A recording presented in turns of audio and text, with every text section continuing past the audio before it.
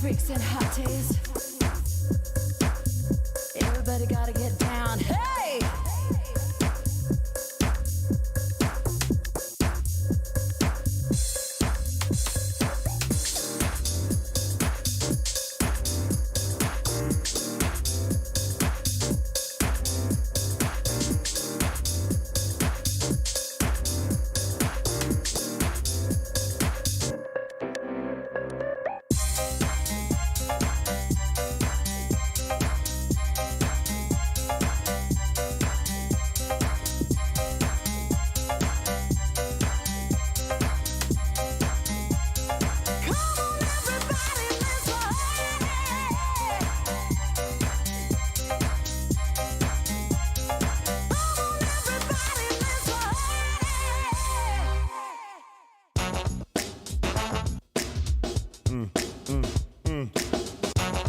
Yeah.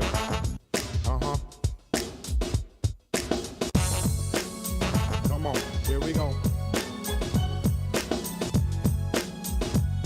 Make it funky. Woo.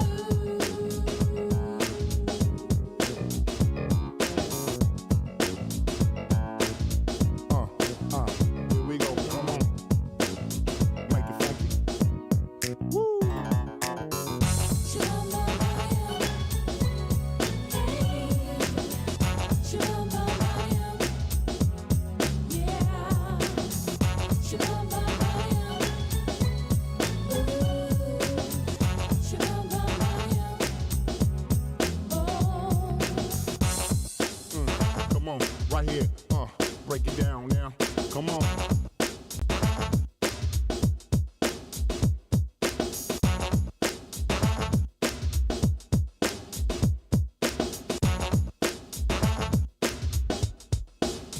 Make it funky.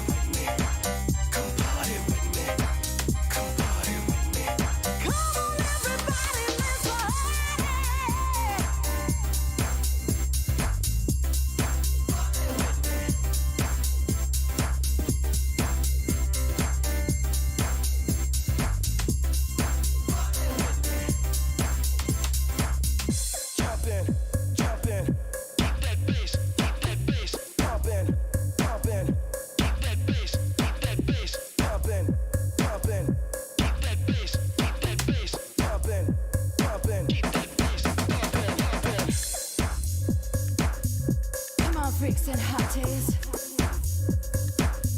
Everybody gotta get down. Hey!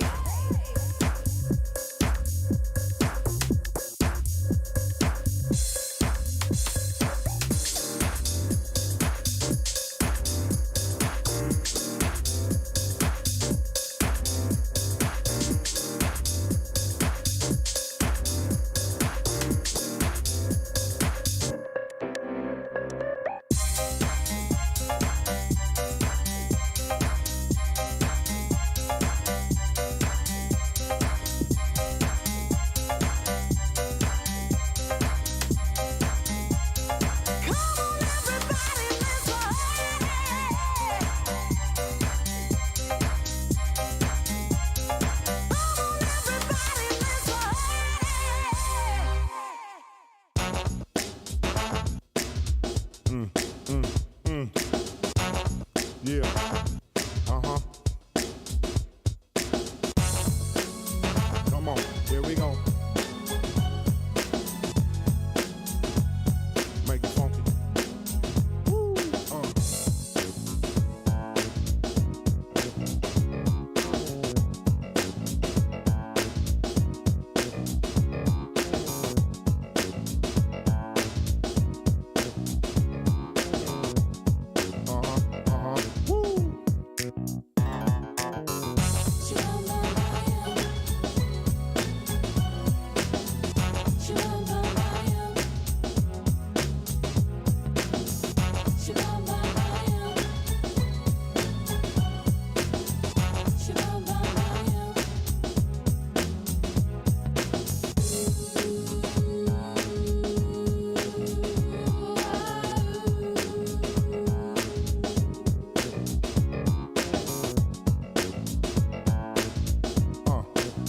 Here we go, come on. Make it funky. Woo!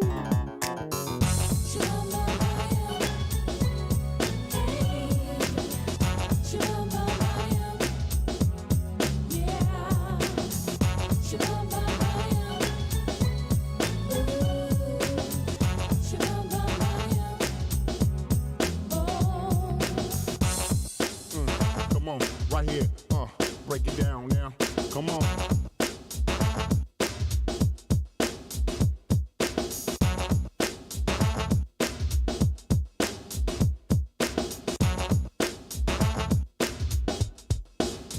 Make it funky.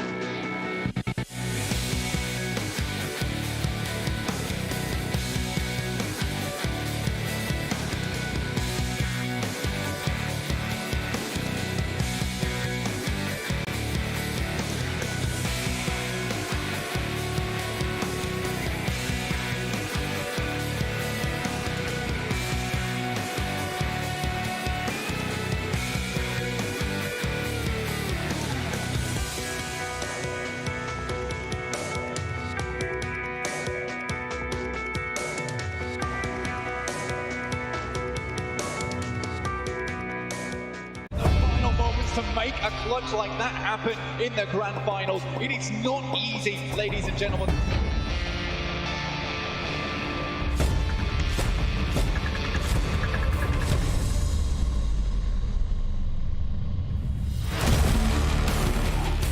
They pop their head up. Whoa, look at that, the double. Can we get another one? Something!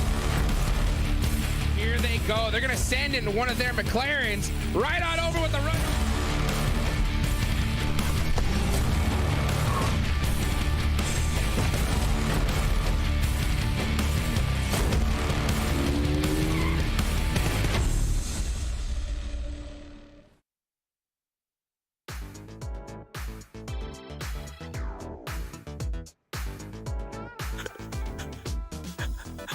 Hello and welcome everybody to the PUBG Mobile Pro League. It is the final day of the last Super Weekend here. I'm your host, Hot Jukes. I hope you guys are ready for a great show because we're going to see some serious action today. Of course, I couldn't do it without my amazing desk here.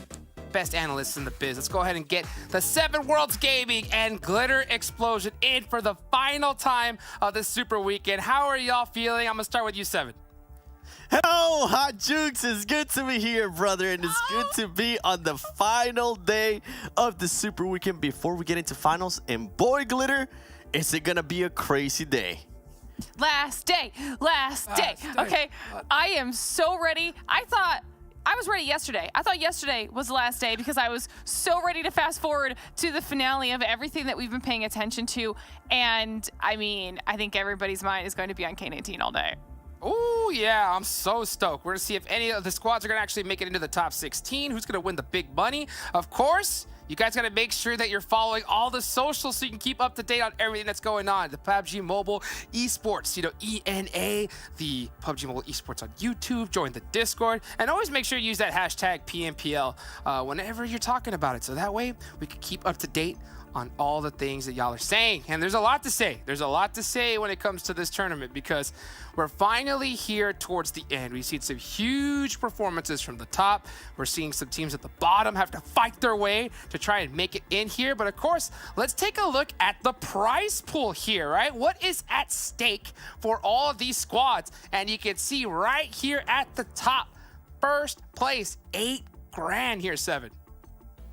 Yep.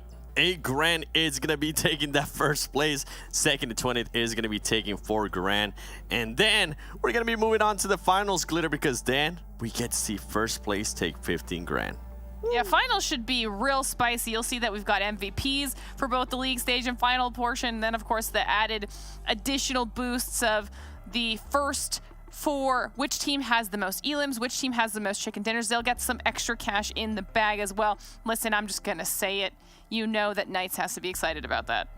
Oh, man. 100%. I think I saw them yesterday adding some things to their cart and putting it on layaway because it's pretty much in the bag at this point. I mean, these guys have crushed it. And it was so crazy because yesterday that point gap was so slim, right? It was so slim. And then at the end, Knights said, you know what? Nova, we've had your fun, right? It was almost like they were just kind of like passing that baton a little bit farther back, right? Well, we'll see what's going to happen here today. But of course, let's go ahead and show you guys the top 10 plays that we've seen so far here in week 2.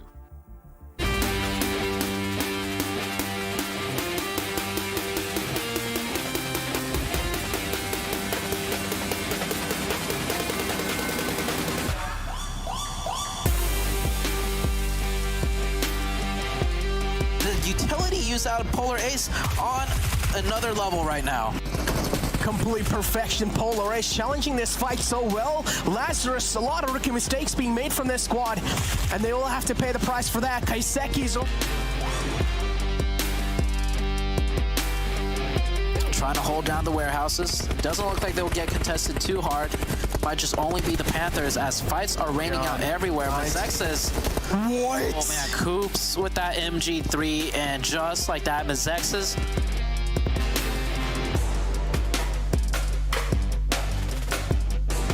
The behind actually supports them. It's a 2v2.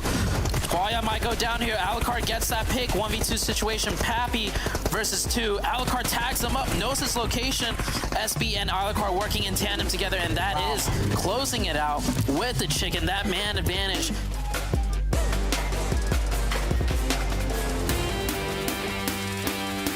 Now Koi's pushing in, 1v2. He gets one on the knock, 1v1 situation. Both players down to 1 HP. The drop shot with the DP. Both players so scared to peek out. The pre-fire goes through, and the jumping hip fire DP.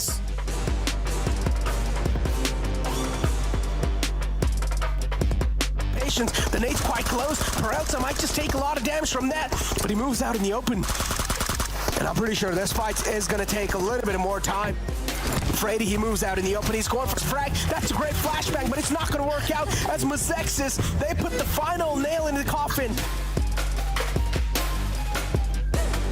There's still a chance Burn Protocol or the Knights could take this just based off of basic numbers. Xenox has taken low, but here comes out the smokes. They're trying to provide themselves some cover to take this fight.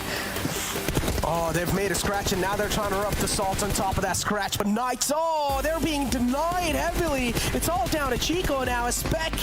Wow. Oh, there we go. He's trying his best to hold on, but is he going to be able to do so for as long as possible? That's what I want to know. He's trying his best to fight back, but QZZ's movement is too quick. Now it's all down to the final man alive. It's Salt, and he's fighting back. He's replying back in style.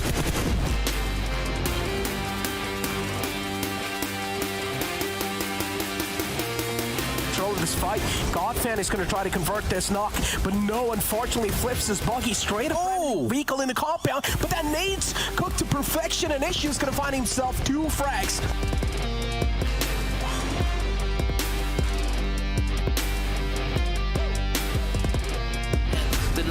The Knights deserve this win. XSET don't deserve to win this one with a mistake like that. With the 1v2 at the very end, maybe it's my cast to curse. I think I cursed that. I said the Knights got that. They're separated out from the teammate, but they're going to have a tough time to make it inside the zone because there's a lot of teams making sure they're not going to make it in.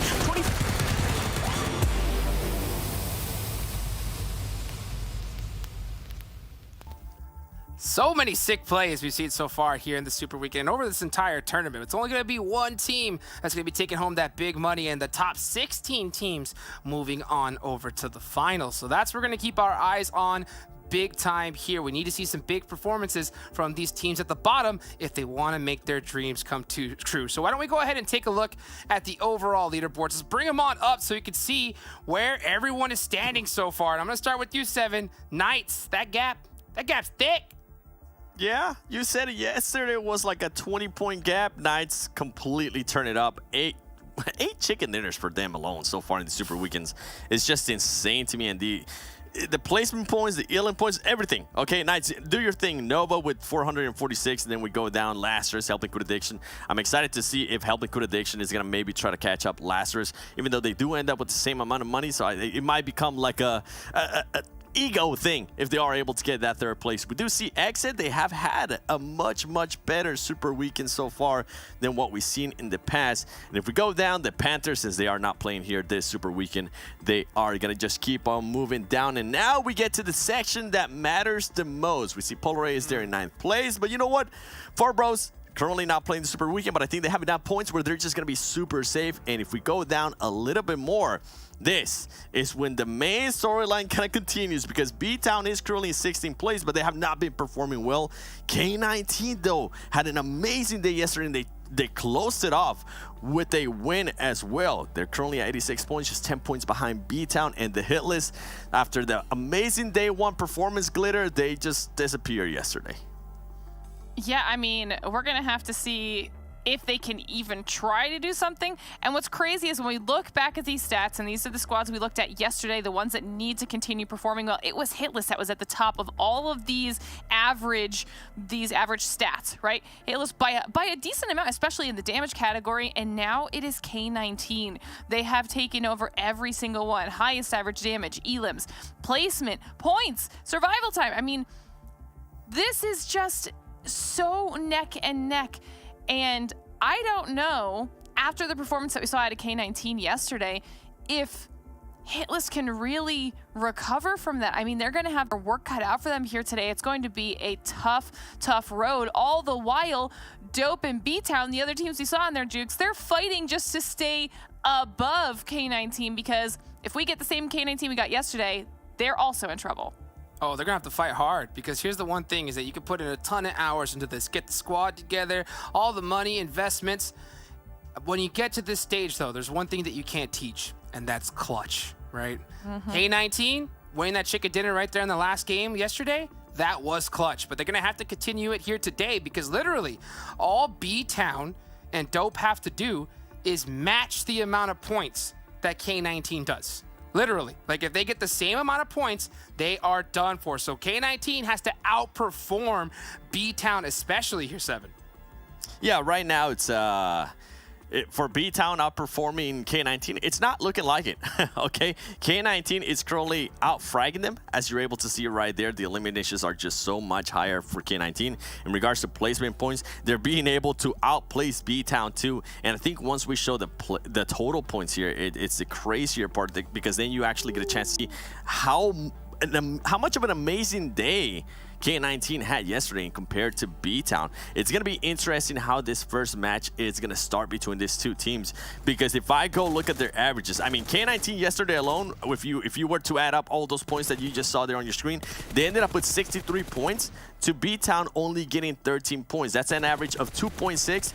And K19 was averaging 12.6. So if we go by those numbers, right, if nothing changes here after the first game, K19 can actually tie BTOWN in regards to the 16th place. And since they do have a chicken dinner, if I'm not mistaken on this, they will end up getting that 16th place. And BTOWN will end up moving down due to the tiebreaker, because K19 got a chicken dinner and BTOWN has not able to. So it's going to be an insane first match. I'm really excited to see what kind of BTOWN we're going to be getting here, or what kind of K19 we're going to be getting here, because Glitter, who knows? Honestly, with these two teams, who knows which team is going to come out? I think this is going to be a very entertaining final Super Weekend day, which is why I was so hyped to get into it. You can see we're taking a look at the team stats here, the averages for each of the players on K19, and Wancho, after an insane performance that we saw yesterday, is leading the pack with those averages, but it's actually Valak who has the highest average survival time. All of that's very important, right? We've talked about how K19 has really improved not only their ability to stay alive long enough to get those extra points, but they've picked up their aggression, especially yesterday. They looked so much more confident in their fights, ending out the day with that chicken dinner. And oh, there's just so much good. And I know that those numbers might not sound super massive for when we talk about squads like Nova and Knights, but for K19, that is such an improvement. And now these are their map stats.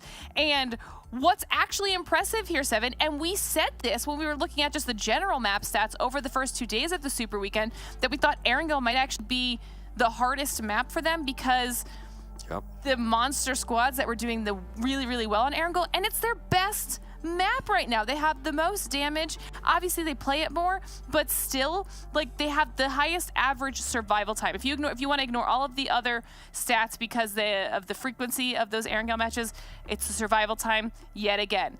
They've nailed down that formula. Yep. They were originally focusing on those placement points, and it got them to where they needed to be before they could start picking it up. And now it's the finale. They cannot let us down here, Jukes, okay? They got to wrap everything up with a pretty little bow on top. Yes, they do, and they should have been. If I were them, I would be going and sending them a bunch of presents with a whole bunch of pretty bows on top to all the other squads. Because if we really think about it, we looked at the prize pool earlier, right? Second place on down, it's going to be the same amount for those. So for all those squads trying to get first place, good luck here at this point, right? I mean, we could see Nova try to go for the chicken dinner bonus. All they have to do is win every single game today, you know? If they do that, then they'll get it, so that's great for them. But, you know, all the other squads, they could definitely be hunting down some of these teams at the bottom. So that really just leaves that MVP up for discussion, right? That's something that you could definitely get here today. So why don't we take a look at the top 10 players we've seen so far here in this Super Weekend. And Coops, man, the Knights just topping all the leaderboards here so far, 7. Yeah, and this is just for this Super Weekend so far. You can see Coops has been absolutely destroying it. By the way, Kill Switch, I saw your Twitter yesterday. You were being really hard on yourself. Man, you are actually, yes, your performance is up and down, but right now, you are the one that's currently being able to perform for your team, as you can see right here in those top 10 players. Chronic, though, from Polar Ace, this is one of the biggest surprise for me, considering his average survival time is below 15 minutes, and it's the lowest out of everybody else, though he is being able to put up the points. And you know what's different as well in this one? It's not just Spec from Boring Protocol. It is also Grandpa Carnage. It is also the reigning MVP of NA. One time, I can actually remember if it was the last time or not, but Acer is performing as well. And you know what we're not seeing here? We're not seeing as much Nova players. Yes, we did see Koi there, we did see QC, but they weren't at the top like we're used to. So, I mean, if they are going to try to push for that first place, as you were saying, Jukes, it's not looking like it might be going their way. It's because you took the hard glasses off yesterday, 7. That's what it is. Broke. That's what it is, bro. How too hard. How dare you? How dare you? We'll see. You know, those glasses are gonna get put on back here today. Let's talk about the teams that we're all taking a look at. So let's go ahead and bring up, guys, the people, you know, of course, myself, Glitter 7, all the casters. We have picked a certain squad that we're gonna keep a close eye on here today on the last day of the Super Weekend. And you know who it is? It's K19, almost wiping out the entire board, but except for Span Cargo sticking with XSET here, Glitter. She said, not today. Nuh-uh. Maybe it's because after especially seeing those top 10 players with the kill switch number, she wants to see what else XSET can really give us as far as one of those top contention teams. I like that the majority of us are on that same page because I have my popcorn ready. This is where some of the biggest competition is going to be, is watching K19, their fight, their grind into that top 16. Will they knock out BTOWN? I mean, 7, I know you think they can. Yeah. With the stats that I gave you earlier, I'm usually not much of a to do the math type of guy, but after I did the math, I'm a believer, okay? I'm 100% a believer. I think they can do it, and I think they can maybe end up doing it here on this first match, especially with the way they closed it out yesterday. I think this first match is going to be especially huge. It's going to set that tone because, to be honest with you, if BTOWN get a chicken dinner right here, that could be almost door closed. Like, literally, that's how insane it is. Like, K19 have to pop off and get consistent points every single game, I think, if they want to have a chance. But let me ask you this, 7. Do you think, let's say if K19, how much room for error do you think they have? Like, how many bad games? What do you think when it comes to K19 if they want to make it in? Ooh. None. They already had all the bad games in the past season. They didn't make it to the first 2 Super Weekends. They did really horrible during league play too. So I mean, yeah, no more errors. Russell, Valak, I see you guys. Yeah, no more errors. This is it. It's now or never.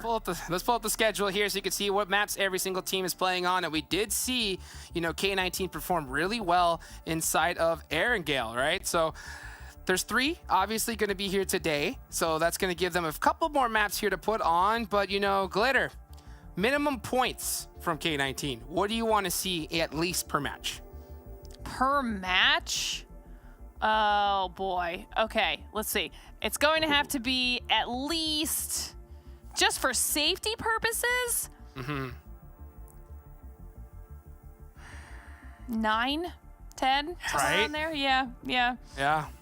Yep. That's crazy. That's crazy to say, but honestly, I'm kind of right on board with you. If they really want to be comfortable, they've got to put like practically 9-10 points a game. 7, you agree? What do you think? Oh, 100%. Yeah, they have to do exactly what they did yesterday. Even if they don't get a chicken dinner, continue on the strat that you guys have been working on, which is pretty much the placement, and wait until the end to actually start fragging out. That's been working out wonders for them. All right, well, getting placement here is going to be a little bit fun, considering that, what we've been talking about. A lot of teams at the top, they've got nothing to lose at this point. They pretty much know what they're going to be getting. They know they're headed into the finals, so we could see a couple things. We could see some squads hunt other teams down. I mean, we talked to WallStreetBets, we talked to Steve-O. He said it himself. He said that this is something that we could do. So, do it. You know what, guys? There you go. Do it. Well, we're going to find out right now. 7 Glitter, thank you so much for that wonderful breakdown here at the start. Let's get this all kicked off and going. Let's bring in our casters here for the first game of Erangel, and it's gonna be a good one. Guys, get your popcorn, get your Monster Energy ready. It is Zute and Necro. Take it away, guys. All right, thank you, Hot Jukes. Yeah, today's the day. All eyes, well, except for Spans, set on K19. Before we start this day off, I have a little bit of math stats I want to throw over at you, Necro. So K19 right now, in the 10 games they've played, in the entire of all the Super Weekends combined, right, they're averaging 8.6 points, or 8.6 points per game. And the team they're trying to catch up to, right, BTOWN. BTOWN's averaging a little bit less than 4 points per game. So if both teams keep playing the way they have been, K19's got it in the bag.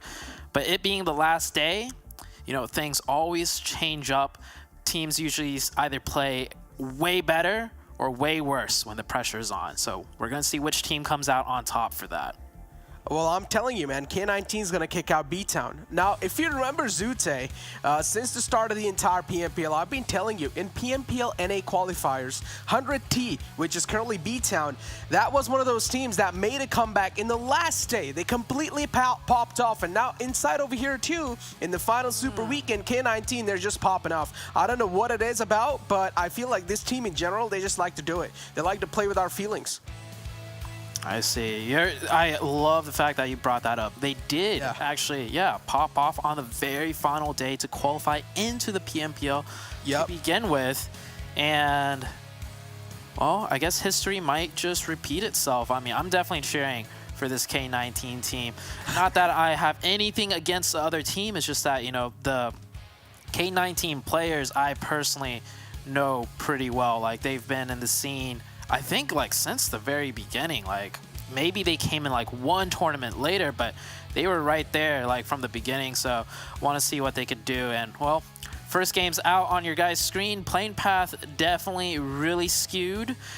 Now, usually Erangel skewed playing path, we don't worry about it much, but this being the last day with potential targeting, with potential, all of this other stuff, any deviation in playing path could raise a question mark for concern. Oh, it can. Indeed, it can. Especially now we know it's all about the hit list, K19. At this point, might as well just count the hit list out, because yesterday, the performance they put, and if you compare it to today, if they keep on playing the way they played yesterday, and if there's not going to be any sort of improvements, then we might as well just count the hit list out. At this point in time, I would just say it's next to impossible, so the hit list, they're completely out. That's what I would say. But now, taking my eyes back to K19, as I said, in the PMPL NA qualifiers, I still remember 2 days passed away, K19 was nowhere near in the top squads. And I was like, all right, well, 100T, if they're not going to be able to make it today, they're pretty much out, right? Because if I'm not wrong, they were kind of in like the bottom 3 teams.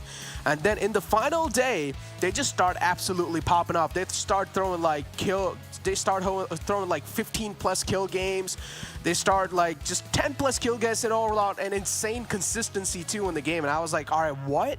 This is the biggest comeback ever. And then K19, which was 100T back in the day, that's how they were able to qualify inside this Super Weekend, or inside the PMPL North America. And now inside the final Super Weekend, it's the story of comeback repeating itself.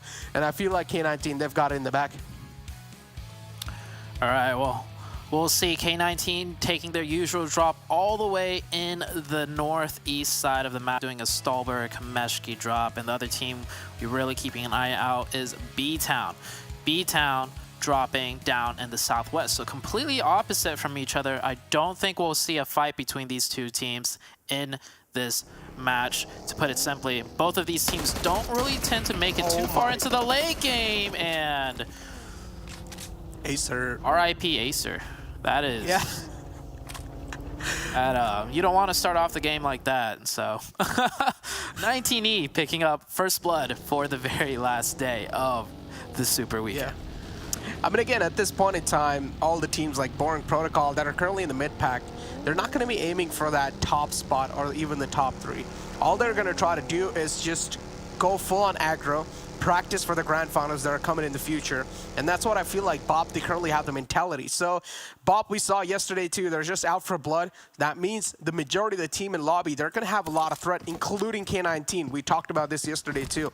So K19 today, I feel like we might just see K19 struggle a bit, but I'm telling you, K19, they've got it in the bag, because BTOWN currently, they're doing horrible if you look at how they've been playing in the entire Super Weekend 3.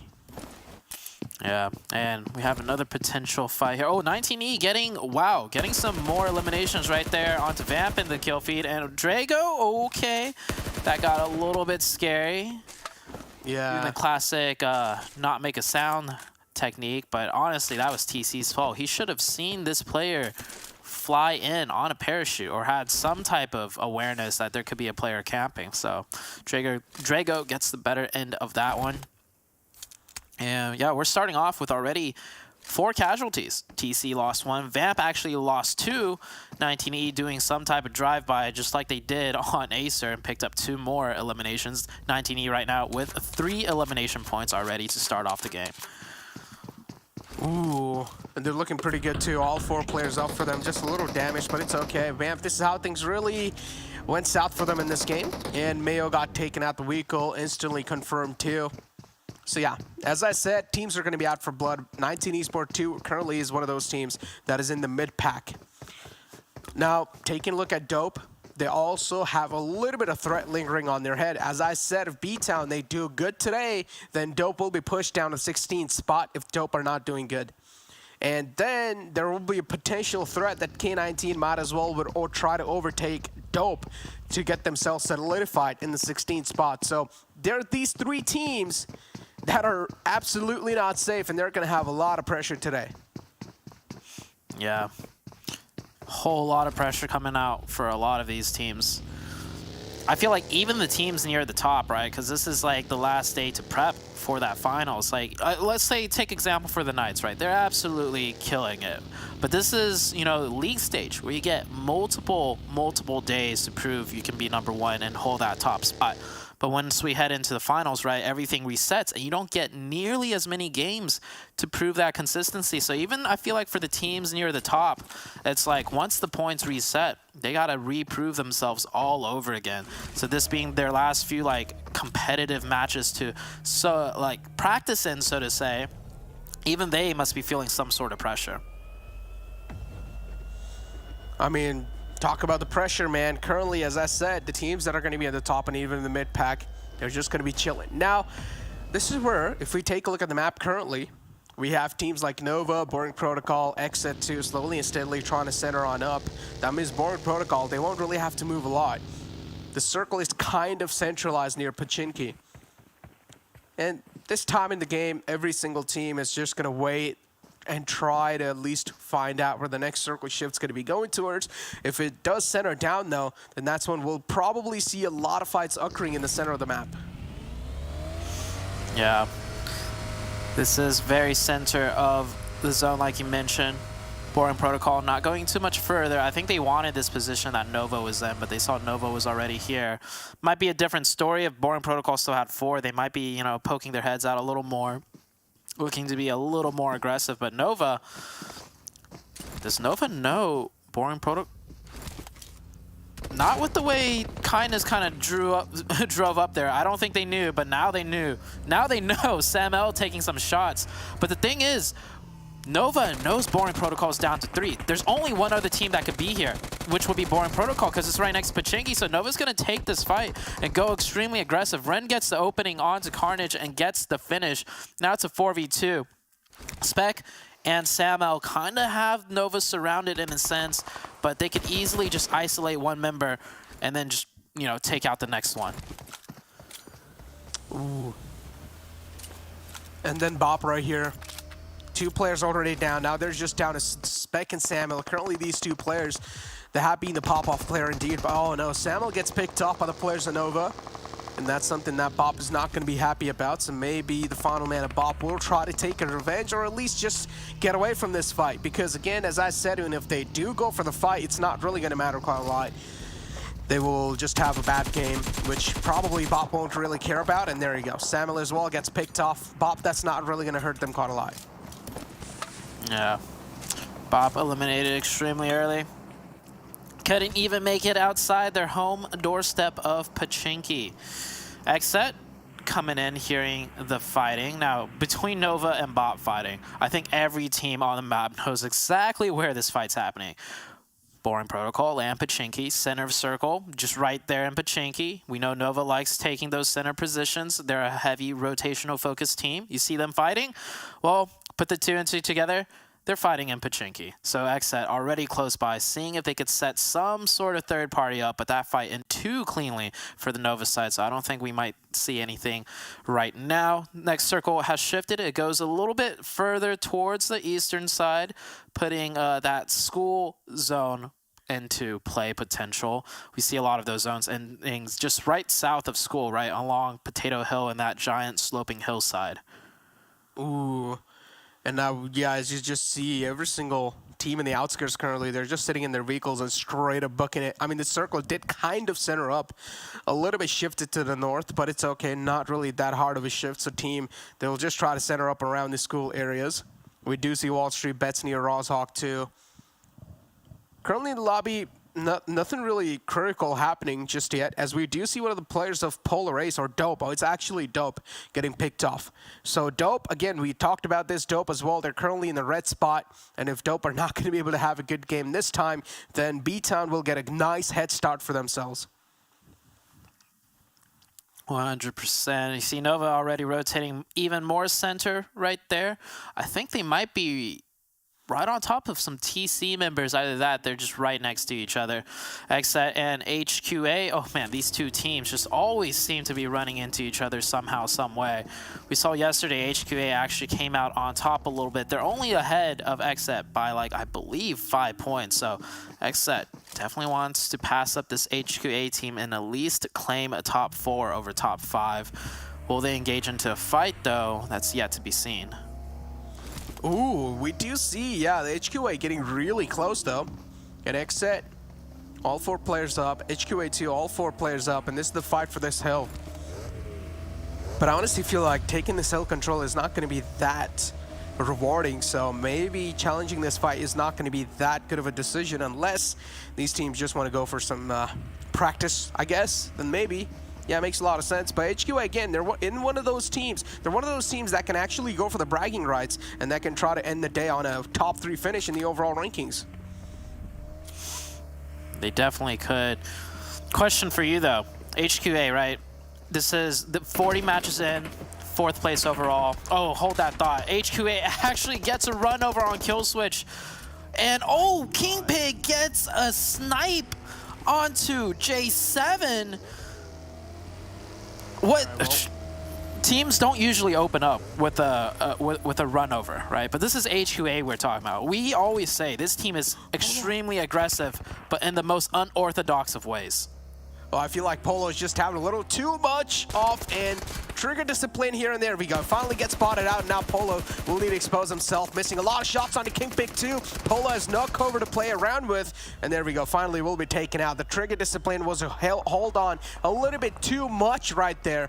And then Polo just got taken out. If Polo took shots a little bit earlier when he had 2 players exposed in front of him, at least he would have went down with 2 knockouts. Maybe. I think the play would have been right before he fires toss down 3 smokes, like pre-smoke himself, and right before those smokes bloom, he takes shots, knocks one, and maybe he could stall a bit longer, you know, hiding in the smoke. So that would have been the most ideal play, but under that pressure situation, he did get at least 1 knock. The Hitlist getting into a fight right here. Oh man, so much fighting, and we're going into the next circle shift, and it's going straight towards that area of the zone that I was talking about. The school area with Potato Hill involved and that giant sloping hillside just south of school. Oh, and this time it's going to be Hitlist against the players of BTOWN, and BTOWN, oh, they cannot afford this. Hitlist too needs all sort of points possible. And they've already found a great opening against the players of BTOWN. Bolty taken out from the game now. Jimmy's trying to close on in, but is he going to be able to? Jas is just ready for Hitlist to make any sort of mistakes, and they will straight up just step into the trap of BTOWN. And now BTOWN again, they're currently on the same page. Man number equalized is the Hitlist. They're down to a 2-man squad now. Cyanide as well will fall apart as the nade from the side of Brar would connect. Cyanide is actually the only man alive. And yeah, BTOWN currently just flipping the odds, just flipping the tables against the players of Hitlist. Yeah, BTOWN doing really good.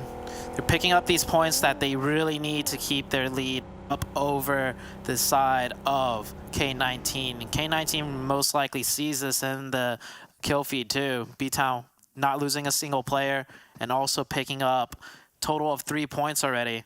That's really good for them. However, they have a far ways to go into this next zone. That's the only challenge that they have up ahead. While K19, you see them on the northeastern edge of the zone, just playing very slow and very patient. Talk about playing slow and patient, though. I mean, Polar Ace is another one of those teams that like to play that way. You know, not really catch any sort of eyes under themselves, stay under the radar the whole time. And Polar Ace currently right in the smack center of the next zone too. They're going to be looking quite good. But oh, the nade just straight up on the players of Nova as Kindness goes down, and now WallStreetBets, the go call's being made as they're straight up going to charge on in. 2 of the players of Nova already taken care of. WallStreetBets too. Nemesis is quite hurt as Drago's already been taken down. Oh, Nova. Just down to QZZ. We've seen Nova go down to 1-man before, like early on into the game, and they somehow, that one player just gets solo survive up to like a top 3 position even. So even though QZZ is just a solo, we'll see how long he can last. WallStreetBets, I like this. WallStreetBets turning it up on the last Super Weekend. They're hungry. These are one of the teams that I could see make top 3 in the finals, and it could catch some people off by surprise, but I feel like they have the capability to do it. Yeah, I feel like in grand finals we're going to be seeing a complete new BOP. I'm telling you. It's not going to be a BOP that we saw in the entire PMPL. It'll be a complete new BOP. It'll be a BOP that will be in the top 3. But yeah, let's take a look at the circle shift. And oh, it's actually going to shift down south a little bit, tilted on the left side. And now teams, they're going to have to take a huge move too, because we saw the majority of the teams are currently on the top right side. So that means teams like Knights, K19, Lazarus, and HQA, they will straight up try to book it in. And that's when we're probably going to be seeing a lot of teams getting caught off guard while they're trying to make their rotation. Oh man, it's this zone again. It's this exact zone again. We saw, I believe it was XSET that won this same exact zone yesterday or 2 days ago, and they had a fight with HQA on top of that, you know, southern part of the high ground hill. So we might see the same thing, but XSET's already out, so it might be HQA with a big game. K19, ooh, that's a full send into the school apps. I don't know. Full sending into school apps always gets so tricky, especially when the circle shifts off of the team, and it's so difficult to fight here too. So we'll see how K19 does. Yeah, there we go. I mean, K19 currently the floor that they found themselves in, which is the ground floor, it's uncontested, so Polar Ace, they're going to have a lot of pressure on their heads for sure. As Knights, too, they're going to do the same thing against the players of BTOWN. BTOWN now in a huge trouble. BTOWN really needs this game in their court, but if they're not going to be able to, if Knights, they're going to be spoiling their dreams right here, then BTOWN, they would be in huge trouble. As Knights, yep, they're just picking off the players of BTOWN one after the other, and now it's all down to Brar, final man alive. He's the star player, too. But this time, I don't feel like he's going to be able to make any sort of star plays against Knights. No, yeah, BTOWN is pretty much done for.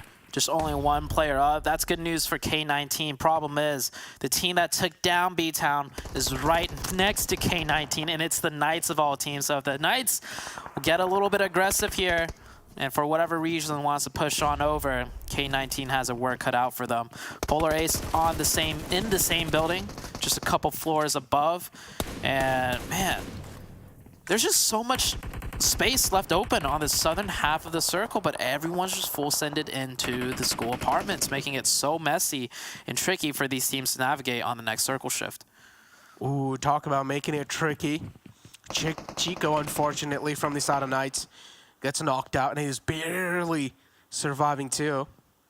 Knights, they're going to go for a res onto Chico. Nothing really much to worry about, nice. but K19 this time, they're going to charge up on the players of Polar Ace as one of the players from K19 too falls down in the reply back from the side of Polar Ace, and unfortunately K19, now they're challenging this fight one after the other. Wancho too trying to flip the ops, and there we go. Wancho. He will flip the table. Wancho from the hell is able to just save his team.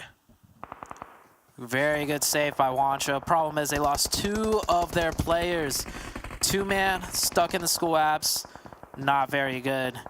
The Knights, meanwhile, on the other end, looks like they did the push on to BTOWN, and that single player of BTOWN was able to knock 2 of the Knights. But the Knights will get that full reset back up to the 3-man team. Circle slowly closing in. Definitely going to say this last day of the Super Weekend, teams are just going at it. 24 alive. Look at how big and empty that zone is on your screen right now. There's a lot of place left uncontested. I do want to see, though, where the next circle is going to shift. And, yep, it's right on the players of Mezexis. Right on top of him, too, while the rest 2 players are in the front lines inside the apartments area, having a hard cover to play with as one of the players gets knocked out. K19 with 2 players here, Russell and Wancho. 2 of the players that are heavily reliable in this squad in these kind of moments. Again, K19 just trying to find an opening against the team in the front. Even if they're able to get any sort of bloods on their hand, that'll give them the assurity that at least the team in the front is going to be a little damaged. But now Knights, they spot out the players of Vamp. A huge rookie mistake from the side of Vamp that did not really cover, or at least smoke the vehicle completely. Mezexis, by the way, doing a 2-2 split. Yeah. Have 2 players at the school apps and then 2 players at the dog sheds. That's a interesting split to be holding this late into the game. Oh, okay, now we see the 2 players from the school apps leave the school apartments, and they're going to reconvene into the better, more central position. That means it's just the Knights versus K19, a 3v2 situation now. You see the Knights do have to press into K19 because the zone shifted a little bit south, and the Knights building are no longer fully in zone. Yeah, Knights, they will need to try and do something as quick as possible because, again, we do know they're currently K19 who are trying to hold Knights off at bay. But Knights, too. Knights know that the ground floor is not going to be contested by K19, so it's going to be up for grabs, and that's what they go for. Found themselves a little footing in this building. Guancho now is just trying to find a sneaky opening. If he does, the Knights, they're going to be quite unsettled, and that's going to put them in a state of discomfort. As Knights, too. Just trying to use any sort of utilities. They do not really want to go for a head-on-head collision because they know if they do go for it, there's probably going to be trades happening back and forth. But what Knights don't know is K19, they only have 2 players up. The longer they share this building together, though, I think the Knights will slowly start to figure out. They probably already know for sure this is not a 4-man team just from audio cues alone. But now they're probably trying to decipher if it's a 2-man or a 3-man team. And the Knights with players so experienced, they could probably piece it together that there's only around 2. You see the Knights trying to utilize their grenades here. Juancho hiding behind the door, just trying to set up a crossfire between Russell and Juancho. Problem is, though, I think it's going to end up with the Knights coming out on top simply due to the numbers and just player caliber-wise, the Knights are just a bit better. Yeah, talk about the raw mechanics, and yeah, as you said, Knights, they've definitely got a little upper edge. As Xenox now from the side of Knights against the players of Lazarus, and what? Even though Knights, they're looking such in trouble, they're still able to find some opening against the players of Lazarus. And this time the circle's actually going to shift all the way up north, shifting away from the players of Lazarus, Dope, and even WallStreetBets. Now that means all these teams will need to try and breach inside, where Mezexis are going to be the guardian angels on the edge lines. Oh, yeah, that opening that WallStreetBets had earlier, this is going to play in huge as they go for this push onto Mezexis. They get one knock back, though. Now it's a 3v3 situation. WallStreetBets still in a better controlling position, in my opinion. And, oh, the third party's coming through also. It looks like that knock might get stolen away. No, Peralta does manage to get behind the tree and active. Going prone behind that tree, 24K with the nade. That should connect. It falls just too short, though. Yeah, it was a little overcooked. Even if the nade got a little bounce off, Inactive could have been knocked off. But the Molotov might just spread. Nemesis step out of that cover as quick as possible. He does in the nick of time.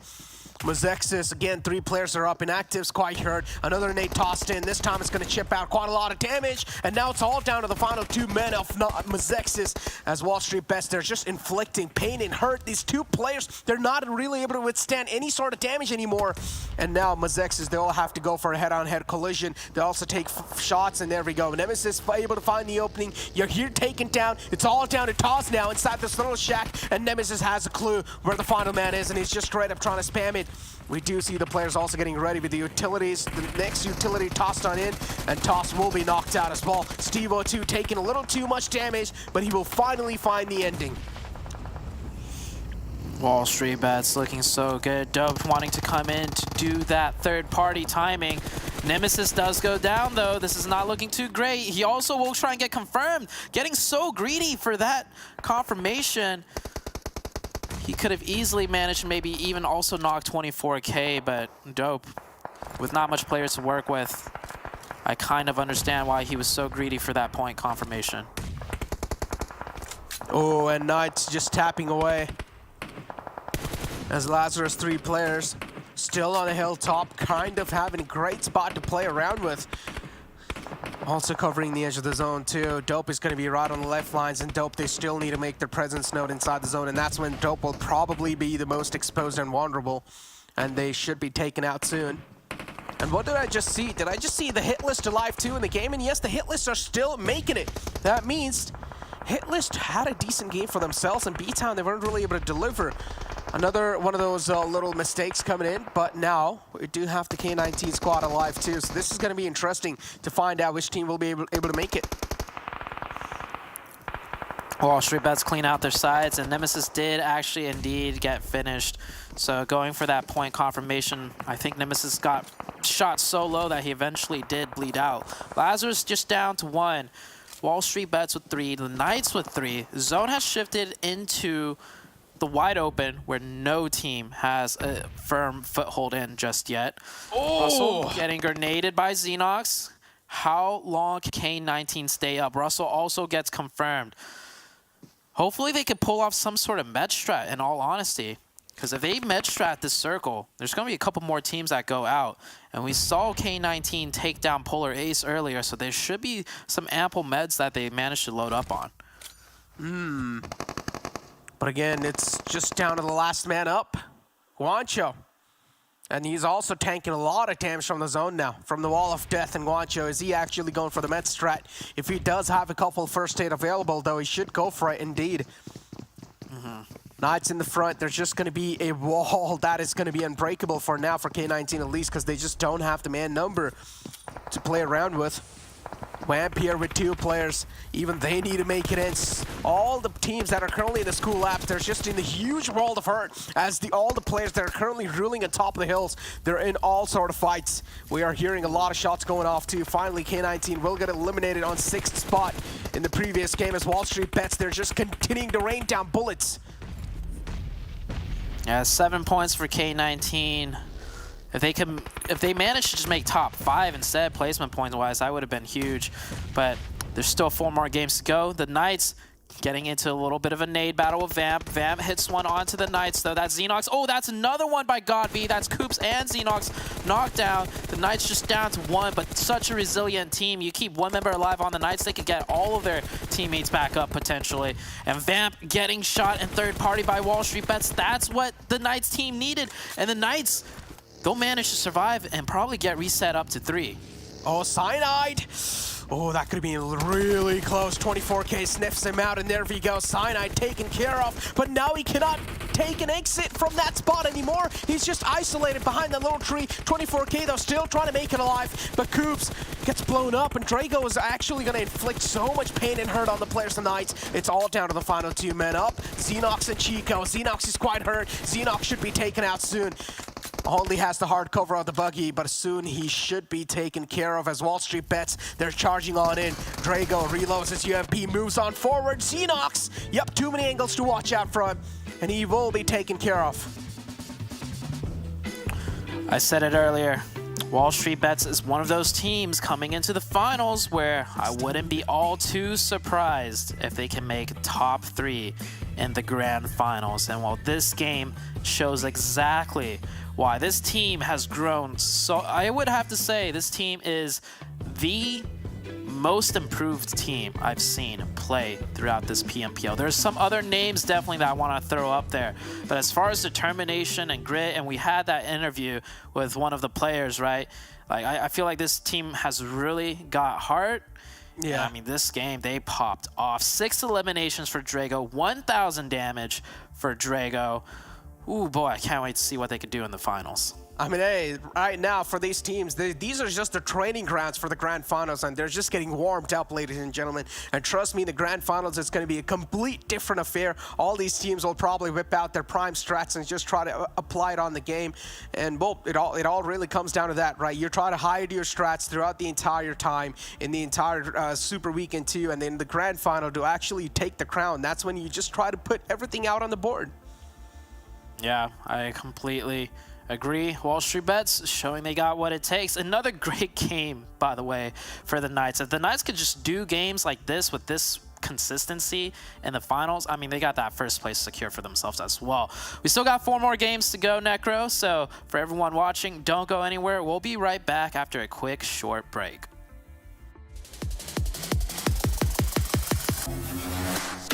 Choosing the right grips in PUBG Mobile. There are a total of 6 grips in the game, each with its own pros and cons. Let's start with the vertical grip. As the name suggests, it helps you control the recoil of the gun by reducing its upward kick. We have the angle foregrip for you, which reduces the left-right movement whilst shooting. Then again, it won't be of any help to control the vertical recoil.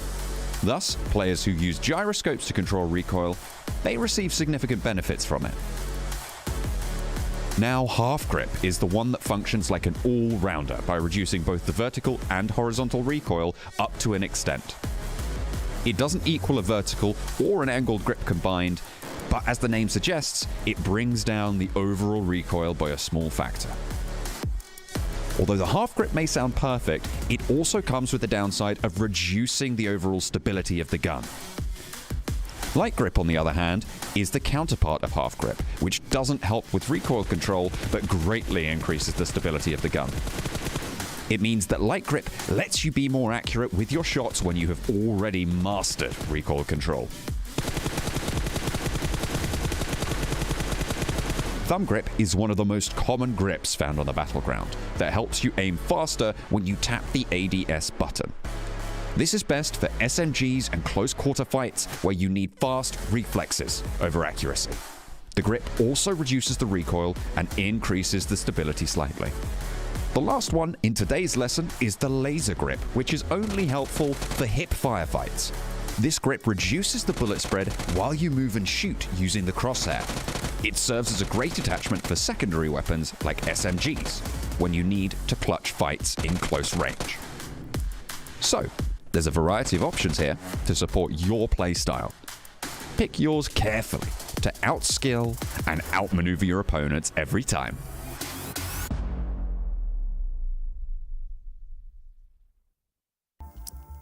Whoo, you got goosebumps on your skin already? Are you sitting on the edge of your seat? Because I know I am. That's how you start off this tournament, this last day here. Of course, we couldn't do it at all without Monster Energy, our official energy drink partner here for the PMPL.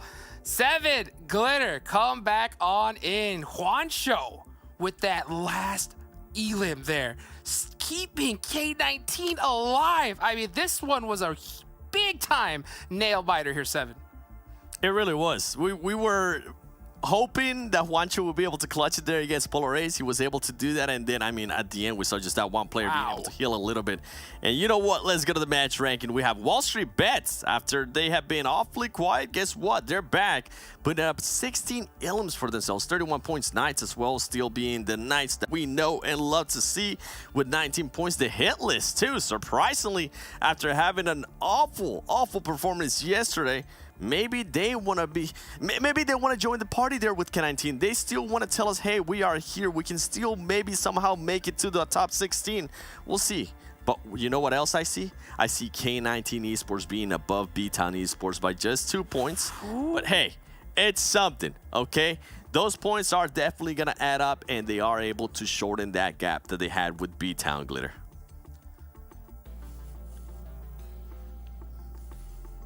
Yeah.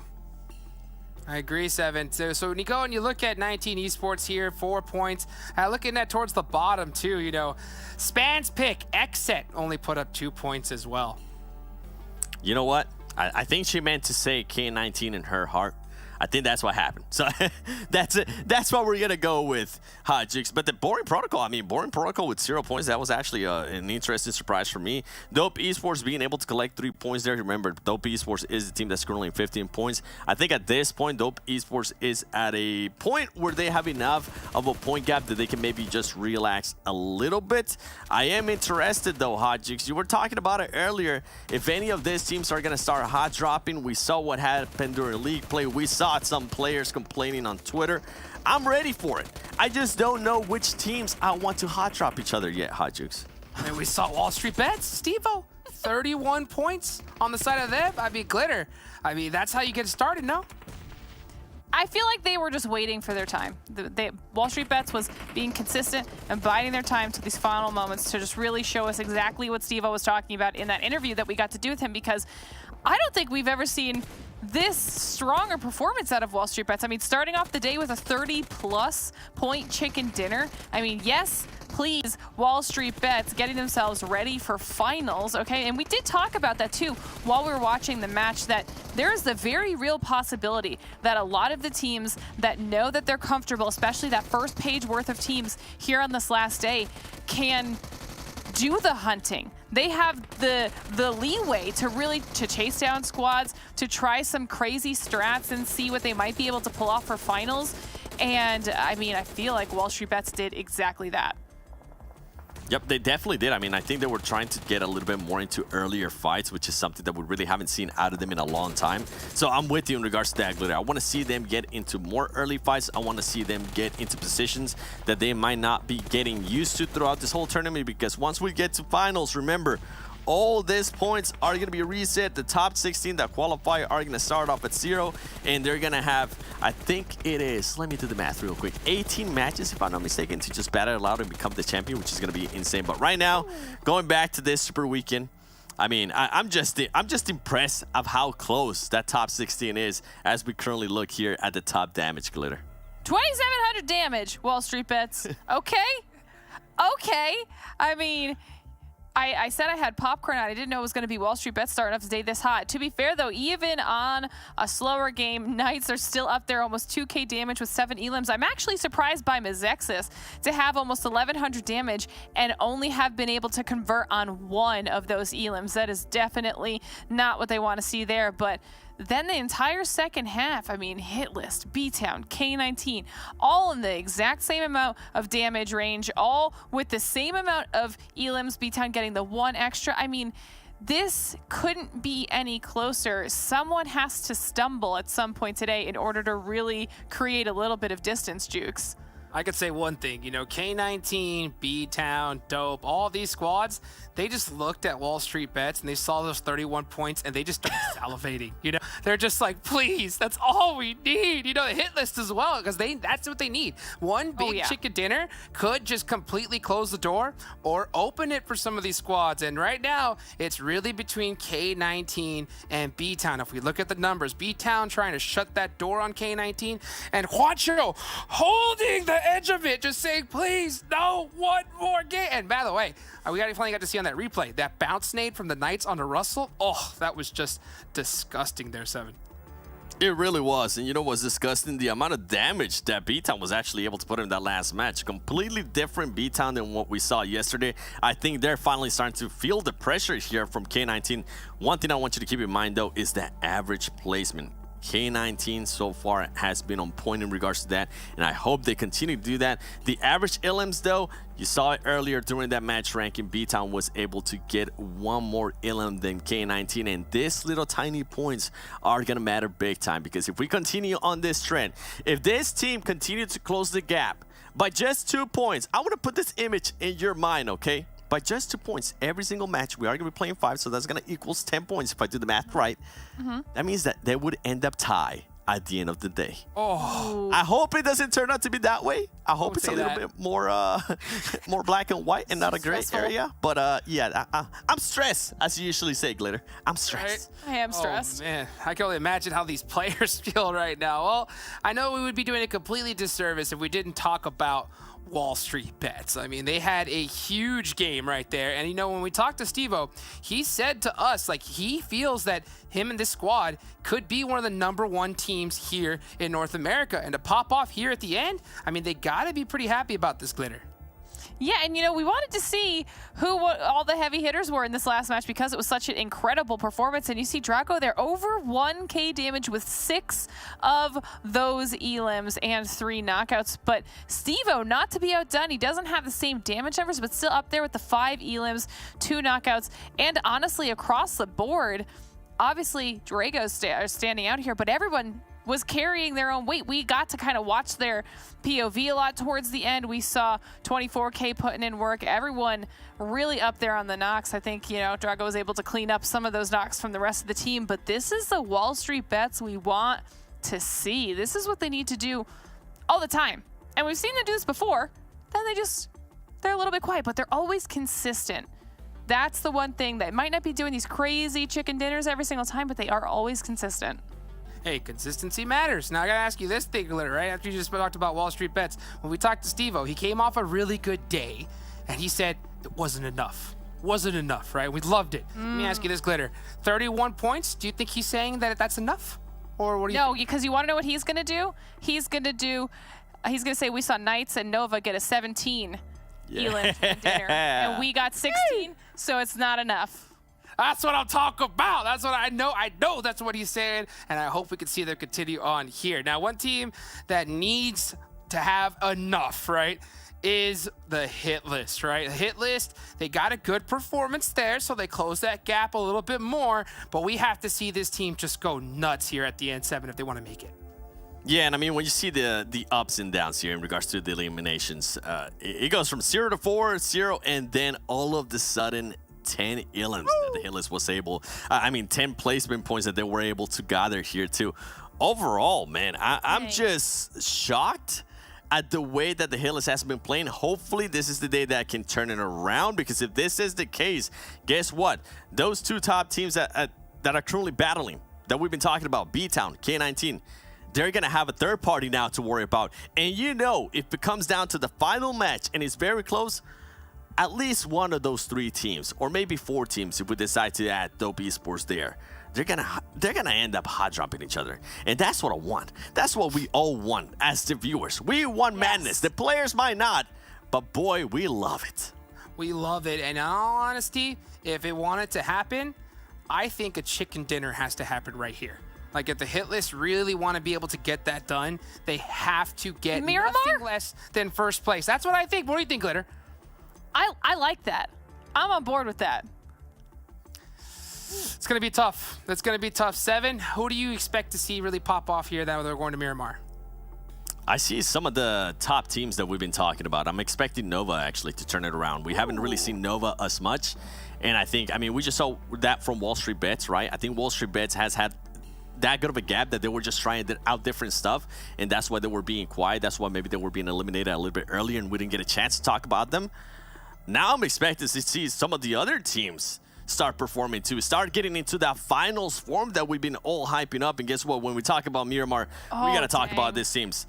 Knights, look at Knights' performances there. Boring Protocol, Lazarus, Nova, and then you got HQA. But you know what this means? This means that if those teams were to keep on performing like that, Glitter, the two teams that are currently towards bottom fighting for that top 16 place, it's going to be even tighter. It might be even closer than just those 2 points that we saw in the last match. Yeah, these are some rough teams to be the top performers on this map and have to go up against. This is essentially like the whole first page is just here, and this is the map that they're going to be doing well on. So I think that Hitlist and K19, BTOWN, Dope, they all have this match. It's going to be rough for them, but I still have a good feeling about those teams.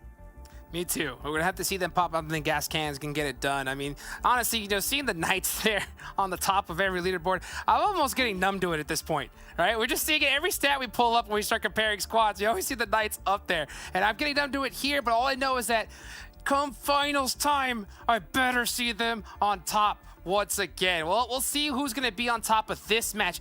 Are those bottom teams going to get it done? That's the question we're all asking ourselves, and we're about to find out right now. Thank you so much, Seven. Thank you so much, Glitter. We're going to go ahead and catch you back right after this match is done and finished. Of course, starting off this wonderful Miramar match as we get popping in the desert, we got our wonderful casters here, and that's going to be none other than Zute and Necro. Take it away, guys. All right, thank you, Hot Jukes. That's one game down. We only got 4 more. It's getting close to that crunch time, and it is I'm going to say this now, Necro. I feel like it is 100% going to come down to the last and final game to determine the last place team in that top 16th spot.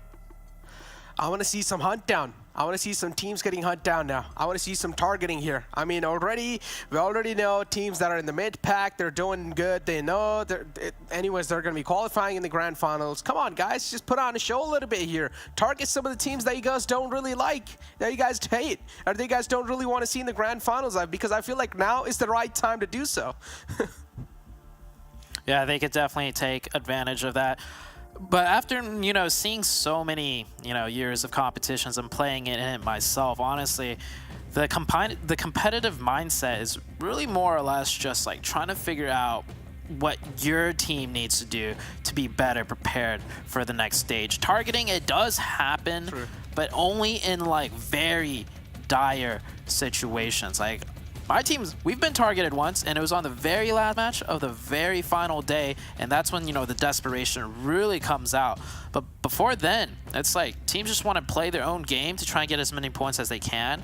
And then once they reach a certain point and they realize, okay, now it's pretty much impossible unless we do this, then the targeting might happen. So I'm saying like second to last game and the last game is where we'll see targeting.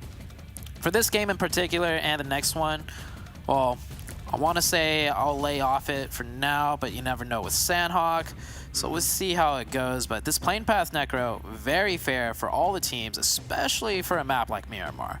Ooh, as you said, yeah, this plane path right here. It's going to be very fair. Teams are not going to be having any sort of troubles, and this means the Hitlist and K19 are also going to be quite happy that they won't really have to struggle quite a lot to make it to their designated drop spot. But again, talking about the Hitlist and K19, man, and talking about a little bit of targeting in the game, I completely understand where you're coming from, you know. At this point, teams too that are currently in the mid pack, they know also they have a lot of pressure in the grand finals, because from what I've seen in the league stage, even if a team is dominating, currently Nova is dominating or Knights is dominating, nothing taken away from those teams. Without a doubt, there's phenomenal teams. But in the grand finals, you just see something else sometimes, you know. Might as well just see Boring Protocol dominating on the first spot. I've seen these kind of just stats happen in some other region too. So you never know, man. Tables might just be flipped. Yeah, we'll see. So the Hitlist has a really nice zone to start off with, and Hot Jukes mentioned it. They need a chicken dinner right here, right now, for them to have a chance at like keeping up in pace to maybe get top 16 for the next games afterwards. And well, Miramar, extremely difficult, the most difficult map in my opinion to get a chicken dinner on. At least the Hitlist start off with a very nice circle. I see K19 all the way towards that eastern side, right below BTOWN of all teams. So both of these teams very likely to rotate into each other at some point in the game, if not the very first rotation. So we will see a potential clash between K19 and BTOWN, the 16th and 17th place team, respectively. Oh, we probably will, because both these teams do want to make it to El Azhar.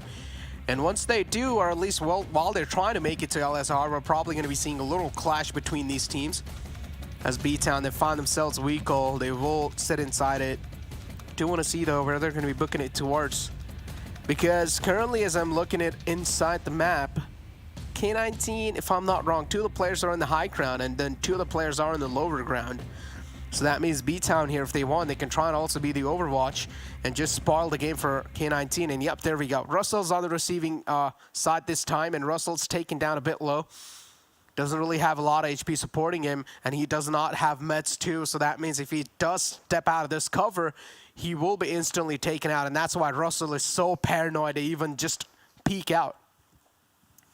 Oh, yeah, Jimmy's got that M4 too. That's a gun you do not want a chance of risk in the open running with. Oh, no. Oh, no. Russell.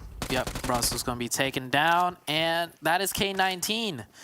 Down a player, but even worse, it's BTOWN picking up the point. And even worse than that, BTOWN knows it's K19 now. And they might want to fight. Oh, okay. Juancho with the VSS and the Winchester there. So it's an even trade.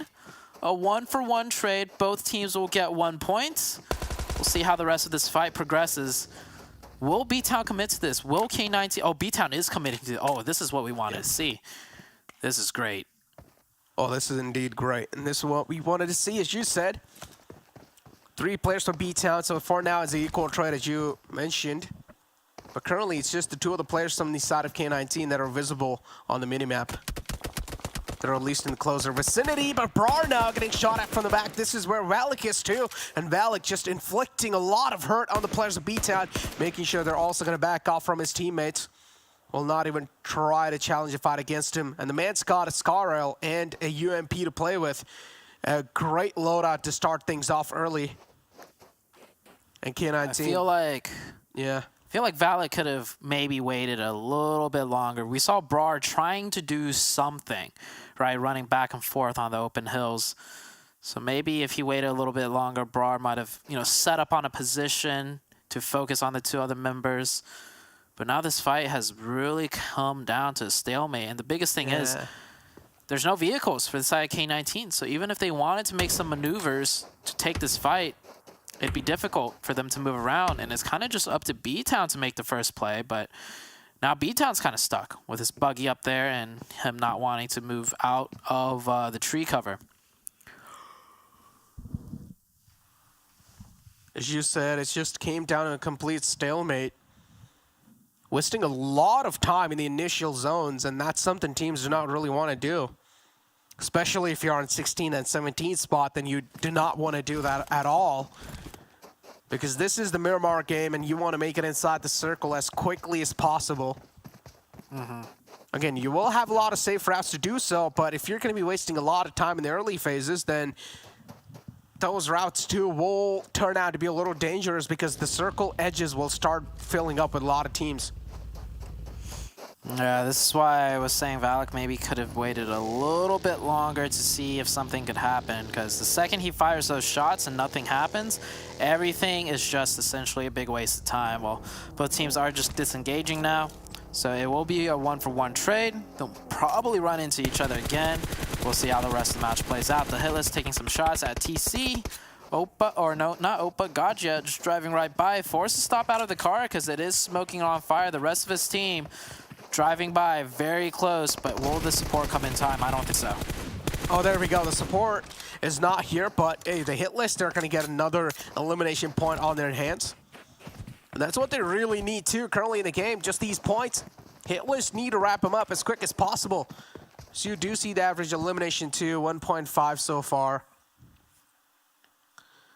The Hitlist is the only, at least the only team who have all the 4 players up and also 1 elimination point stacked up. As 19 Esports 2 now against the players of Dope, and we talked about this, man. If Dope are not going to have a good performance this time, then Dope will potentially be pushed down on the 16th spot. And right now it does seem like Dope, they're on the verge of doing so, because BTOWN currently, I would say they're out of harm's way. They are also cooking up a little bit in the play zone, but it's okay. As long as they're going to be making it safely inside the zone, that's all that matters. Knights rotating in, close by next to TC. This is pretty much where the center of the circle is, so we see some of these, you know, powerhouse teams all crowding around here very early on. Got a quick replay coming through. Salty popping a wheelie. Ooh, nice little... Did he land it, though? I don't know. Isn't a wheelie on the back end of the tires? I think that's like a... Is that a nollie or a nose grind when it's on the front end? I don't know. I used to skateboard a long time ago. I mean, I've never, you know, been one of those. I've never really skated in my life. Oh, you weren't a cool kid? All right, well. I'm kidding. Well, that kind of hurt. Okay.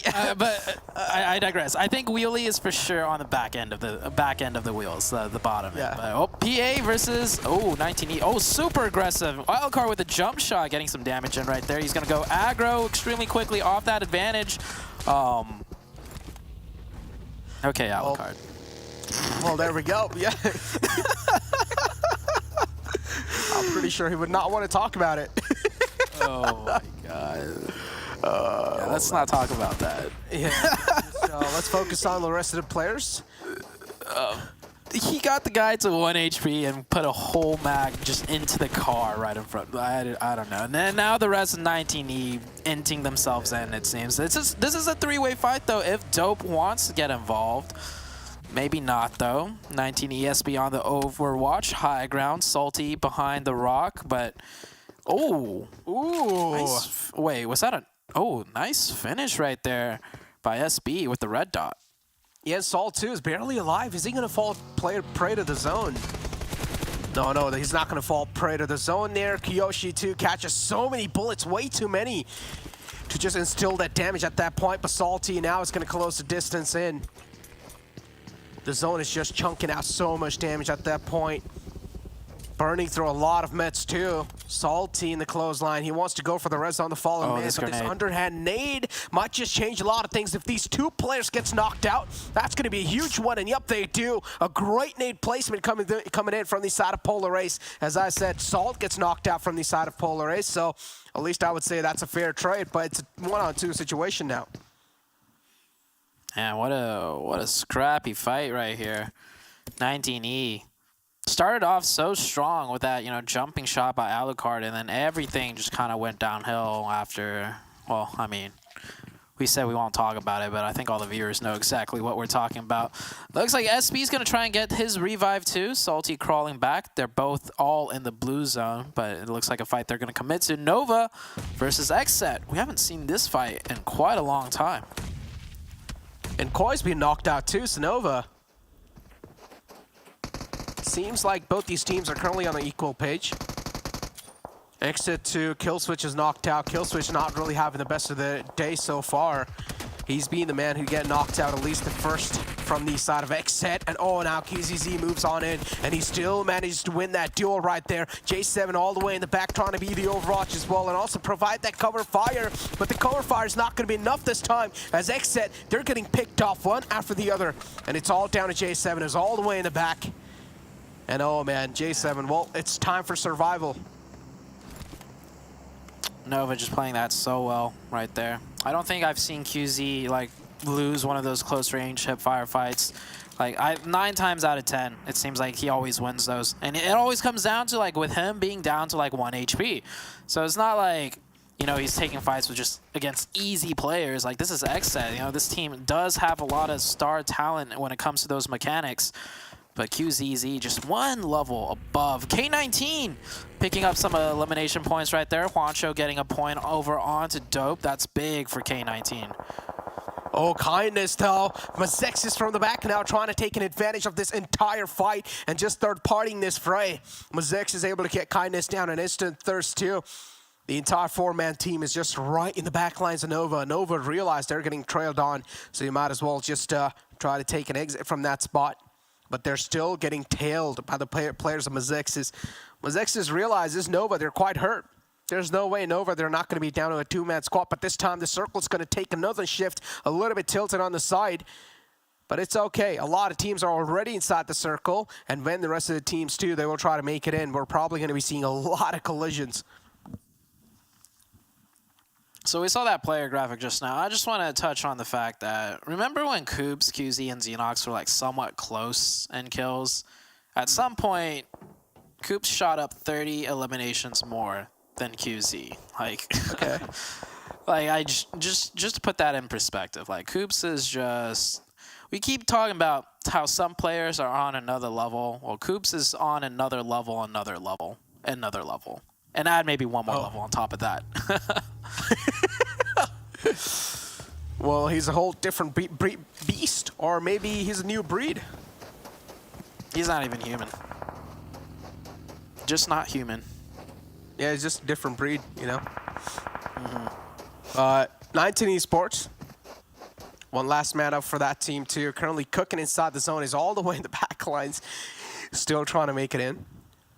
But yeah, the next circle's already starting to fill up with a lot of teams, and every single team now is just they just want to have a little bit of share with that high ground on the hilltop, where currently Nova and Nice they found themselves in.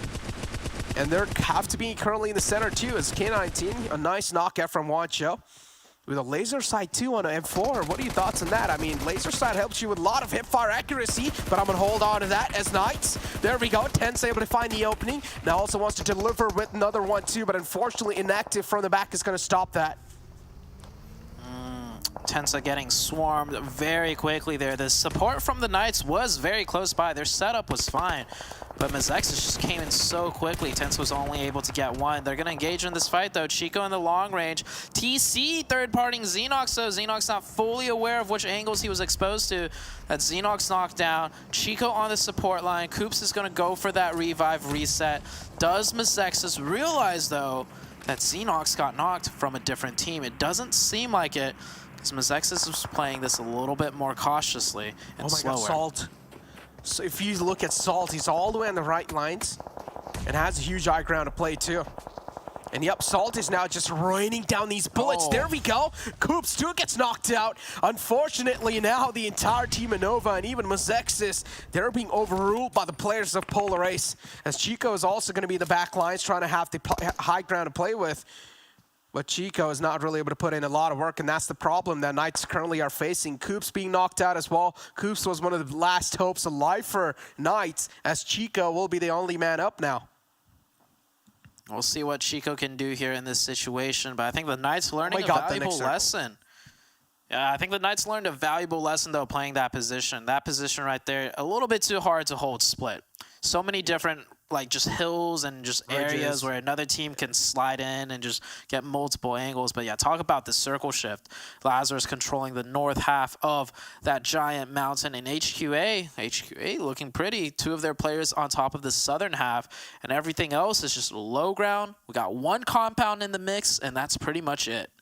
Yeah, I don't know how WallStreetBets are trying to play this one, because if they do try and just compromise with the lower ground, they're not going to have a lot of cover to play with. Just staying on the edge so far, not even making their entry inside the zone. Polar Ace, they're actually going for a complete wraparound from the southern side, hugging the blue zone. K19 here with 3 players up. Boring Protocol are trying to hold them off at bay. Boring Protocol are the biggest threat for K19.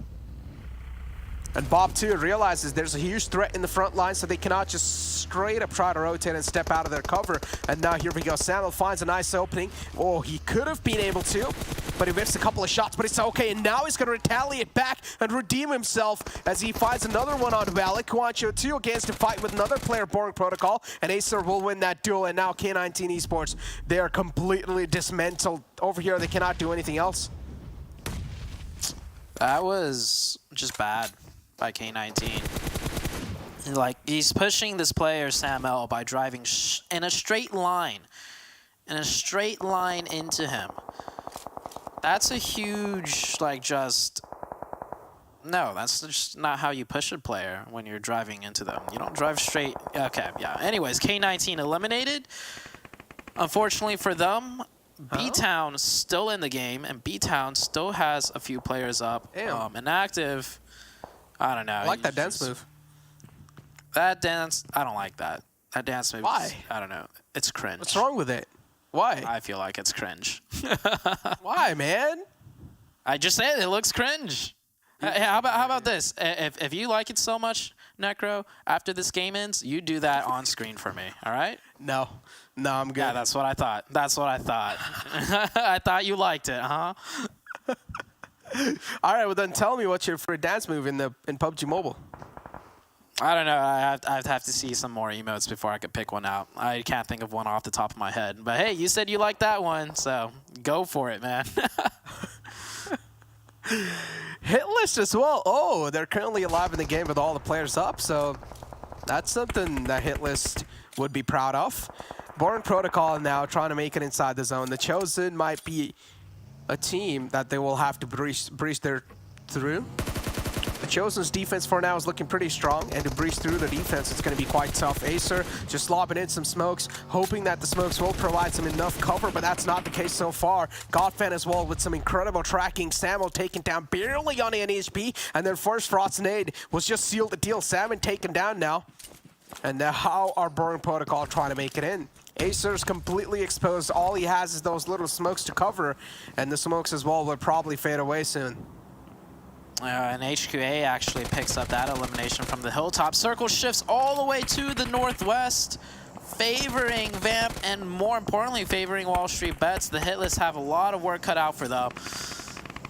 Hitlist needed this match. They needed this win to potentially be in contention. But with that shift, it's going to be hard. Boring Protocol taken out by TC. BTOWN on that northeastern side, pretty much getting trapped in by the Lazarus team. So this shift not looking too great for BTOWN either. Yeah, Vamp just got favored heavily by the zone right there.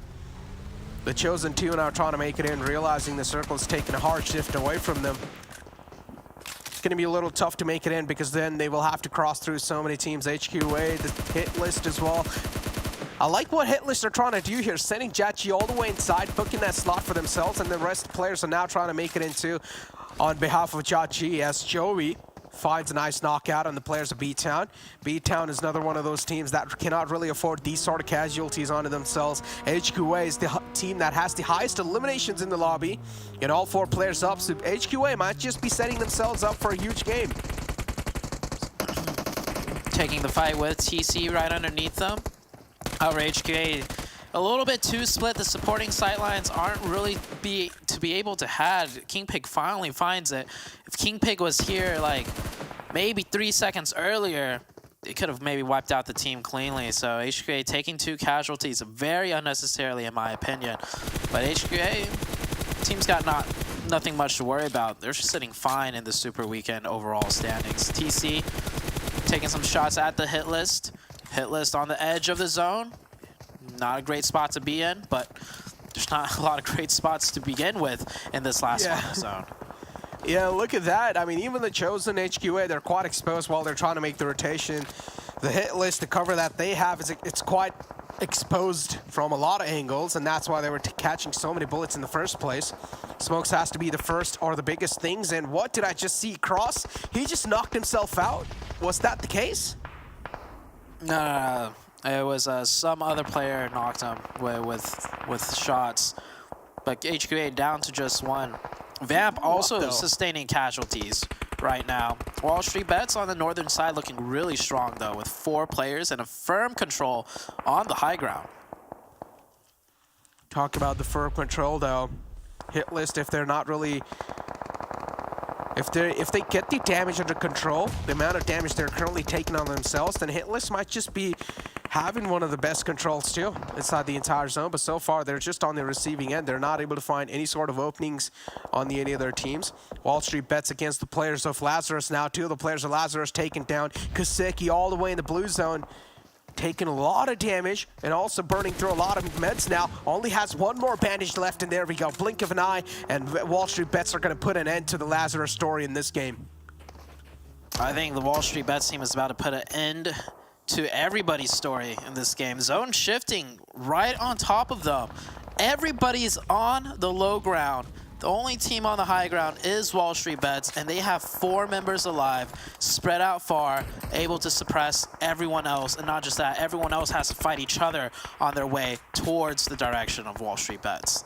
Yeah, I mean, WallStreetBets just getting blessed by the zone too, and now WallStreetBets, they also have a little high ground to play off of with. Imagine the amount of damage they can try and rack up because the rest of the playing field is completely out in the open. WallStreetBets is the only team that has the solid cover to play with and also the solid ridges to play with. So, yeah, they're just set up for a huge game right here. They already do have 7 elimination points, and they're probably going to be able to rack up so many more in the future lines as the Chosen get eliminated on 4 eliminations and 8th spot in the entire game.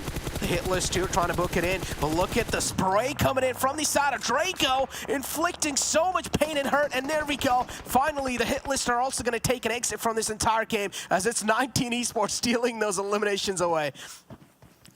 That was like just a cart of points up for grabs, right? Everybody, the second that car started driving the open, everybody's pumping shots into it, hoping they could get that last lucky bullet in to secure the explosion and the points, and it was K19E that got it. Vamp still has 3 players, but they're pretty much just stuck down there. They have the zone, so Inactive, SB, King Pig, they're the next ones to go out, and I would imagine after that, WallStreetBets, they toss some low toss nades in there, throw some, you know, Molotovs in here, and easy win. Vamp, by the way, has 0 eliminations so far. Yeah. So just really just staying alive in that little ditch. I mean, that's how Vamp likes to play, right? And if we try to like take a little bit more in-depth analysis in how Vamps like to play, from what I've noticed, Vamp, they've never won a fight where they will either try and chase down the zone or, well, they will try and make an entry inside the zone. And they usually just wait for the zone to somehow favor them, and that's how they just end up winning those games, because that's what I've noticed about Vamp.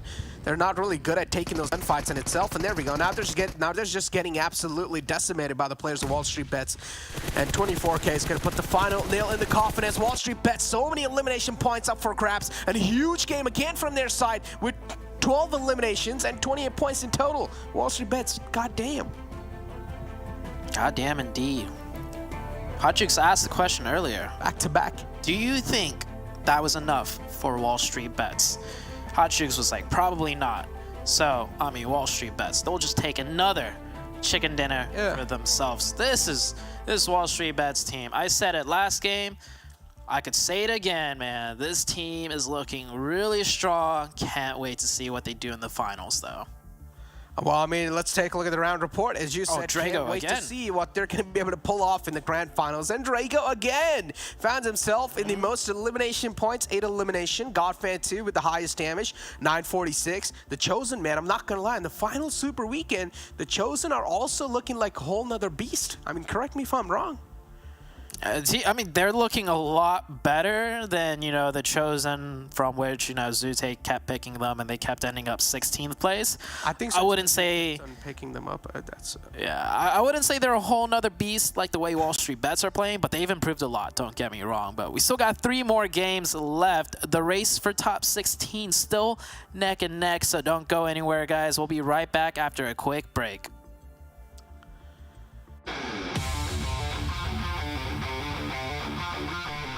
Erangel. The fictional island, brewed around the Cold War era, has become a second home for all the survivors who have stepped on the battlegrounds. Erangel is synonymous to PUBG Mobile, and it's the oldest and most played map of the game. This 8x8 map features a uniquely familiar landscape, including everything from lush rolling hills, rocky mountains, farmlands to urban sprawls, and industrial outposts.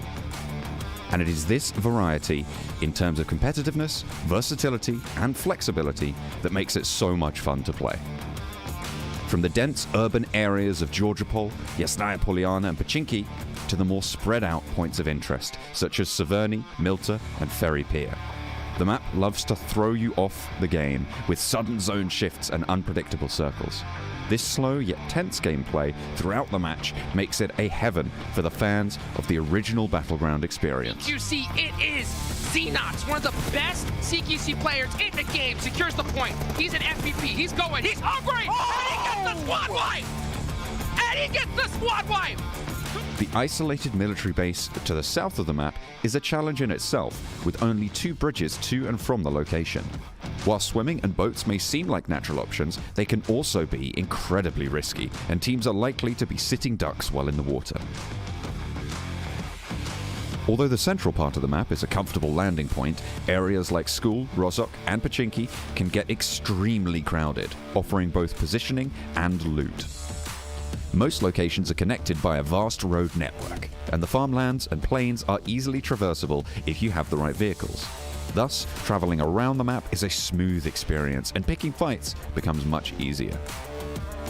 With lots of cover for players to use, mid-range fights and urban warfare is quite common. Slamming into enemy compounds using vehicles is the bread and butter of competitive gameplay. Erangel also supports a diverse set of buildings, and the correct parkour skills can be used to outsmart and outmaneuver the enemies. In simple words, mastering Erangel is mastering PUBG Mobile in itself, because this map offers the best of all worlds.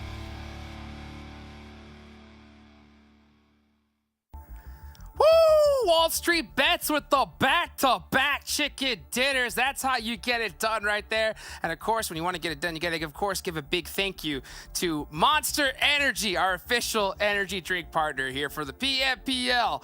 Yo, let's get 7. Let's get Glitter back up on this one here. WallStreetBets back-to-back. K19 pushing straight into Acer. Oh, so much to talk about. So much to talk about. Glitter, I'm gonna start with you. What do you think? Oh, that's right. That's right. I can hear the chant for Glitter. Just saying WallStreetBets in my ear 7. You know, look at this, 28 points from 31 to 28. I mean, these guys are just popping off. I'll continue the chant. WallStreetBets, 28 points. 13 ilims. On a serious note, I mean, this is what I was kind of hinting at with some of the teams that are fighting for top 16. These teams that are guaranteed pretty much at this point that they're going to be going to the finals are now starting to get into form for those finals, and WallStreetBets is doing that with being able to get the back-to-back. You know who is trying to push up? It is the Hitlist, as they were able to get their 12 points, and I'm pretty sure they're going to be getting themselves a little bit closer there to K19 and BTOWN Esports. And I would like to see this second page because, oh man, it pains me to see K19 Esports there, 15 with just 2 points to show up. And what's crazier too is that BTOWN was able to kind of go back to, I think it was a 10-point lead that they had on K19 by being able to get those 4 points. It is gonna be so close. Nova Esports though, I think my charm is gone, at least for this Miramar match. I usually don't play Miramar, so that could be why. But Nova Esports is just not present at all right now, Glitter. I don't know what's happening. Are they taking a nap because they're in such a solid spot? I mean, like, I don't know what is going on with Nova. Maybe at some point we'll be able to kind of have a chat with them and see what happens, or hopefully they're able to turn it around for finals. But if this is what we get in finals, then everything we've been saying is going down the drain, but I don't think that's going to happen, okay? We're just going to have to be a little bit patient here and see what they know that we don't know. And to be fair, I feel like originally we thought that we were all wearing some black and gold for the Knights, and they are doing well, and I'm not saying anything about them, but I feel like it's also because we were unintentionally foreseeing the success of WallStreetBets, okay? We are the correct color had we won all of our bets. We should have put all of our money on them at this point. Like, this is impressive. You say unintentionally? I say we meant to do it, okay? Viewers at home, we meant to do it. Diamond hands, baby. We've been diamond hands for a long time. We were just giving WallStreetBets a break there, and today it was the day when we're like, you know what? I think Drago is going to be going off. I think Steve-O, with the information that he gave us, is going to be popping off too. And what I would like to see, in case the viewers missed it, I think maybe later today we'll see. Maybe we can replay that interview from WallStreetBets to the viewers, because the insights that Steve-O was able to give us, the way that he was able to just, the confidence that he had, Glitter, it was was so amazing to us. He said, what's currently harming your play? And Steve-O was like, us. And right now, I mean, it seems like they have worked out everything. WallStreetBets with a back-to-back, and when we go to the damage, the Tosin! My goodness! Wow! I was not expecting that at all. 1,700 damage with 4 ilims, but then you go to WallStreetBets with that nice conversion rate. Hey, the Chosen, do your thing. You know what? I'll allow it. I'll allow it. You know what, though? I'm not super stoked on the conversion. I like the damage. I want more points though, because now Chosen has been another one of those teams that went from bottom of the barrel to consistent, and time again we're like, Chosen up here again, Chosen up here again, and this is another situation where Chosen is up here again. But I want to see just a little bit more elims on that type of damage. But speaking of the Chosen, look at our top players here. It's Godfan who actually has the most damage output for our top players. Drago, though, is honestly crushing things for WallStreetBets. 8 elims, 24k up here with the longest survival time, also a decent amount of damage there at 588, and that beautiful nade that we saw there in the end of that highlights package. I mean, that was just rude onto Vamp. WallStreetBets is they're on a spree right now, Jukes. Oh, that nade was just the cherry on top of the ice cream sandwich that, you know, that WallStreetBets has had today. I mean, this is just crazy. 31 points on the first game, 28 on the second. What are they going to do in the next one? I mean, it's just so crazy. I mean, can we see a crazy streak here? It's totally possible. I mean, yeah. I was going to say it's the 20 elim time. Just start breaking records. Just start breaking records, please, WallStreetBets. Get it done as we pull up their stats here so far. 7. You said it yourself. 20 elims. Are we going to see it? You know what? With the way they're currently performing, I'm gonna hold it off to Sanhok because if there's ever a match that's gonna happen, it might be in Sanhok. But I mean, look at the eliminations here from WallStreetBets. This is what we're talking about. This team usually tends to be consistent, and that's why I was leading to the maybe they were trying out different stuff. Going from 2 elims, 0, 6, 16, and then 13. Like, that is a big jump, but I would like to see some of the other stats from then. Look at the placement points. I mean, Dang. I don't know what you can say in regards to that, guys. Oh my goodness. A tabletop. I would like to see I would like to see a back-to-back from then. I think that'll be interesting. And then you mentioned it too earlier, Hajix. 31 points in the first match and then 28 points in this last one. I mean, I think this team might be trying to send a message before going to the finals, Glitter. You know what? I hope they are. And if they're not, they're doing it unintentionally just through their phenomenal gameplay. But I hope that they're trying to let everyone know that's on that top page with them, guys. Like, we are not to be slept on, okay? We are coming for you when it's finals time. When all that money is on the line, they want to take home first place. They want the pride points. We've heard them talk about it. So I think that they are positioning themselves well to do that. They're making a name for themselves, without a doubt. I mean, you saw the confidence in Steve-O. He has been putting in a lot of work with the squad. I mean, they had to go and swap certain players out, put some new ones in to really get that vision for what he felt. And at the end of the day, I mean, numbers don't lie, you know? And when you go ahead and you start performing like the way they are here, they obviously are doing something right. So it's good to see WallStreetBets, you know, keeping up with what they've been saying. Let's go ahead and take a look at this beautiful fight that we have here, Seven. I know this is something that you really kind of wanted to highlight, so why don't we go ahead and take a look at it? It definitely is, and I mean, it comes to, in regards to K19 against Boring Protocol. Valak. I mean, you heard Sute say it. It was just such a bad play. He decided to go up against Sam L in a straight line. I'm speechless. I don't know what to say in regards to that. Like, at least try to maybe throw down a smoke, try to do something different. Please, K19. We're all pulling for you here. Something that did happen earlier, too, as we're seeing the progression of this fight. At the beginning of the match, K19 and BTOWN actually ended up fighting. And that's the dance that we will be seeing from Necro at some point here. I'm waiting for it. We'll end up seeing it, hopefully. I don't know. But I was saying, we did see K19 and BTOWN fight at the beginning. They did end up trading players, and then they just kind of spread out. So it's interesting to see if they're going to fight again early in the match. Yeah, let's see it. Let's see it. Whoever wins that one is going to be really in a good position here for the rest of this tournament. Thank you so much, Seven. Thank you so much, Glitter. I could hear the playing getting started. I could hear the pitter-patter of some pro players' feet. We're going to get this next one going, all right? Let's get this Erangel started. And, of course, we couldn't do it without our wonderful casters here. Let's go ahead and bring them on in. Spad Cargo and Necro. Guys, take it away. Hey, thank you, Hot Jukes. Okay, now I've been bullied a little bit. I am finally here, so now I can defend myself. I did not know everybody else was choosing K19. I chose XSET because of what Glitter said, actually, at the beginning of the show. I decided to kind of pull a Zute from yesterday, kind of focus on somebody else towards the top of the leaderboard, because I feel like in that 5th place position overall, I want to see them just get a little bit higher before going into finals. K19, though, I think that's on everybody's minds. And from their last couple games performances, these last 3 that they're going to be playing out, they're going to have to make it big, honestly, right, Necro? Yeah, I mean, they will have to.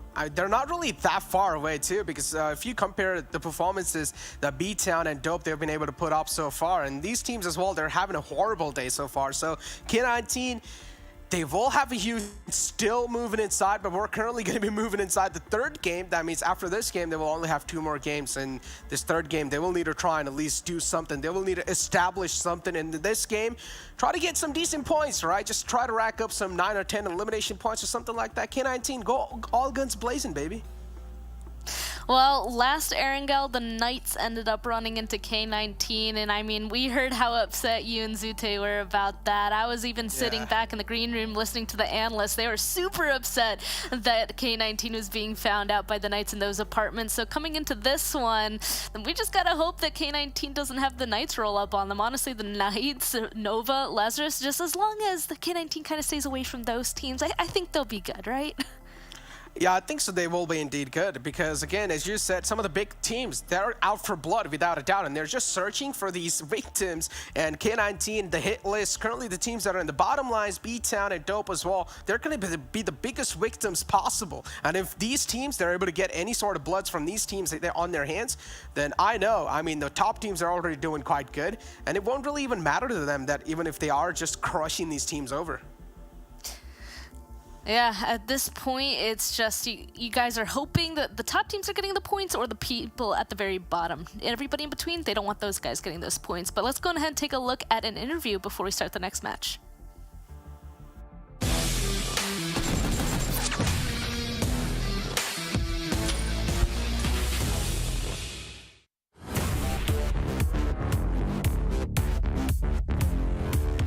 Hey, sir. What's up, brother? How you doing? I'm doing great, man. Chilling out here. My best friend, man. Man, dude, I hope everything's been going with you. First off, right, I got the first question is, how are you feeling right now, bro, so far after the event? Me personally, I'm really disappointed with the way I played because, like, bro, I've been playing really bad, like underperforming. I feel like I'm just getting carried by Spec every single fight. Like Spec's out here like performing like insane, bro. Like his performance has been really good, but like I don't know. I've been feeling down, but like I'm looking to like fully reset for this week so I can perform better. So let me ask you this: like, what do you think it is? Do you think it is you performing like less, or is it just like Spec going off? Like, what do you really think when it comes to that? I think it's a mixture of both. Like I haven't been performing well, and Spec has been like performing really well. So like it's like a mixture of both. So like yeah, it's the same. It's the same with like Carnage and Sam. Like we've all talked about this. Like we've all been performing like really bad. Like we've all been like telling Spec like, yo, bro, like you've been carrying us. Like my bad. Like we're gonna do better. Like we're gonna do better, man. I got you. I mean, it's crazy to see the numbers that guy's been pulling out. It's been nuts. But like, I want to see if you could just dive deep a little bit into that, because I think there's a lot of people that are just like wondering, right? It's like when it comes to you saying that you're performing worse, do you think it's like from a gun skill perspective, or is it a communication, a positioning? Like, what do you think right now is like the one thing that you really are like, oh, like why am I messing this up? You know what I'm saying? I think it's like more of a positioning like mistake from me, like for like these past matches. Like I don't think I've been putting myself in like the best positions possible to like get like the necessary kills, like get like crucial knocks. Well, Spec on the other hand has been like off-angling a lot. Like he's confident. Like this man's like running in, gunning everybody down. But like me, I haven't been like doing that. I've just been like staying back a bit, maybe. I don't know. I think it's like a positioning like issue, because I think my gun skill's fine. I think I can like be on par with like most of these players. So like I think it's a positioning issue, honestly. That's interesting, man. Yeah, I wonder if it just has to do with the fact that, do you think it has to do with the fact that, you know, like now that you have Spec in there, right? Maybe you want to let him kind of like shine a little bit, because before you were like the main fragger, right? Like it was all Acer up in front. So now you got Spec with that kind of confidence. You know, do you think that just adjusting to that kind of like supporting role, but at the same time, like doing it the same, I don't know, like if you can, this is just like a theory. Like, what do you think about that? I don't know, like, I mean, he's just going in there, so like I kind of put myself back to like support him more, like let him, like just let him do his thing. So I guess at the same time, like kind of like what's the word, like limiting myself maybe, so, like my capabilities. Like I don't want to use that like as an excuse. Obviously, like Spec on his own, like he can do whatever he wants. Like he's insane. But I don't know, maybe that's like the reason for it. Like I couldn't really tell you.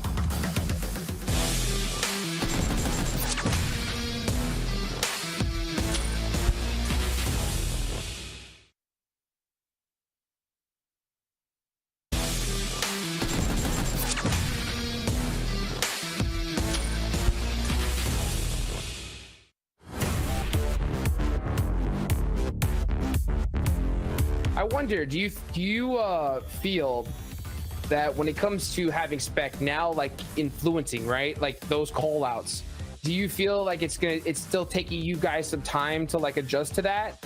Or is it kind of like does Sam always get like the automatic answer? You know what I'm saying? Like if it comes to like if Spec and Sam are colliding when it comes to a certain play call, like how do you guys navigate through that?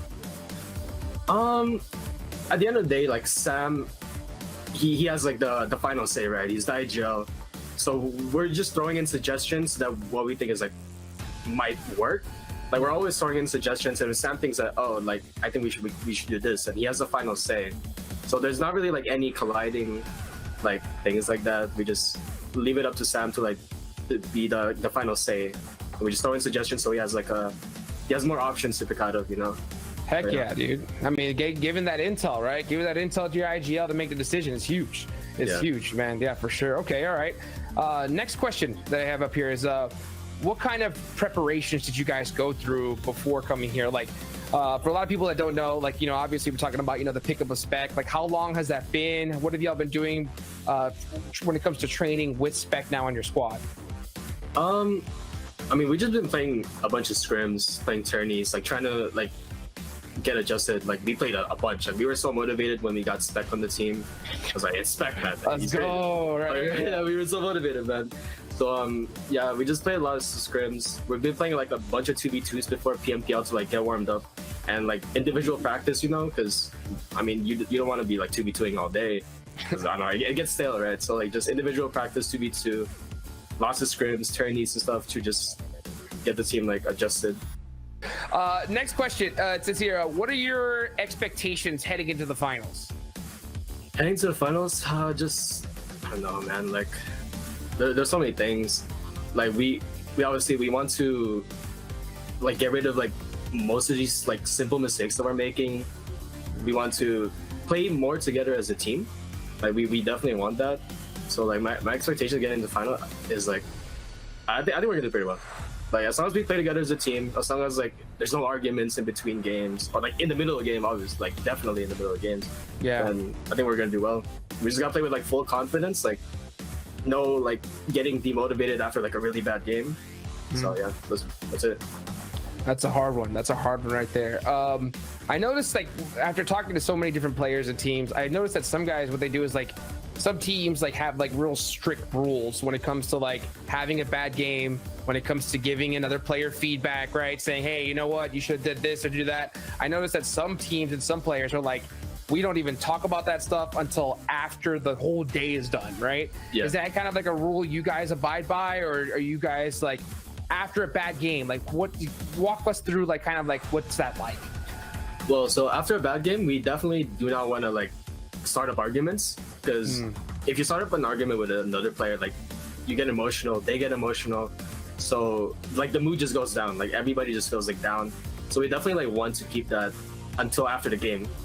Like we talk with our coach, like we VOD review for a bit, like 30 minutes maybe to an hour, and then like we talk about it like after the game, like not in between games, because in between games then you think about that like before the game starts, like before the next game starts. I mean, so like yeah, that's the rule that we have. Like we talk about it after the game. Like no arguments, nothing like that until after all the matches are done.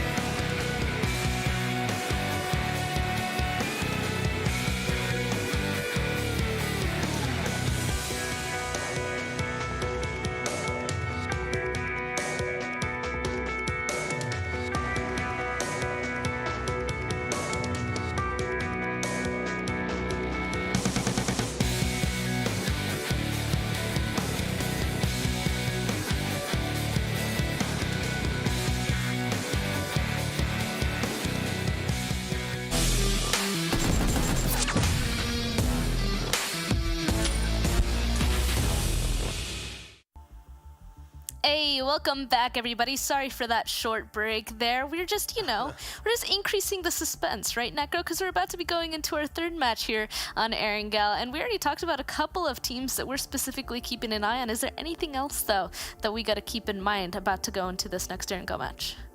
Back-to-back 3 chicken dinners by WallStreetBets. Is that possible? I mean, they can't pull it off currently the way they're playing. And if they do keep on playing the way they're playing, then of course WallStreetBets will be able to pull off. But again, nothing taken away from WallStreetBets, but the final zone kind of shifted right on top of the players of WallStreetBets. But they still had to fight their way inside before in the initial zone. So still WallStreetBets, they got back-to-back 2 chicken dinners. Are they going to be able to pull it off? Or are they going to be able to replicate it in the Erangel game again? Let's find it out as the plane fly path is going to be starting all the way from Sanhok military base to Severny. Yeah, a nice plane path for this one, it seems. And I mean, everybody's probably going to be going to their same areas, just like last Erangel. Everybody's going to be able to go to their usual drop spots, be able to loot on up. And then it's really down to the first circle where we can start guessing kind of the altercations that are going to be coming upon everybody, because that's really where, the main rotations and just all those crazy things kind of come into play. As of right now, we don't have the information just yet, of course. We're having to wait just a little bit longer. And even kind of early on last Erangel match, there's a couple of teams that did kind of get close to each other, I will say. So that's another thing that we need to start really keeping an eye out now that we're down to our last 3 matches. Yeah, just waiting for the map feed here and to find out how things are really going to be traversing around. But again, the plane fly path was something that was right from the center side, so I don't feel like teams are going to be having that much of a struggle to try and make it into their drop spots. Again, it should be free for them. It should be up for grabs without a doubt. And now, again, we were talking about teams like K19 coming inside this one. They're going to have a lot of burden on the shoulders without a doubt, because considering the fact that K19, maybe this can give them a bit of sigh of relief. We touched upon this before, saying that even Dope Esports and even BTOWN, they're not really having the greatest of the games possible. So K19, they still have another chance to try and make it in top 16. Yeah, because of that, it's just getting closer and closer. I mean, just any small little mess up from these other teams, right, can go ahead and open the door for teams like K19 to just kind of like slip on in. Of course, it's not going to be that easy. K19 still needs to go ahead, stay alive, get as many points as possible. Got to get those placement points, those elimination points, just all of it. And it does look like our first circle is going to reveal itself. We can see it up there in that mini-map, top right corner here. It's kind of centering around that Pachinki area, just off center there. So that means the only people that really have to make some sort of big rotation is just the teams kind of on Military Island, I'll say. HQA, Mezexis. Actually, K19 is all the way up on Stalber as of right now. That also could be a little bit of a difficult rotation further inside of this zone. Still a standard circle though, right? Nothing really much to worry about. Teams, they're not going to have that much trouble to try and make it inside the first zone. But again, it'll come down to the second and third one. Where do those shift? If they're going to be taking a hard shift, if the second circle is going to be a hard shift, then we might just see a couple of problems knocking on these players' doors, as we do have Boring Protocols in front of us. And there we go. Boring Protocols, talk about them. Another one of those teams that's currently out for blood. And right now, I even talked about this with Zute, saying that right now, for all these teams that know they're on the safer side of things, these are just going to be the training grounds for the grand finals. Oh, yeah, for sure. I mean, everybody should be playing their games the way that they're going to be playing it in finals. Almost, to an extent. I do think that we did kind of have conversations on whether or not some teams are kind of practicing, trying different things to prepare for the finals as well. That's another thing that could go ahead and be happening at this point, right? It's just kind of figuring out who exactly you're going to be playing against in finals, just getting ready for that.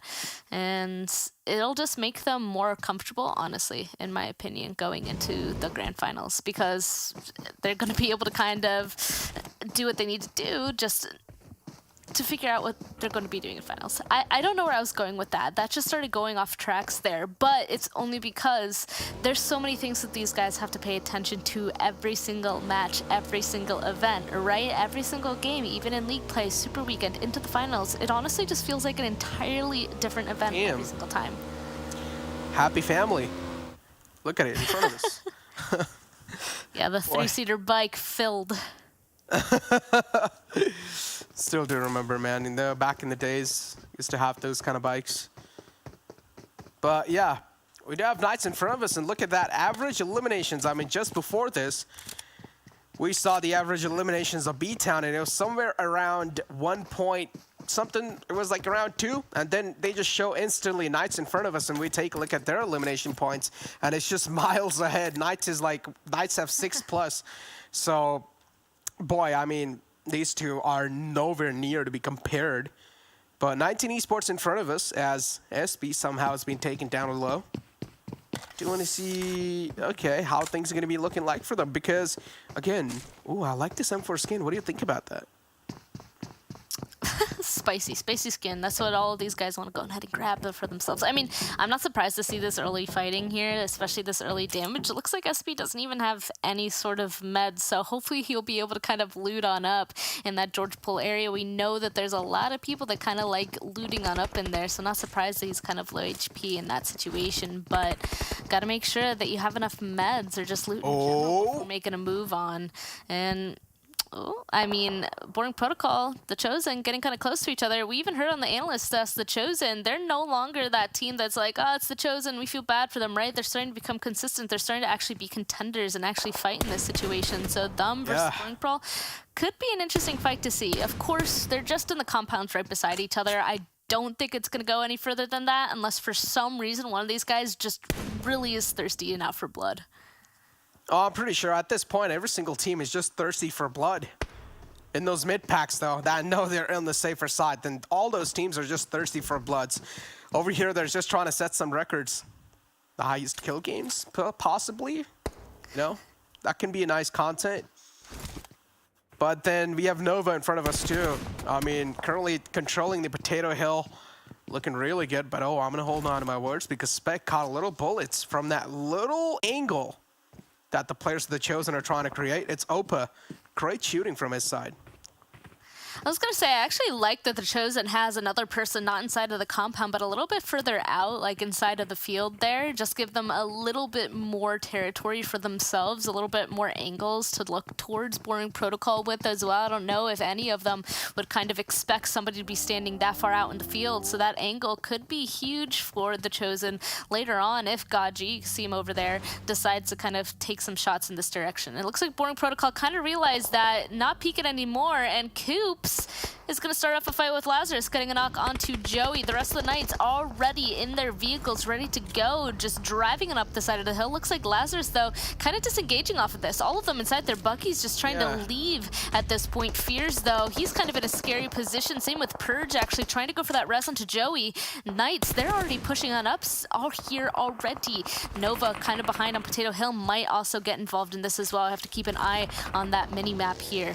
Of course, Purge, it looks like his teammate unfortunately did go down, but he so far successfully getting away from here. Lazarus might be able to survive with 3-up.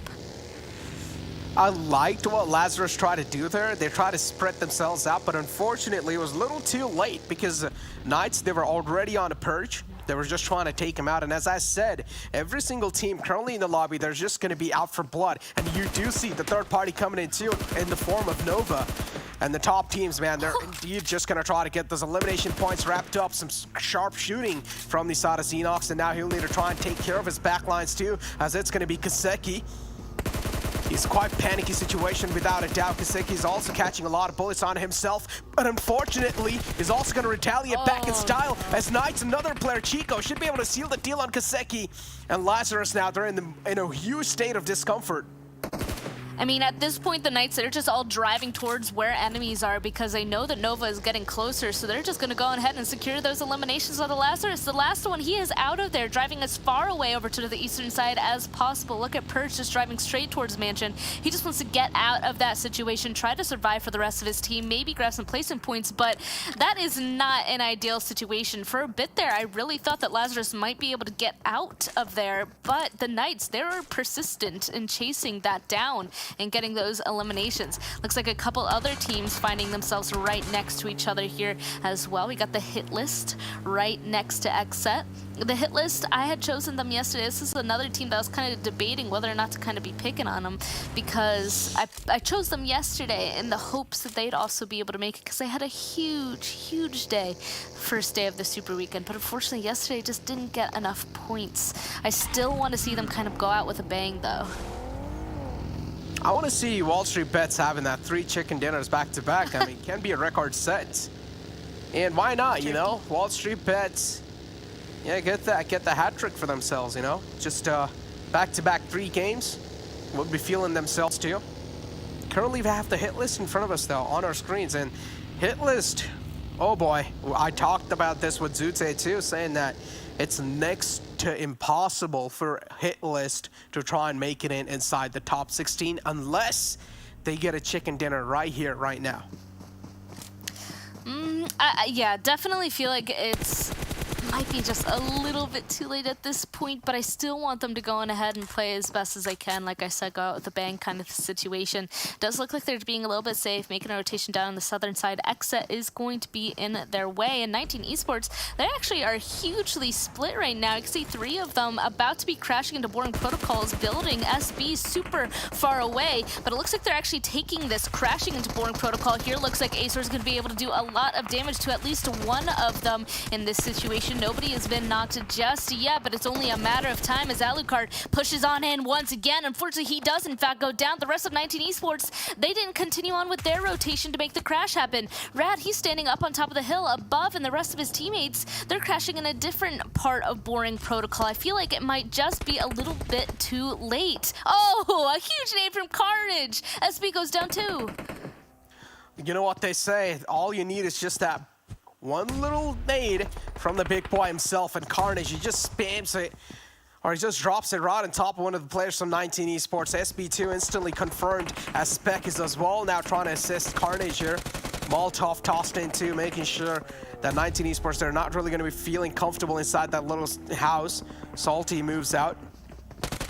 Again, talking about Boring Protocol, they're quite unaware of Salty's position, but the nade lobs in quite close. It crawls right next to him, but unfortunately, Salty wasn't really able to get away from that one. Did he just catch those bullets from the smoke? I think so, he did. I'm not sure, but I do know that 19 Esports is just down to one of them left, and that's Rat standing up on top of the hill right to the eastern side of Boring Protocol. Unfortunately, 19 Esports, I guess they had some sort of an idea to crash onto this compound. They clearly wanted it, but they just weren't able to execute it fully. Not all of them crashing on the same building at the same time, and that just made it a bunch of 1v4 kind of fights for Boring Protocol to easily take down. Here we go, the last member, Rad, just alone by himself, actually about to run into XSET here. I think he realized, though, heard the vehicles, might have heard the footsteps. He's going to be laying prone, just hiding out for the rest of this match. The zone is really close to closing at this point, though. Still 16 teams, 2 of which are just down to a solo. And those solo teams currently are 19 Esports and Lazarus. There we go. Rad is always the man who's left all by himself from 19 Esports just to rat it out. I mean... And the zone went on ahead and shifted as well. He's just inside zone. Of course, where he is where the majority of people are going to start making their rotations by, though. So he's going to start hoping that nobody's going to be fully driving past him so that he can just have everybody just make a rotation on by, and he'll be safe. Looks like XSET is going to try and take advantage of everybody making rotations in front of them, though, doing a lot of damage to at least one of the members of the hit list, but unfortunately not getting any knocks for those elimination points. Everybody else just being careful on their rotations. Boring Protocol actually taking the other side of Potato Hill, the other side where the Knights...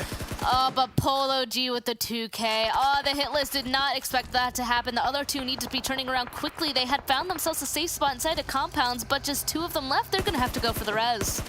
Oh, they did not see coming their way, and now XSET 2 just mowing down squads. They're currently being the Guardian Angel. They're not going to let any of these teams just breach through their defense. Polo G2 just racking up these bodies, stacking them up on top of each other. Vamp, unfortunately, no. Benny, that's not a time you want to pull off a drift like that.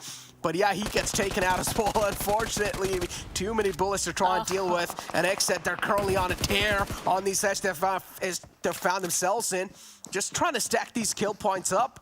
Currently, they have 4 elimination points, and XSET, they're looking pretty good doing it too. BTOWN against the players of HQA, as Bolty's able to find 2 knockouts for himself, or scratch that, just 1. Kingpic's taken down, and that's a big threat too, neutralized from the lobby. Another one will be taken down by HQA. 2 players out, down and out from the side of BTOWN, and they're also trying to fight back in style, but that's not going to be the case. HQA with a great reply back.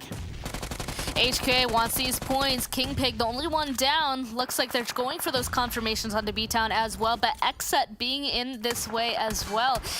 That's a little bit something to worry about, I will say. BTOWN will go out, but XSET, they're now holding the edge of this zone. They know exactly who is the team right beside them, and they know how many people are still up, right? I mean, all of them were able to get res, but they do know that they were just in a fight, and without that momentum of rotation, XSET might just be able to hold them out for a good amount of time. They're just outside zone. We're gonna see what they're gonna decide to do at this point. They might just go for a long rotation down to the southern side, but XSET, they're keeping their eyes peeled, ready for them to make this one. Look at Killswitch and Polo G currently in the game. Killswitch with 3 eliminations, Polo G with 2. XSET, man, they're just looking so good on that edge line. They're not gonna let any of their teams cross over. It also looks like Rad. Yeah, Rad is currently just close. He's just quiet right there. He's not even trying to move. He's not even moving a muscle, because Rad knows he's the only final glimmer of hope for his team. And you would want to make sure at least you're securing some sort of points while you're going out. But look at HQA making quite a risky rotation. XSET, unfortunately, they were not able to get any sort of elimination points on the players of HQA, because that's quite a brilliant rotation. Yep, just far down to the southern side if possible. Unfortunately, Supig's vehicle just a little bit too damaged. They will be getting at least 1 elimination onto HQA, and the rest of their vehicles, unfortunately, they didn't park it in the safest of spots. XSET is able to do a little bit more damage to the rest of the vehicles. Of course, XSET themselves, they have to focus on trying to get their rotation going. Looks like they need a little bit more loot, so they're going to kind of go back to where they heard that fighting, potentially drop people off at those vehicles, and now they're kind of have to make their way into the next zone. Looks like Boring Protocol Knights finally finding themselves in a fight up on top of the big hill as well. Boring Protocol, as of right now, still has all 4 members up. Same with the Knights. It looks like Boring Protocol has a little bit of the high ground, but of course, Coops with a huge nade getting a couple of knocks onto Boring Protocol. That means it's going to be a 3v1. Some trades do come through, though. Coops finding himself knocked. And at this point, the Knights and Boring Protocol, they're just kind of trading their advantages on top of this ridge here. Let's see what Spec is going to be able to do. Only a couple members of the Knights left. Only Chico, actually, is left, trying to get the res behind the vehicle. Boring Protocol, we'll see if they'll be able to kind of sniff him out in this one. Boring Protocol, currently the odds are stacked with them.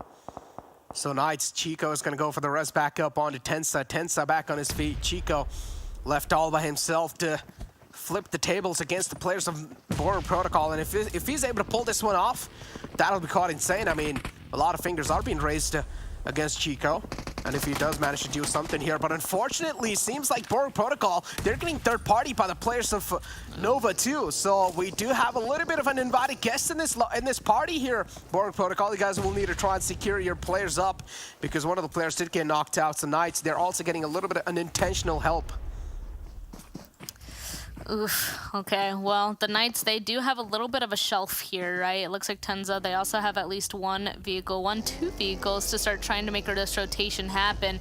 Make sure that Nova can't hit them anymore, and to try and get into this zone. As a 2-man might be a little bit easier to kind of find a spot that they can play inside of the zone, but of course will be harder to participate in any fights that they need to find themselves in. And oh no, especially because Chico is now the last one alive. Unfortunately, his teammate being caught out on that rotation. HQA will be eliminated as well at this point. 13 teams are now left, and we can see that this zone is kind of centering around that snake kind of compound area. Everybody kind of on top of each other at this point, and that just means that XSET is going to be taking out the hit list next, and 12 teams are now left. At this point, wherever this zone shifts, whoever is found in that center compound is going to be quite happy, because all of these compounds are pretty strong in terms of their vantage points. They are. Vamp with only 2 players up, unfortunately. If the compound does get straight up pushed on by any of their teams, I'm pretty sure Vamp, they're not going to have the manpower to try and stop the push. WallStreetBets straight up ramming their vehicles in the Shaka-Boring protocol. And now, Bob, they're going to be in the world of trouble as the final man is right inside the Shack 2. Nemesis whips out quite a lot of damage on the man right there. Spec tried his best. He gave it all he had, but he eventually falls down. A great push, a calculated aggression taken from the side of WallStreetBets, but they still need to clean their way inside the next zone. It looks like Nova is finally itching for those fights. I mean, they keep third-partying. They're always that team that's kind of in the distance, doing damage from afar, and now it looks like this is their time to fight. Love the rotation now, right in front of WallStreetBets, taking that ridge right below them, basically ensuring that WallStreetBets has nowhere to go except straight into them. Huge nade, getting a knock on the Nemesis. That means only 2 of WallStreetBets are left. Nova realizing that situation, huge push coming through, get another knock. It does look like he will be able to get a trade onto at least 1, but they should get that res before the blue zone is upon them. So WallStreetBets find themselves out. Nova still alive, taking control of the northern side of the zone. XSET, though, with 8 eliminations, they're looking so hot right now in this lobby. And it's going to be tough to cool them down without a doubt, because XSET, they're just spotting these players out, making those crucial rotations. And XSET, they're always able to situate themselves on the edge of the zone, on the prime spot too, to eliminate all these players. Koi steps out in the open, did not really realize the players of XSET had a clear line of sight on him. Koi will be confirmed, and now Nova, they're just down to a 3-man squad. QZZ spotted out too with the buggy. A lot of shots to try and hold. And there we go. The buggy will eventually blow up too. Nova, they did not really expect this coming their way. Oh, uh-oh, and it looks like Kindness is going to be coming face-to-face with the last couple of members of Knights as well. There's a few teams actually over on the side where he's finding himself, so he's going to have to kind of traverse those solos. We can see that the zone did pop once again, and Vamp is the team, the lucky winner, getting the kind of center compound in this one. There are only 2 of them left, though. There are 4 teams as of right now with all 4 of those members up. So if XSET, Dope, Polar Ace, K19, if any of them want that better compound, I'm sure that they will be able to take it by force. First, they just have to figure out a way to get there. We can see that a couple of these teams, K19, Dope, just stuck down to the southern side of these zones using the really small ridges as cover. They're being forced to basically lay prone behind their vehicles, otherwise they could get shot. So we'll see if they kind of get that light bulb moment, realize, hey, there's only 2 people inside this compound. We might need to just make a big move on this, otherwise we're out, we're toast. Talk about being a toast, though. I mean, XSET, they're currently toasting every single team in the lobby are trying to make it in. And they also have a great position to do so, indeed, as players of XSET now. Polar Race is going to be another challenger approaching for them. But XSET, too, they cannot really step out of this cover they've found themselves, and if they do, they're going to find themselves one of the most exposed teams out there. So XSET, they will need to play this as safe as possible. Nades are tossed in too. No connections found yet. Salt, he's knocked outside the play zone. He's barely crawling in. And Chronic's, look at him. He's just picking him up on his shoulders. He tried to help him out outside of the play zone, but that was not the case. Unfortunately, he gets taken out. And the zone is pulling up towards this northern fight here, so XSET realizes, hey, if we get rid of this team, we're going to be in control of this entire northern side of the zone, so we're going to go for it. You can see them using their vehicles. Love to see it as a little bit of that scouting guide. Need to be a little bit careful because it can be easily ripped out of that buggy, but everybody is just laying prone, so J-Way is safe. He's not going to go in ahead and try to attempt that again, though. Chronix, Kyoshi, the rest of Polar Ace probably ready at this point. There we go, kind of assuming that there might be somebody inside that smoke, but actually, XSET decided to pull off for now. Probably not wanting to be too distracted by this fight up on the northern side. Now that the zone has pulled towards them, they know that there's still like 20 other people now having to make their own rotations in here. Oh, Polar Ace now actually having to deal with K19 and their huge rotation over on this eastern side. It does look like Polar Ace will be able to get at least one of them, and that means K19 is kind of going into a bit of a struggle here now, just driving around randomly. Juancho finding himself out too. Oh, K19 had all the players up, and now look at this, blink of an eye, and there's just down to 1 last man alive. Lazarus, too, was making it in, but unfortunately, Lazarus as well. Purge, he will be able to eliminate them out the game, and K19, there we go. The entire team is just being wiped out in an instance. Polar Ace, they're still dominating the top right side, as XSET is the only potential threat the Polar Ace have, and the only thorn in their way to win this game. I wanted to see WallStreetBets back-to-back three-game chicken dinner, but they got wiped out by the third party from the side of Nova, and then Nova got wiped out by the players of XSET with a great defense, and Killswitch and J-Way finding some nice opening against the players of Polar Ace. And look at this, the go calls now being made as XSET, they're also trying to get as much as land control as possible. I mean, they kind of have to go on ahead and play in this 2-2 split kind of fight, right? Because if they go on ahead and focus on one direction, that means everybody else from the other side of the zone will just be able to push aggressively onto them. Unfortunately, J-Way does get downed. Trey hiding perfectly, gets a knock into one. I don't know if Killswitch will be able to save his teammate. Nope, J-Way has already gone out and flushed. Killswitch should be able to get this kill into Chronix, though, and that means Polar Aces will just be down to one person left. The rest of XSET, unfortunately, unable to really help out their teammate. They're too busy kind of having to protect their western side in this one. So it's really going to be down to Killswitch versus Trey. A 1v1. Huge nade doing a lot of damage to Killswitch there, but just not enough damage. Killswitch realizing that he needs to move is going to start running away, potentially trying to get back to his teammates, but Trey, he's going to have a perfect sight line on any further movement back towards the team. Next circle will pop as well, Necro, and nobody is inside of this next one. Yeah, and Dope, all players up too. Oh boy, Dope. This might be their game to pull off, or this might be their game to lose. That Dope is the only team that has all the players up, and then you have Polar Ace, Lazarus, and Pittsburgh Knights with only one players up each. Dope, there we go. Menace is going to be the man to make the first entry inside the zone, barely on the edge. It's kind of like the scouting guide for them. And then the rest of the players will try to make it in slowly and steadily. Chico can be a huge threat for them, but XSET as well will have their eyes locked onto them. As Chico knows, if he takes any sort of shots at this point, he will be indeed on the receiving end from two different teams. And I am going to say that these teams that are able to bring vehicles this late into game are going to absolutely love it. They have themselves a little bit of hard cover. Chico, though, is going to start taking this fight against XSET. He will be able to take out one. J7 will be able to get the trade, but unfortunately, I don't know if he'll be able to get the res onto his fallen teammate because this blue zone is already moving at this situation. Oh Wait a second. Casper, Dope at this point just utilizing those vehicles we were just referencing to start getting those run over eliminations. Lazarus is out. XSET has been spotted. That res is not going to happen anytime soon, and this is going to be the last kind of a fight. Of course, Trey still alive for Polar Ace. Killswitch has been scoping him out this entire time. There we go, securing his team at least the second place, but it's him and J7 left to go against the entire format of Dope, and they're in full control of this zone. They know exactly where they are on the other sides of these small hills. And there we go, Casper now catching a lot of bullets. XSET trying to flip the odds against here. And there we go.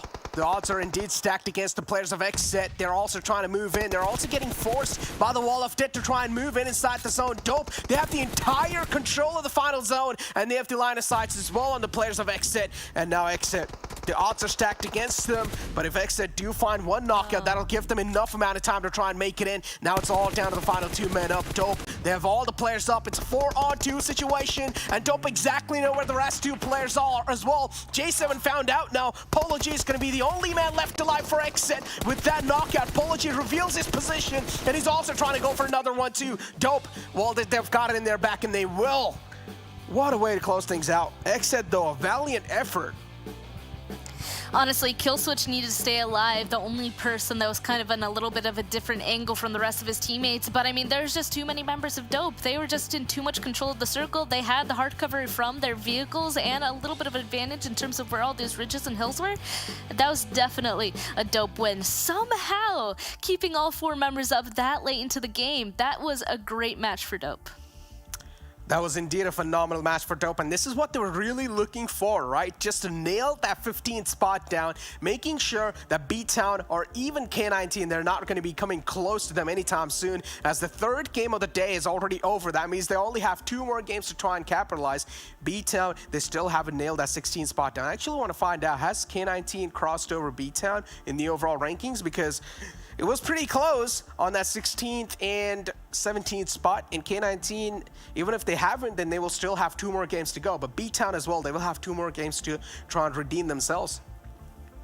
That's very true. That's very true. But we saw that round report. We saw a lot of members of XSET up on that board. Unfortunately, just fell short getting that second place. Dope clearly playing that a little bit safer until they were full on aggression at the end. We'll, of course, break a little bit more into detail after this break.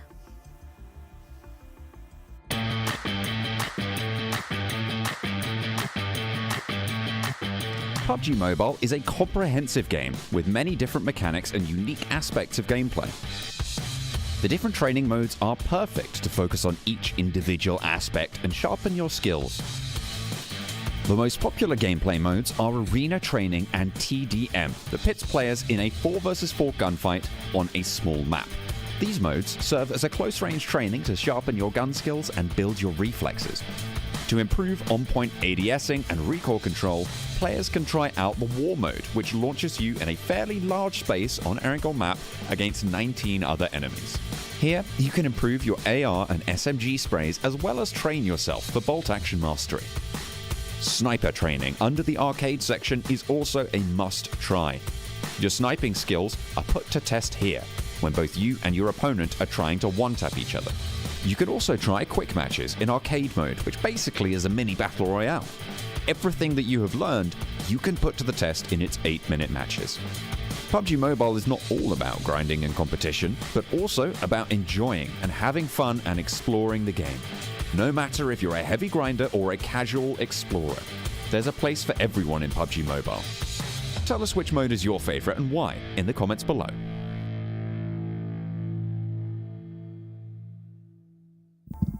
And it's Dope Esports pulling out the massive chicken dinner right here. That, ladies and gentlemen, is how you get it done. Before I go any further, of course, I have to give a big thank you to Monster Energy, our official energy drink partner here for the PMPL. I'll tell you what, Dope Esports had to have a whole bunch of Monster Energy in their system right there because that chicken dinner was essential. I think that right there, I think that closes the door on all the rest of the squads. I think Dope is safe after this one, Seven. What do you think?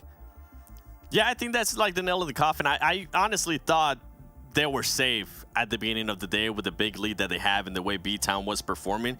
This kind of just enhances that point. Overall, though, XSET has been quite impressive for me as they were able to end up getting the most points. 14 elims for there. I think that's super impressive. And another team that I have to point out is going to be Polar Ace. 7 elims for them, 17 points total. I'm telling you, Glitter, these teams are... I feel like a broken record here. I feel like I keep saying this over and over again, but these teams just keep proving that to me. They're starting to play like they are getting ready for those finals. Finals are gonna be a big deal, and you know that once these points reset and there's that clean slate, so many squads are gunning for that first place spot. So it should be very, very interesting as we see where the rest of those squads shook out. And all the way down at the bottom, the 3 teams we literally do not want to see at the bottom: K19, Hitlist, and BTOWN. 0, 0, 1. I mean, that is so the opposite of what we want and what they need to be happening if they wanted to have any fraction of a chance. And, you know, we'll see what that is looking like in a little bit when we take a look at the overall. But for me, I think that Hitlist has just had that goose egg one too many times. There's no recovery at this point, and it's just going to be is it even a battle anymore, Seven? Or is it just kind of like a soft smacking match between K19 and BTOWN because no one's really doing a whole lot?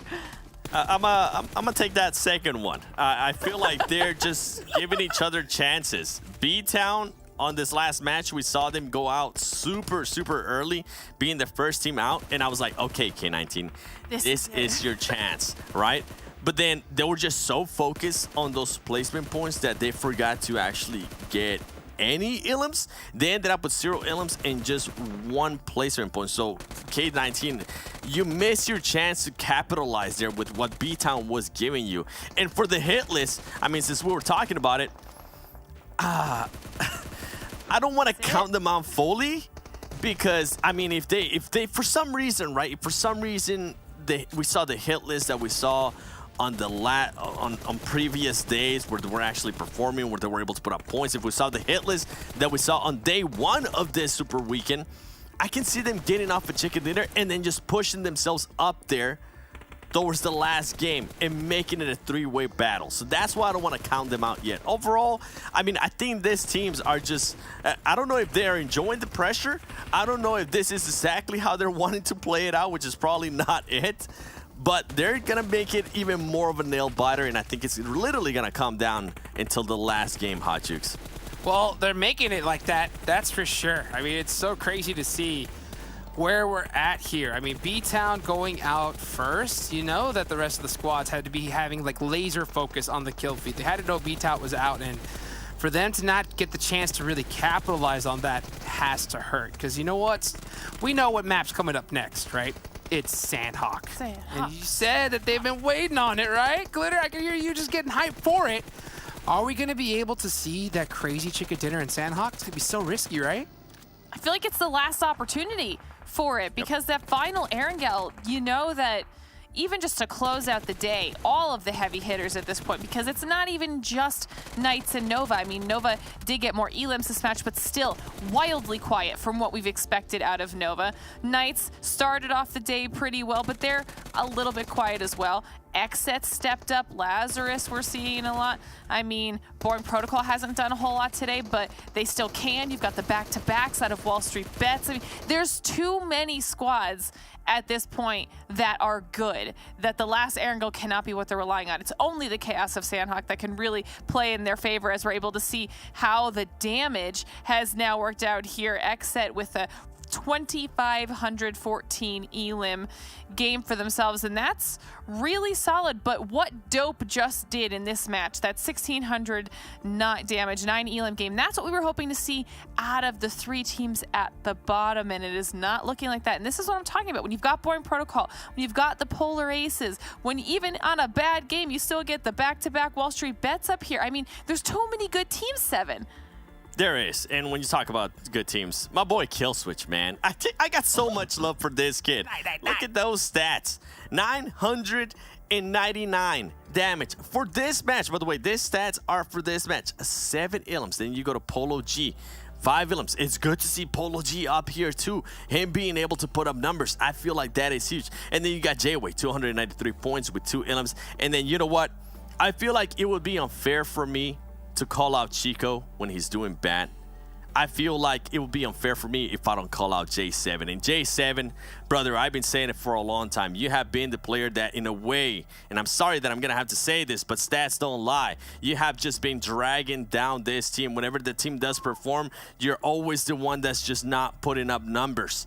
Whether it's in regards to support, I want to see more damage. If you're going to be able to convert that into elims, that's good. And the reason why I'm saying this is because this team is going to be going to the finals. This team is the defending champions. We have you on a different category as well. We're not gonna baby you like we're babying you, like we're babying those teams at the bottom. We want to see better, and we know you can do better. So hopefully that starts happening now before we get to finals. Little tough love there from Seven, you know, and you know what? It is what it is. I mean, we want to see that J7 that hunted down Cloud9 at the end and ended their, you know, their dreams right there. Something that we could definitely see here, and hopefully something we see here in the last 2 games here, right? Well, Dope, right? They pulled out a massive performance right there because they were still in a little scary spot. I mean, one chicken dinner from one of these other squads could have done it, but this one here from them, I think definitely sealed their position, Glitter. Yeah, and you can see that we've got days 1 and 2 versus their performance here today on the last day of this super weekend.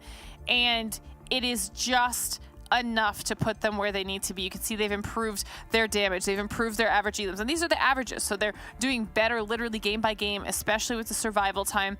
And it was just that final nudge in the right direction that Dope really, really needed. Because like you were saying, they were a little bit too close for comfort to one strong performance from the teams below them, putting Dope in a rough spot. And I think now, like you were saying, Jukes, they should be good after that. That should be enough, especially when you also take into consideration the poor performances for the teams that were chasing them down, you know?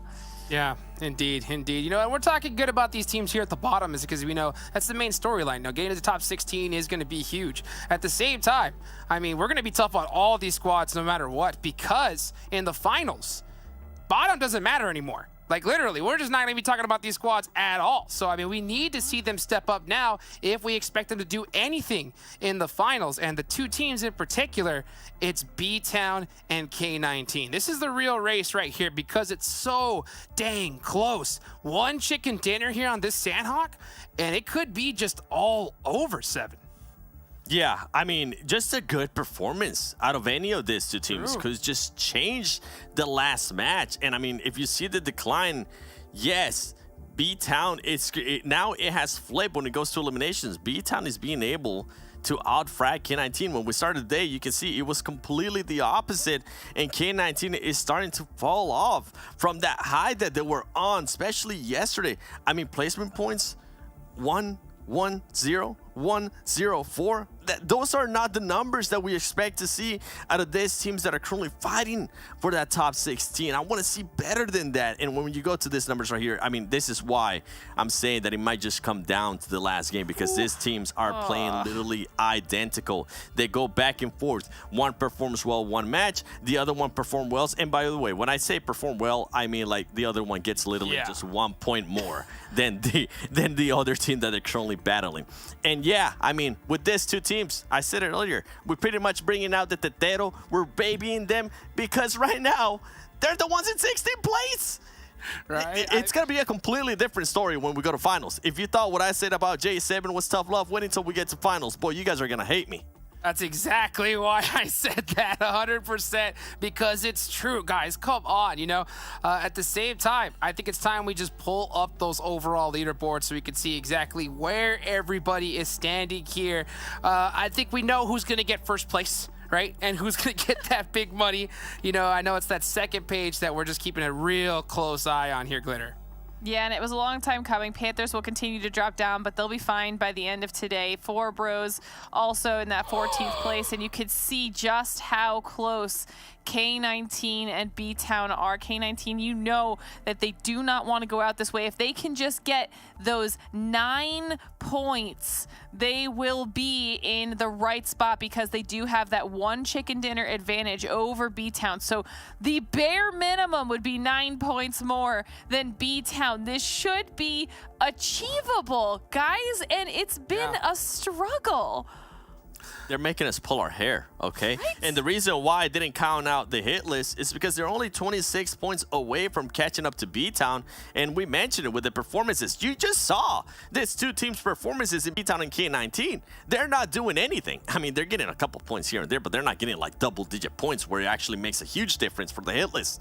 If the hit list can come out with a big game here in Sanhok, I'm telling you, we're going to have a 3-way finish once we get to that last game. I mean, not even high single-digit numbers here. Yeah, look at this map performance. When it comes to the hit list, in my eyes, they don't need just a big performance. They need a massive one. Like, they need a chicken dinner and insane elims, I think, Glitter, if they want to stand a chance. What do you think? Wow. Yeah, what's crazy is when we're looking at this map performance here for Sanhok, I mean, it's literally all of the bottom teams that we talked about at the beginning of the day. You've got Dope, BTOWN, K19 Hitlist all on here as top performance. Chosen barely even counts because they're in such a comfortable position for themselves right now on the overall. But that's also potentially scary for K19. If this is Dope's best map and Dope is coming off of a chicken dinner or a strong performance, I mean, this could be something that might go Dope's way, and you don't want Dope to take those points away from you. And if BTOWN's numbers were better than K19, is this the one map that BTOWN decides to perform well on and then completely puts K19 at the disadvantage? Like, this is going to be tough.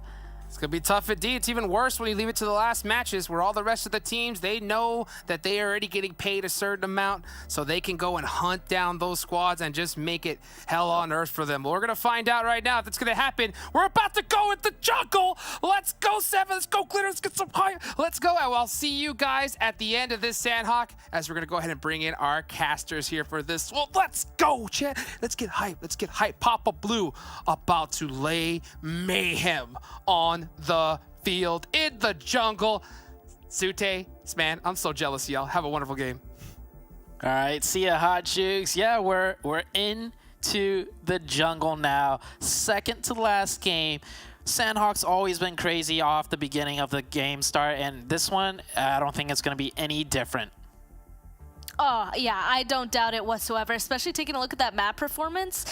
Just based off of previous Sanhok's, BTOWN clearly has the advantage, so I really want to know if K19 will be able to turn it around, because just based off of those numbers, it's not looking too good. But, you know, all we have are numbers, right? And sometimes these teams are really able to pull something out of themselves that make those numbers wrong, right? So we'll have to see if K19 will be able to overcome it. Yeah, numbers are numbers, like he said, but what you can't quantify pressure. The amount of pressure coming down onto K19, onto BTOWN as we draw closer and closer to the very final game of the last Super Weekend. You can't quantify that. And that sometimes makes some players play extremely worse, or they might just pop off. You know, like pressure, it leads to diamonds. I think 7 was the one that, you know, first brought that up. So let's see which team between K19 and BTOWN can become diamonds at the end of the day after everything is said and done. That's really well put, because it's really those more polished, well-played players that are able to perform under that pressure. Oh, K19's dropping with BTOWN right now and Cow. Sorry, I gotta interrupt you. Well, take a look at the north side. I didn't see it. Wow, I was taking a look down at the southern side here. You're right. All of them inside of Cow and Tatmuk. It looks like they are separated just a little bit. BTOWN actually going for a 2-2 split while all of K19 are in Cow. That means that BTOWN, they're going to have to kind of condense towards each other quickly if they're hoping not to go into a 4v2 and then a 4v2 once again. Not only that, this zone is pretty good for a northern drop. So not only is this a good start for K19 if they could isolate that 4v2, but they'll have a decent game in Sanhok as well following this drop. Now, we'll see how this fight pans out though. But yeah, this is what I predicted. Second to last game is when you'll really start seeing a lot of targeting going on, especially when it comes to Sanhok. It's a lot easier to predict player drops and player movement. And right now, here we go.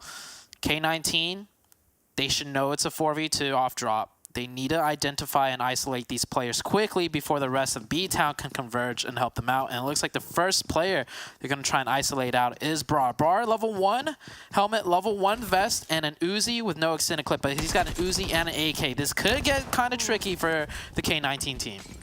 Oh, using that Molotov to be able to hold them back, though. That is so big for him. That means the rest of K19, they're going to have to kind of wait this out. Juancho, the only one upstairs. Luckily, he's waiting, though, for the rest of his team. He knows that if he pushes by himself, that is just a death sentence. But take a look at that mini-map, Zute. The rest of BTOWN are here. Unfortunately, K19 couldn't use their advantage the way that they needed to. Now they are the ones that are stuck inside of a building while BTOWN is pushing on them, but it does look like Russell starting it off with a knock onto Brar here. BTOWN will be down to 3 people left, and BTOWN slowly closing onto K19. K19, they need to start moving to the next person, and it looks like they spotted out Bolty. Oh no, BTOWN unfortunately not sticking together on this push. They're just allowing each of them to be taken down one by one. Jimmy is next up. Oh, nice pops, but the trade should come through. 1 HP on Jimmy. Valak will go through and get that. Cess gets it. There's a revive coming out on the other end, though they never confirmed this player. It'll be reset to a 4v2 situation. Oh, they're not even going to reset on Juancho. They're going to keep pushing this. They want to keep the advantage going. That one player that got revived has no first aids, it seems, so he's going to stay there bandaging. Now, this is when K19 should reassess the situation just a little bit, because they have a player knocked that they could get a revive. It's not like BTOWN can revive anymore, unless if this grenade comes through, it does. 3v1 situation. This is K19's fight to completely throw and lose at this point.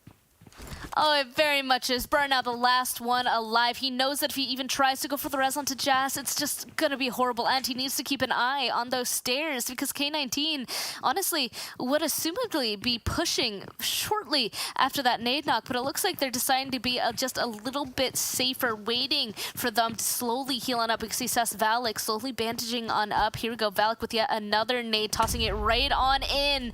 Ooh. Unfortunately, won't do any damage. Valak is now upstairs, though. K19 looks like they're finally starting to make their push up these stairs. They got the rest onto Jazz, but all he has is an energy drink, and he's down. Jazz is the last one up. Oh. That was clean.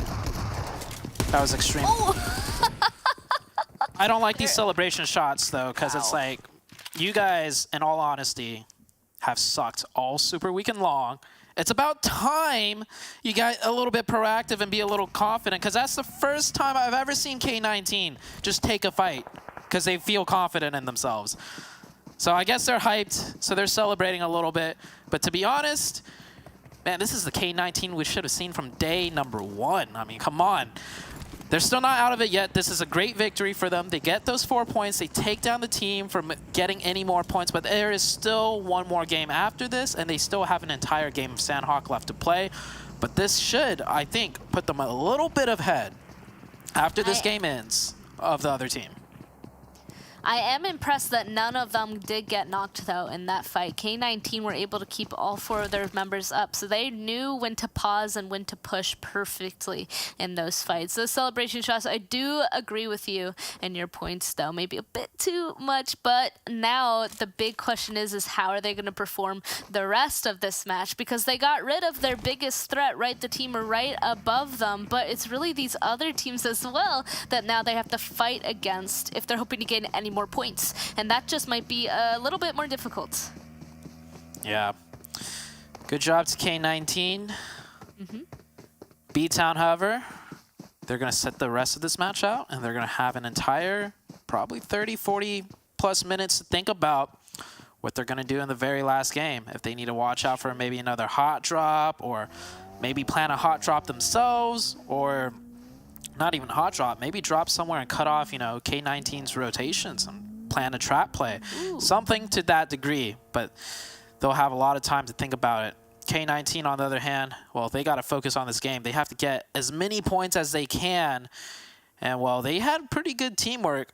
I will say they took down BTOWN, which isn't like the strongest of teams, but hopefully that gives enough confidence to K19 to be a little bit more proactive when it comes to breaching into the circle, because we saw the last game.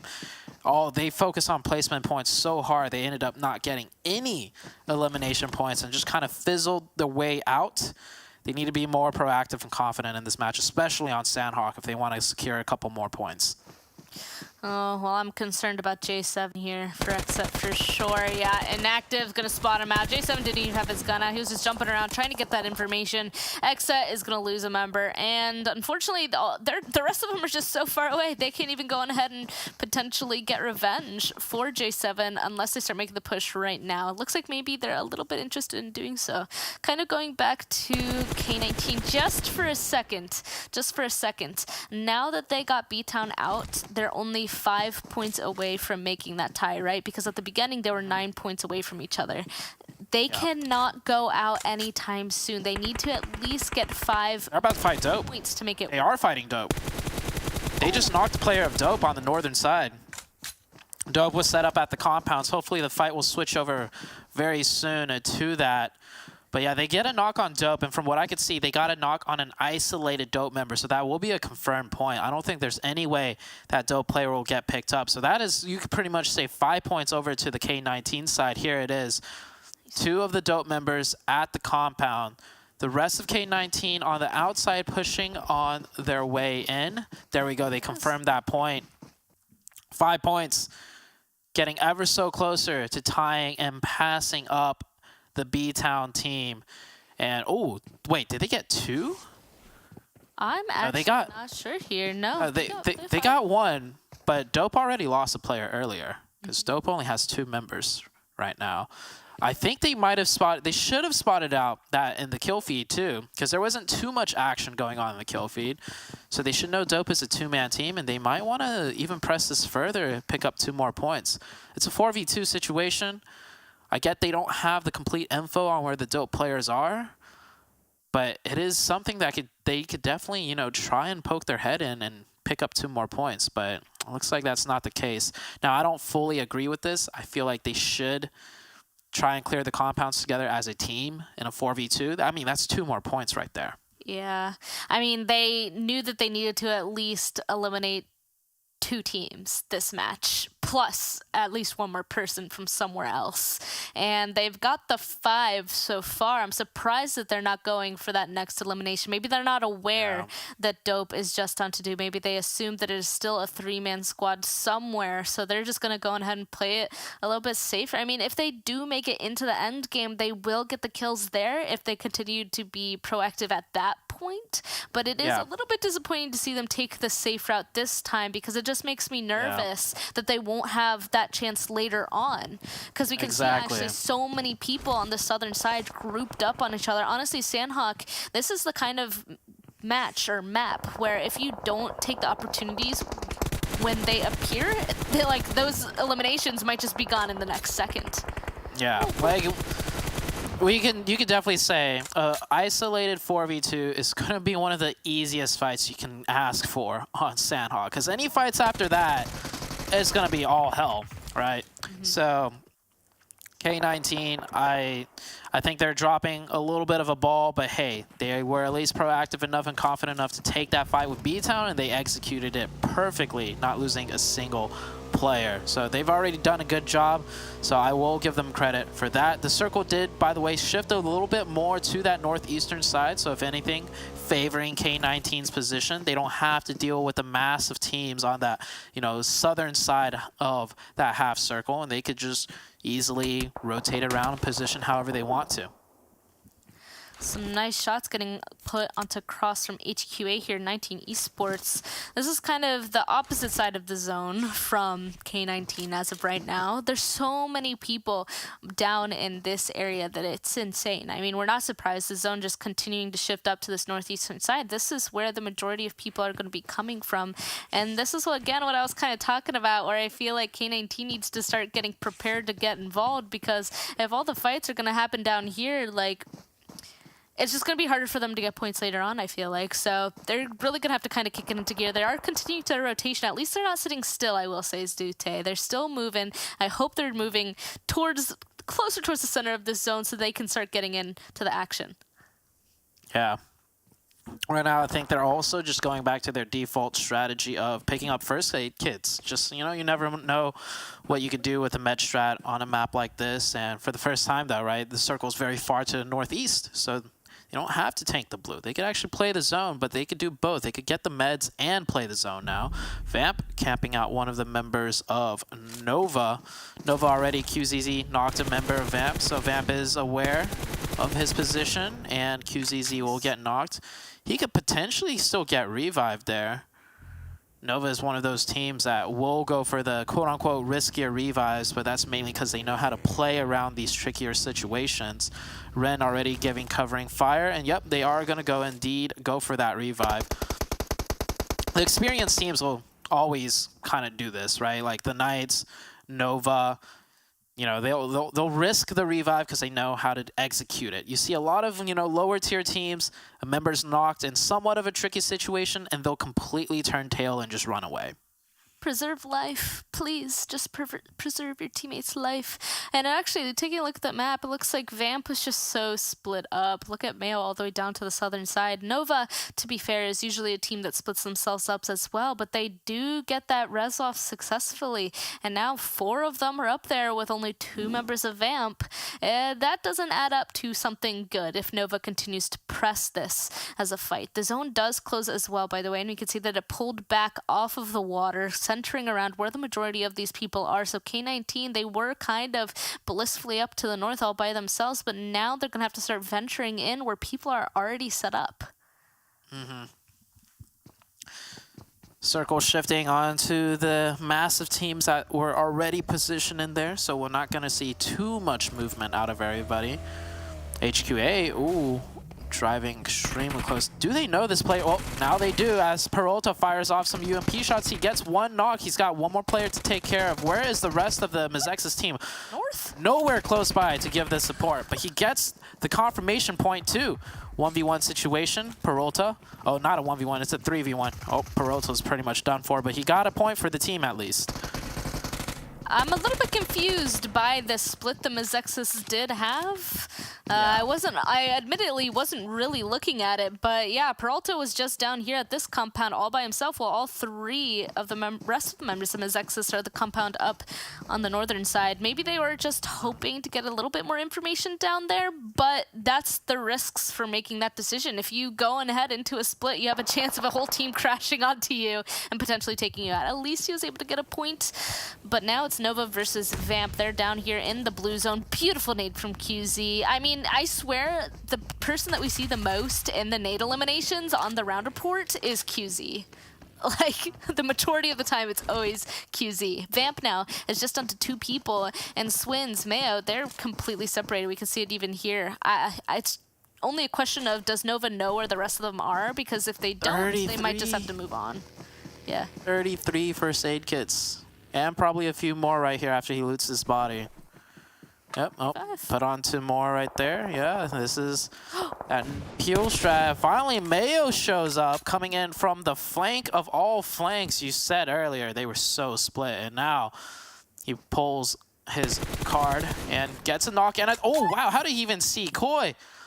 That's 35 first aid kits right there if he could manage to find Koi and, you know, loot him. He's got a tuk-tuk. And I think Nova right now, they got to save Koi. It's not so much Koi. They got to save the first aid kits. So they should all be running it back there because that's their main strategy. They don't really have a way to fight into this zone with only 3 and just tanking the blue as well. So we'll see if they can make that recovery. Meanwhile, K19 has made their way into the northeastern side of the zone. Let's see if they get that zone blessed, though, because if it goes anywhere south, they don't have a lot of options, and it's going to be difficult fights all the way through. And, oh, yeah, no, that is not what K19 needed. Chances are, this Lazarus team is probably going to eliminate out K19. We might see K19 wrap around to the southeast, though, but then they're running into 19E or the Knights. Goes back to say, that 4v2 against Dope looking a lot more favorable than what position they put themselves in. The other thing is, right, they're playing slow for placement. Well, with this many teams alive, if you go out now, you get 0 placement points. So, just goes to show K19 still has a lot to learn about maximizing the point efficiency. And I think going for a quick scout job, they're going to realize everything is taken right now.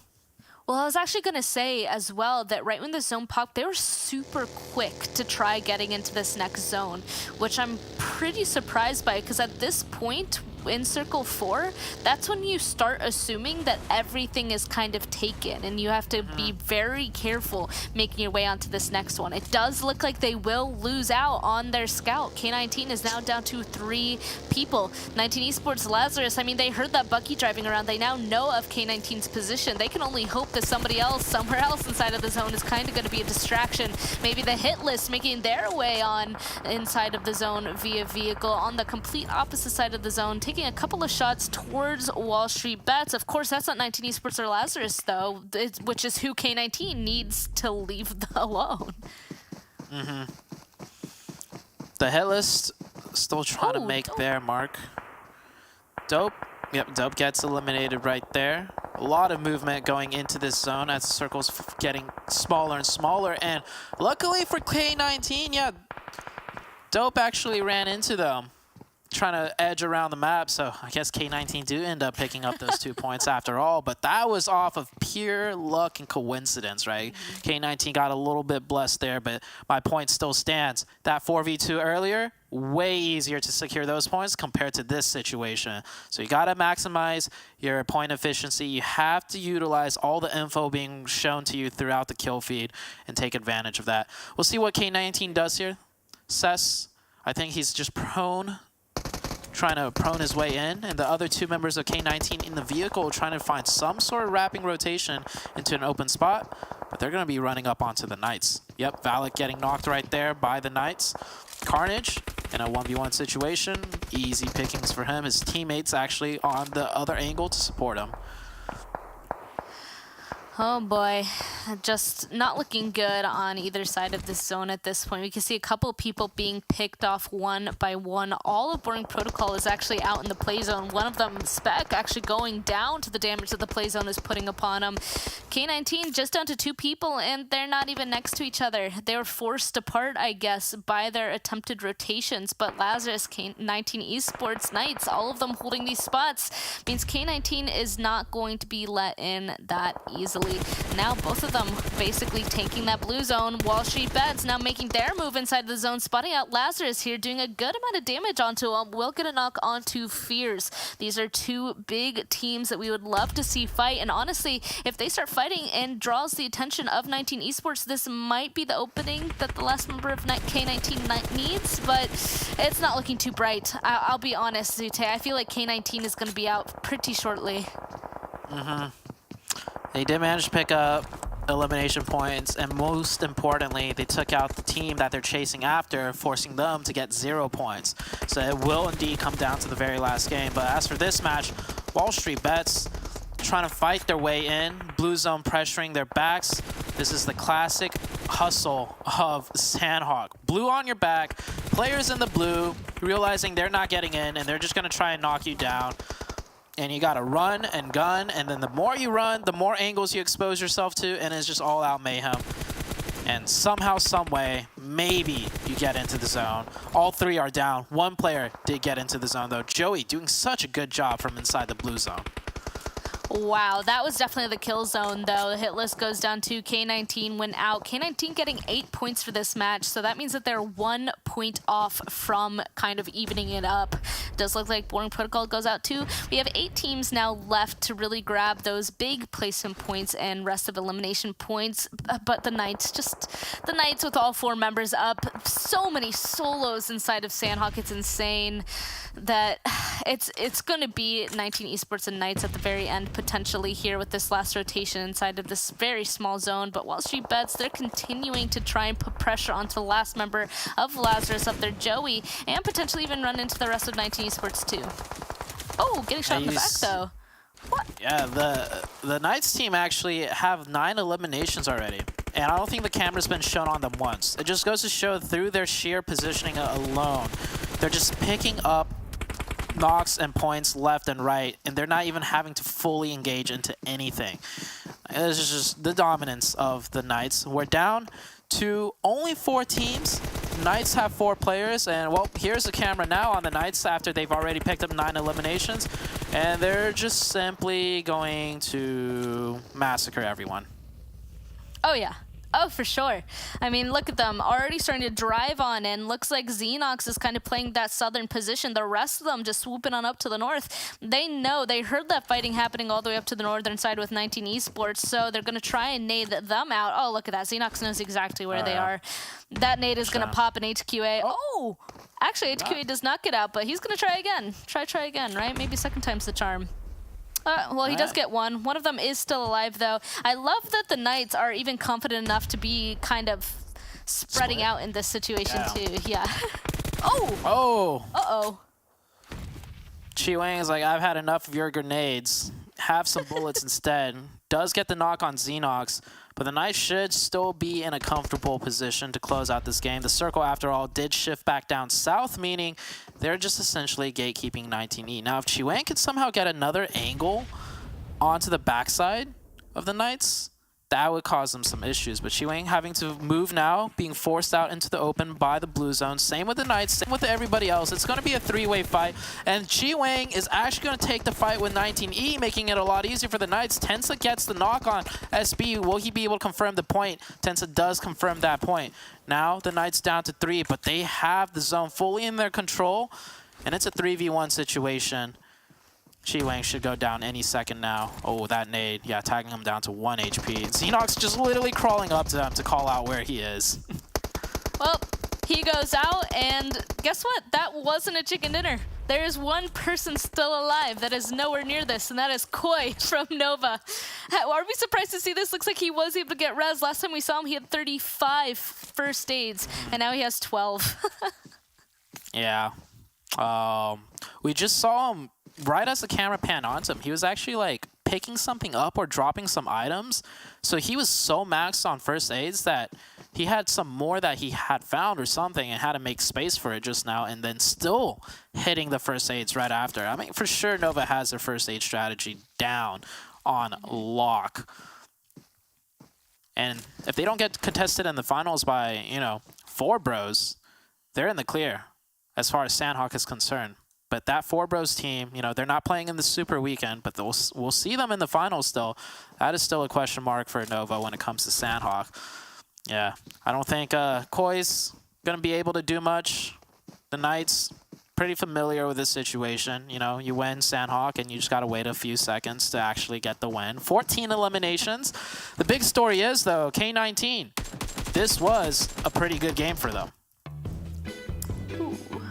There they go. Yeah, K19, this was a huge game for them. We already kind of mentioned it. They got 8 points for themselves for that. They needed 9 to kind of equal it on up to BTOWN, but meaning that they're only 1 point away, that's going to be huge coming into this last game. And the Knights, I mean, they've already secured their spot up there in that first place position, so them getting the win on the last Sanhok of the Super Weekends, it's just to kind of get the feel good for themselves one last time here. I bet you like the Knights aren't even like happy like they're winning. Like I bet you, like after they won that game, they're just kind of like, all right, cool. We got one more game. Yeah, okay, we got one more game. All right, like no joke. Like they're so far ahead, and like the Knights mentality is most likely trained on the freaking global championships. Because they were supposed to make it last year. Everyone was expecting it, and they fell short. So this is like a kiddie park to them. They are literally winning these games and just being like, all right, GG, go next. All right, Coops, 8 eliminations. Yeah, I already have 40 plus on the second guy. Whatever. Like, seriously. It's just like the Knights are just at the other level. They're just waiting until the time comes to really actually have some challenge facing towards them. At this point, just seeing just how high they can go, I guess, in this situation. But we already know that it's 50 plus kills potentially at this point for Coops. And we're going to see just how many more he's going to be able to achieve because there's one game left, actually, Zute. There's one more on Erangel. And we're going to, of course, be jumping over there after a break in analyzation of this last game.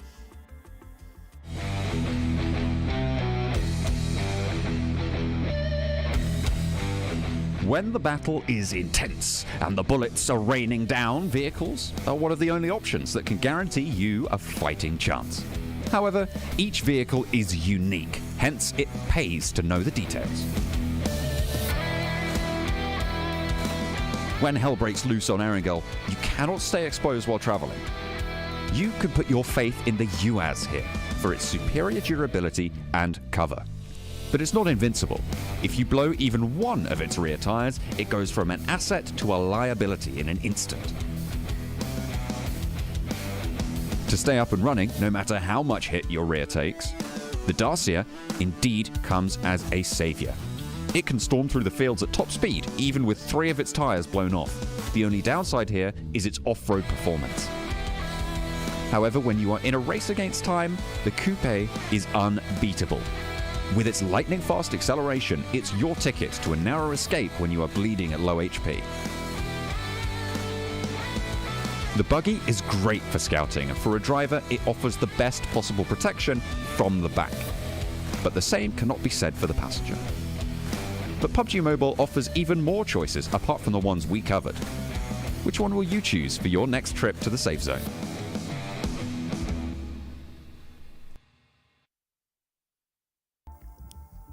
Welcome back, everybody. That is what we expected from Sanhok. K19 hot dropping onto BTOWN. That is how you get it done. And speaking of getting it done, of course, I got to give a big thank you to Monster Energy, our official energy drink partner here for the PMPL. Best in the business, baby. Let's go ahead and bring back Seven. Let's bring back Glitter on this one. This is going to be a nail biter coming up here, Glitter. I mean, this is how you do it.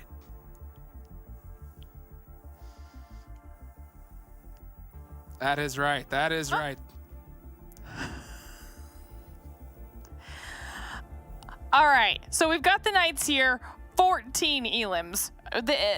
Honestly, let's just go to the top 2, though, because we watched this happen so much with Nova. It's our top 2 heavy hitters. Nova's have been completely silent all day, and then we get the heal strats. To be fair, they still get 7 elims, but the heal strats to get them all the way into 2nd place, and you love to see that when it's Knights and Nova battling out here on Sanhok. But we're going to skip everything else on this match ranking 7 because the most important thing is down there at 7th place. That is K19 with 7 elims.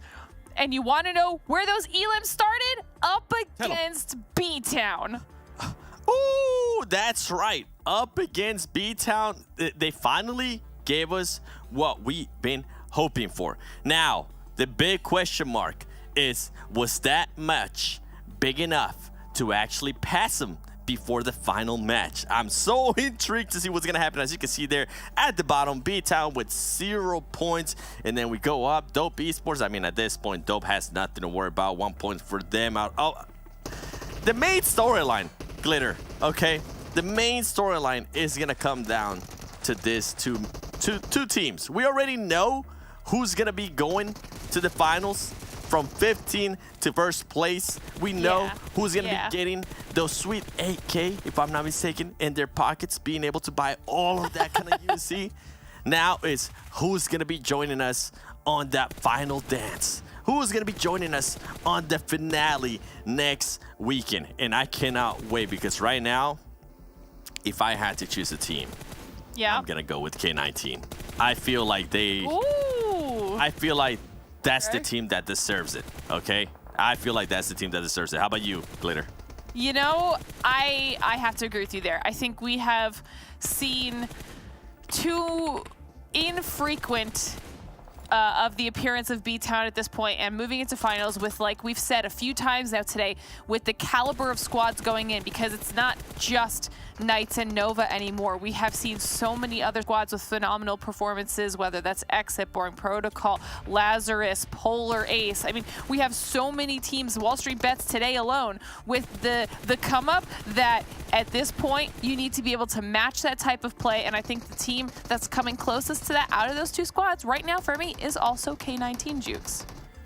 Yes, it is. And K19 are the squad that we are going to keep a close eye on. I can't wait to see what the overall is going to be. It's got to be close as heck. But Pittsburgh Knights putting up a big performance. K19 as well. I mean, Glitter, could you ask for a better performance?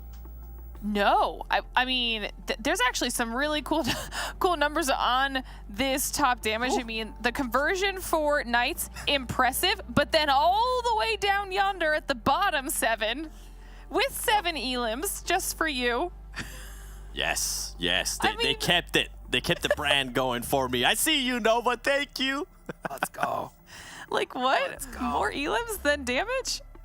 Oh, man. I mean, that is how you do it. I mean, it's so crazy. I wanted to see those other squads employ that heal strat. I know, Sam, I know it's not your favorite thing, but I heard you in the back. You were like, dude, do it. I mean, because look what Nova was able to do. Because if one of these other teams did the same thing, that would have been game-changing for them. It's just, it blows my mind. It blows my mind. But, something that really blew my mind at the start was K19 hot dropping BTOWN. We were waiting for it. We've been calling it all day. So 7, why don't you go ahead and break down this amazing execution and engagement from K19?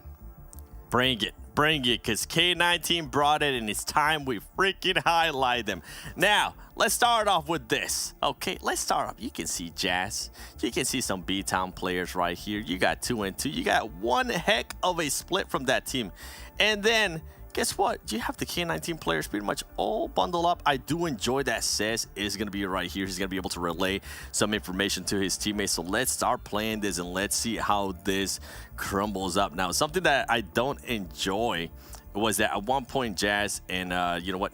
I never like saying your name. I wish you would have just gotten a different route and gotten a little bit better angles, just like K19 was with Cez and also with Juancho. And right here, he does end up going down to Russell. Juancho was going to be able to get him anyways. What I enjoy is as soon as they got that knock, they know where Jazz is. They're like, okay, we don't have to worry about him. He's been shooting there for such a long time. I don't think he's going to push. Cez, on the other hand, for K19, is able to relay the information that, hey, you know what? Our boy from BTOWN is currently going to be pushing around. He's going to be trying to flank us. So you're going to see 3 players, right? Actually, 2 players right here. Juancho and Russell, and then Cez as well. They're going to make sure they neutralize that player, and they're going to be able to do just that. Actually, it's going to be Valak. There you go. Russell kind of faked me out there. He's going to be Valak, going to be able to push out.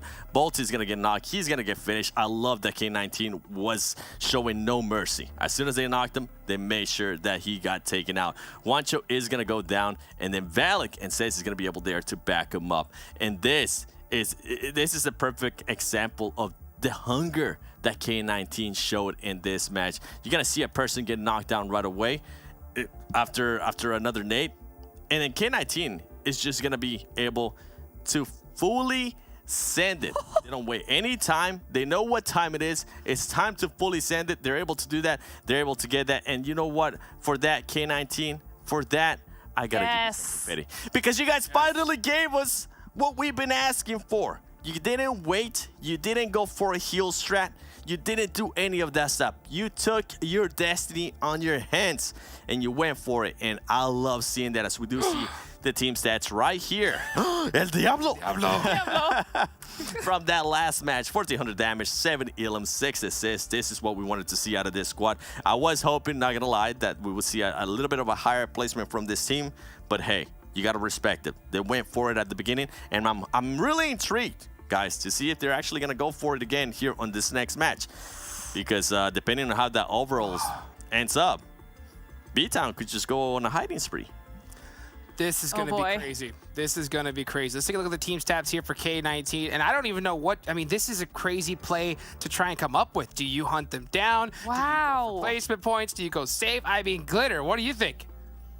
I honestly, K19 did such a good job pushing BTOWN off that drop that I would almost kind of like to see them go again for it. I know it's a little bit risky and they probably won't. They're probably just going to try and play it a little bit safer. But look, with the performances coming out of Wancho today, I think they might be in a good spot because this is their individual numbers for the day so far, and he's got over 1,600 damage, 8 elims. There are only 4 other elims across the other 3 players. He has 8 on himself and 9 knocks, so he has the almost perfect conversion as well. Solitude putting up some decent numbers for himself, as well as Valak, and then Russell rounding out there with that support role. But we even saw in that telestration that you just did, Seven, how important they all were, with Russell kind of moving to relay information while the other 3 were splitting off to push the solo of BTOWN. So they have been working as a unit, and that's what we need to see more of from them. Oh, so beautiful. So beautifully executed. Personally, I would have loved to see them right after that just start hunting down for those heals, right? Get those placement points on top of those kills that you got. I'm sorry, elims. They would have been perfectly well executed, but unfortunately, it's going to be pretty close. That's what I think. I've been kind of doing the internal math in my head, but it's about time I think we find out for sure where everybody is standing on those overall leaderboards. Let's bring them on up and take a look. First page, you know. Yeah, we know. Knights doing Knights. Okay. Knights, Can we show the second one? Let's get to where we want to see. Come on, Seven. Break it down. Oh, BTOWN's still there. Wait. Okay. BTOWN is still there. Wait, hold on. Flip it for me. Oh, baby. 1 point. Let's go. Point. Indeed. Yo, remember, we've been hyping this up. We've been hyping this up for such a long time. We've been saying how important 1 point can be, how important knocking a player and making sure you confirm that LM can't be. And ladies and gentlemen, this is why we say it, because we have done this for a bunch of years now, and it never fails to happen. 1 point. So now, the big question mark for K19 becomes, what is the strategy going to be for this upcoming Erangel? Are you going to try to go to maybe try and hope that you can hunt down BTOWN? Because BTOWN, after what just happened, if I'm BTOWN, I'm going to be like, yo, remember where we've been landing every single time in Erangel? You know what? Yeah, let's not do that. Let's go somewhere else, because I think that's going to happen again today. It's going to be interesting, and I think it's going to be a cat and mouse game here, Glitter. I'm nervous. But I'm also excited, and I'm ready to get into the game, and I need to. There's also the option. I know we're focusing on K19 and BTOWN a lot, but we're forgetting an entire other lobby of teams that are now like safe. It could, their games could be ruined by 14 other squads. What if Knights decides, you know what?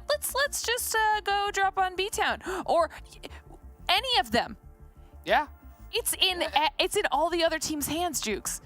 I mean, they can. They literally can. They have nothing to lose at this point. We know Knights are going to run away with this thing. So literally, what is going to happen in this last match? It's all eyes are on these 2 squads, BTOWN and K19. Who is going to perform better in this last match? Let's go ahead and bring in our casters for the day. Thank you so much, Seven. Thank you so much, Glitter. We'll see you at the end of all this.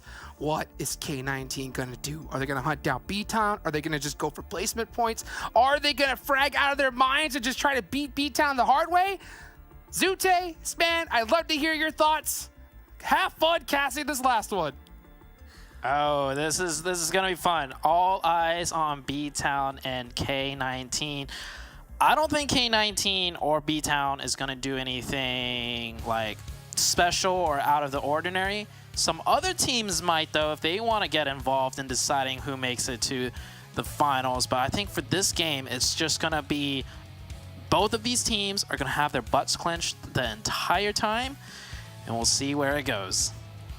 Oh boy, I know that all of my nails are going to be gone by the end of this. Who even knows how I'm going to be casting because of this? Because 1 point separating from 16th place? That's just too much. That's too much from Yuzute. I don't know. It's like the cameras should only be following K19 and BTOWN. I am ready. I am prepared. The thing is that if they just get in an early fight, then we don't have to worry about it, right? Oh, 2 teams. Is that what's happening? Dropping to the yeah. This is K19's drop split. They go up here uncontested 100,000% of the time, and now for the first time, the other team dropping up there is BTOWN. I don't think K19 was ready for this one. Like, you would think you hot drop on a team, eliminate them, and then on the very final match, I don't think you're expecting that same team to hot drop on you. So you see right here, K19 is pulling their drop short. They are usually the ones to stretch up towards that Kameshki Stalber area. But as soon as they saw those other parachutes, they're stopping their drop short, and BTOWN instead is going to take it over. However, that does mean they're not necessarily going to clash off drop. So BTOWN just throwing a small wrench into K19's original plan of just playing their game. But I don't think that's enough. I feel like K19, they'll just loot up elsewhere, and then the game will still play out. Maybe BTOWN will have to chase them down. We'll see what happens.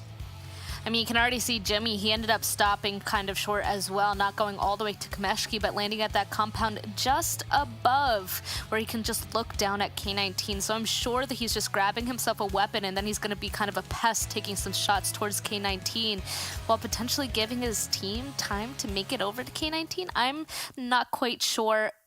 If anything, if K19 tries to leave soon, which honestly they should, I wonder if BTOWN is just going to follow right after them. Of course, our first elimination did come through. We can see it here in the replay. Coops getting a knock and the flush onto one of the Flores members. The rest of them continue to drive over to their usual drop, which is Severny. The circle also, by the way, popping, just centering around off the center of Shelter. This is once again one of those kinds of zone shifts that we've seen quite a lot, but the majority of players are already in. This circle is pretty standard. I'm just trying to think in my head what's going to happen between K19 and BTOWN. Right now, 3 of the BTOWN players are grouped up now in a vehicle driving back down towards Jimmy, definitely to scoop him up. But are they going to drive and engage into fights, though, with K19? Or is this just simply grouping up and rotating? Hopefully the cameraman will pan over to this, because, I mean, BTOWN is just driving a little bit closer and closer to K19. Yes, we know the Knights are the champions. They all look fantabulous. We love seeing the Knights on the screen. But right now, I want to be able to see every little movement between K19 and BTOWN, especially given the fact that they're so close to each other. Yeah, here we go. It looks like BTOWN did get a bit closer, and you could definitely tell they're looking for K19. They're trying to see if they can spot out any movement, but K19 has already got in their own vehicles and is starting to rotate further south into the zone, not just for a rotation, but probably for some more loot. I like that BTOWN is still being careful on their rotations, like they're trying to see if K19 is still there. We know that K19 is already out of there, right? I don't know why they wouldn't think that they would have spotted K19 by now, but K19 honestly left at the perfect time going down to the southern side. Still, again, a little bit surprised though that Jimmy in that position up above them on the compound wasn't able to see K19 make their leave. Yeah, this might just slow down BTOWN a lot if they're constantly paranoid of the fact that K19 might just be camping right in front of them. So, BTOWN trying to do something. It might also be due to the plane path too, because that plane path, you know, started from the northeast and it didn't really cut through the center of Erangel. So maybe it was a mix of the plane path and they had a set plan of, okay, if this is the plane path, we might just take the drop with K19. But pretty slow game to start. I mean, Coop's got an elimination already, so he's just going to add another one onto his insane amount of eliminations. Like, he's already had enough, but why not? Just get another one before the final game even, you know, really starts to, you know, pop off. He just picks up one for himself, just like that. Honestly, I'm wondering if we got that early action, that early fight from BTOWN and K19, I wonder if that would have just, like, no more stress, right? Like, oh, it's already over with. It's done. Actually, it might be happening right about now as we're speaking. BTOWN finally finding where K19 is. We haven't seen the fighting in the kill feed just yet, so maybe they're just preparing, but we're starting to see everybody start kind of going towards the center of this zone where people are going to start really stacking themselves up, making sure that they're at least have a good spot for this next zone shift. But Zute, I'm just holding my breath until we switch over to BTOWN and K19 because they're literally touching. I swear. Look at them. They're chasing them down right next to each other. They are chasing them down. It's gonna happen. It's gonna be a fight. I don't like. Hello, camera person. Please switch over right now. They are right on top of. There's a fight. Jimmy's got a knock onto Cess. The opening is there for the side of BTOWN. I'm just gonna say. Nowhere. I'm just gonna say, finally, about time. Yeah. Okay, Valak is super low. 4v3 situation. K19's on the back foot. BTOWN getting extremely aggressive. They get another one. It looks like BTOWN might just end up winning this fight and winning their spot into the PMPL. It's a 2v4 situation. Valak's only got bandages. He needs a double knock right here. He makes a little bit too much noise. Wasn't decisive enough. Now it's a 1v4 situation for Russell, and he's 1 HP. He gets one, but that's about it. Yep. There it goes. Karma for celebrating on Sanhok. That is straight up karma. This I like to see. Spam, stay in the blue zone. The dance. Yeah, do everything. Loot all the buildings around, grab all the ammo, die to the blue zone, shooting their boxes for the rest of the game, and I could get behind that. Wow. I am. Great job to BTOWN. You're right. I am a little bit surprised by that early celebration last match, because coming into this one, looks like BTOWN, they were successfully able to chase them down. K19 is now out. BTOWN, they have 4 eliminations now, and we knew that K19, they were 1 point away, so that's it. I think that's basically our that's our top 16. But of course, there's still where people are going to be placing exactly for the rest of this. So the rest of this game isn't, you know, not worth watching, of course, or anything. Of the match, I will say though, I will say, if the Hitlist wins this game with like 17 eliminations or something like extremely crazy, the Hitlist could still, you know, overtake BTOWN. But it's like, yeah, that's probably not gonna happen. But wow, yeah. I feel like K19 had it coming to them, man. Like when they celebrated shooting their boxes in Sanhok, I was definitely not happy with that one, because it was like about freaking time, and you guys feel like you're like everything now, right? It's like you guys should have been doing this the whole entire game, and now you just get dumped on yourself and you're out, and it's just like RIP, man. But good job to BTOWN once again. I mean, I'm just honestly glad that they decided to go on ahead and make the drop happen in Kameshki and make that chase down actually happen, because otherwise we would have been here holding our breath this entire time. Actually, honestly, a bit surprised that K19 didn't decide to fight them on their home turf, right? If K19, if that's their drop in Kameshki and they saw BTOWN coming with them, and that's where they're used to playing out of, why wouldn't you just try and attempt to take the fight there instead of potentially dropping in a spot where you're not going to get the best loot, not going to get all the vehicles that you need, and then you're just going to be running the whole time? Yeah, I think they were not expecting that, right? They thought BTOWN would cower in fear after getting dropped on themselves, but instead they just came right back. And now, well, I mean, this being the last match of the day of the Super Weekend, everybody is just having a little bit of fun with it, driving around, drive-bys, chasing people down. I think everyone in the kill feed also saw BTOWN did take down K19, and everyone, including the competitors right now, know who the top 16 will be.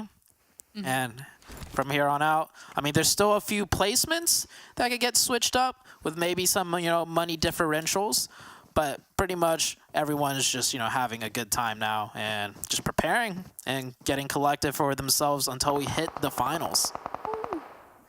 Oh man, yeah, at this point, so many people are fighting in the very center of this zone. It's kind of insane. I think everybody has kind of realized, oh, well, the match kind of over, but of course, we're going to continue to fight, continue to get used to fighting the rest of these teams, because these are the guys that we're going to be seeing inside of the finals. Some teams, of course, not. You're talking about the Hitlist. They're still in this. We can see them right down there by the shark fin compound. Ooh, and you love to see a bridge camp in the last match, right, Zute? We got Nova holding the northern side of this bridge from Mezexis. This is going to be quite interesting to see. The only bad thing for Nova is that QZ is already out and Kindness is currently knocked. I think they did get a successful knock and finish onto Mezexis first, and then Mezexis was able to answer back with their own knock, but it's not over yet. Koi's dropping some smokes to try and get that revive. There is one member down from Nova as well, so it is a 3v3 if they could get Kindness up. Mezexis looking to see if they could push on up. And now, I don't think Nova usually would do this. This might be more of a mind game thing going into the finals to make Mezexis think they would cap the bridge, because zone-wise, this is nowhere close to center, right? Nova usually will just play center, and they had a really good drop rotation to play center on a zone like this, but instead they're here. So this might be more of a psychological warfare thing to just make Mezexis a little bit more scared going into the finals that there will be a team bridge camping them. But Mezexis is actually dealing with this bridge camp extremely well, and that's actually 2 of Nova knocked down. So Mezexis looking really good. Koi, though, trades back. 1v2 situation. Inactive on top of the bridge, though. It's going to be tricky for him to deal with.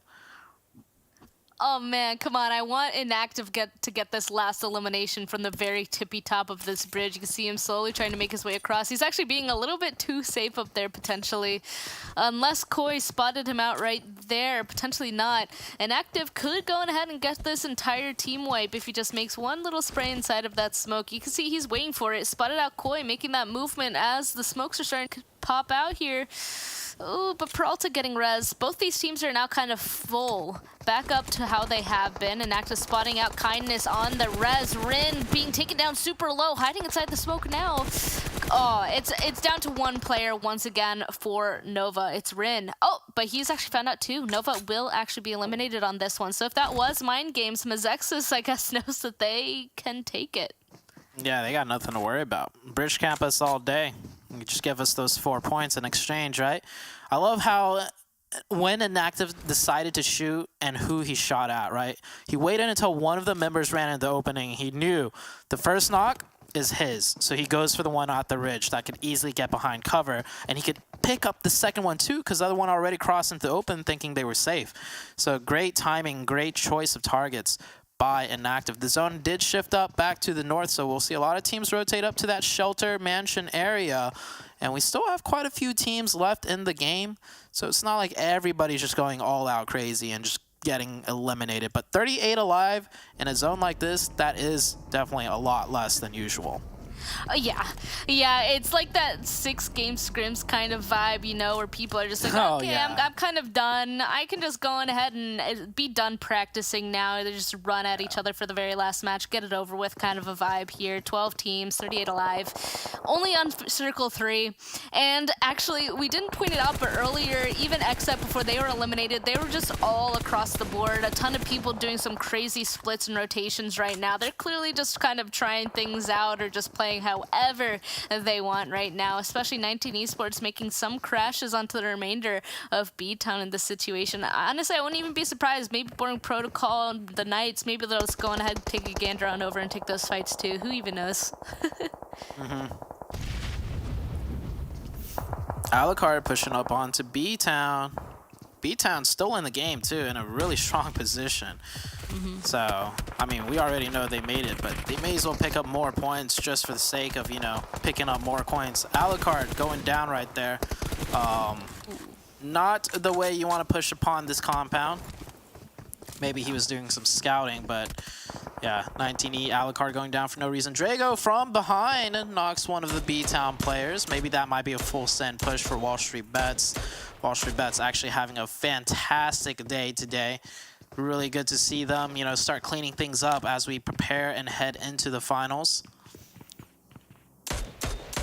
I'm actually really excited once we get to those finals because you were kind of touching on it earlier. The Nova versus Four Bros fight down in Sami and Sanhok. There's these other teams that are going to be fighting specifically towards each other in the finals, potentially holding up those bridges, trying to play those mind games. Like the finals is going to be like a next level thing. We always talk about, oh, league play and super weekends. Like teams play it so differently. I feel like now the super weekends versus the finals, it's again just going to be yet another level of teams playing things differently. It does look like in this one, though, the zone will make a hard shift up to that northwestern side. So BTOWN, 19 Esports still happily inside the zone, except 19 Esports might be being crashed on by Mezexis right now, but so many other teams have to make their way on in here as well. There's going to be a ton of crashes. Whenever it goes up here, I swear that these couple of compounds right here are just crashed on over and over and over again. 19 Esports finally finding their demise, as actually Mezexis, they have 2 people down. If somebody did decide to make a crash onto this right now, they'd probably be able to clean this up.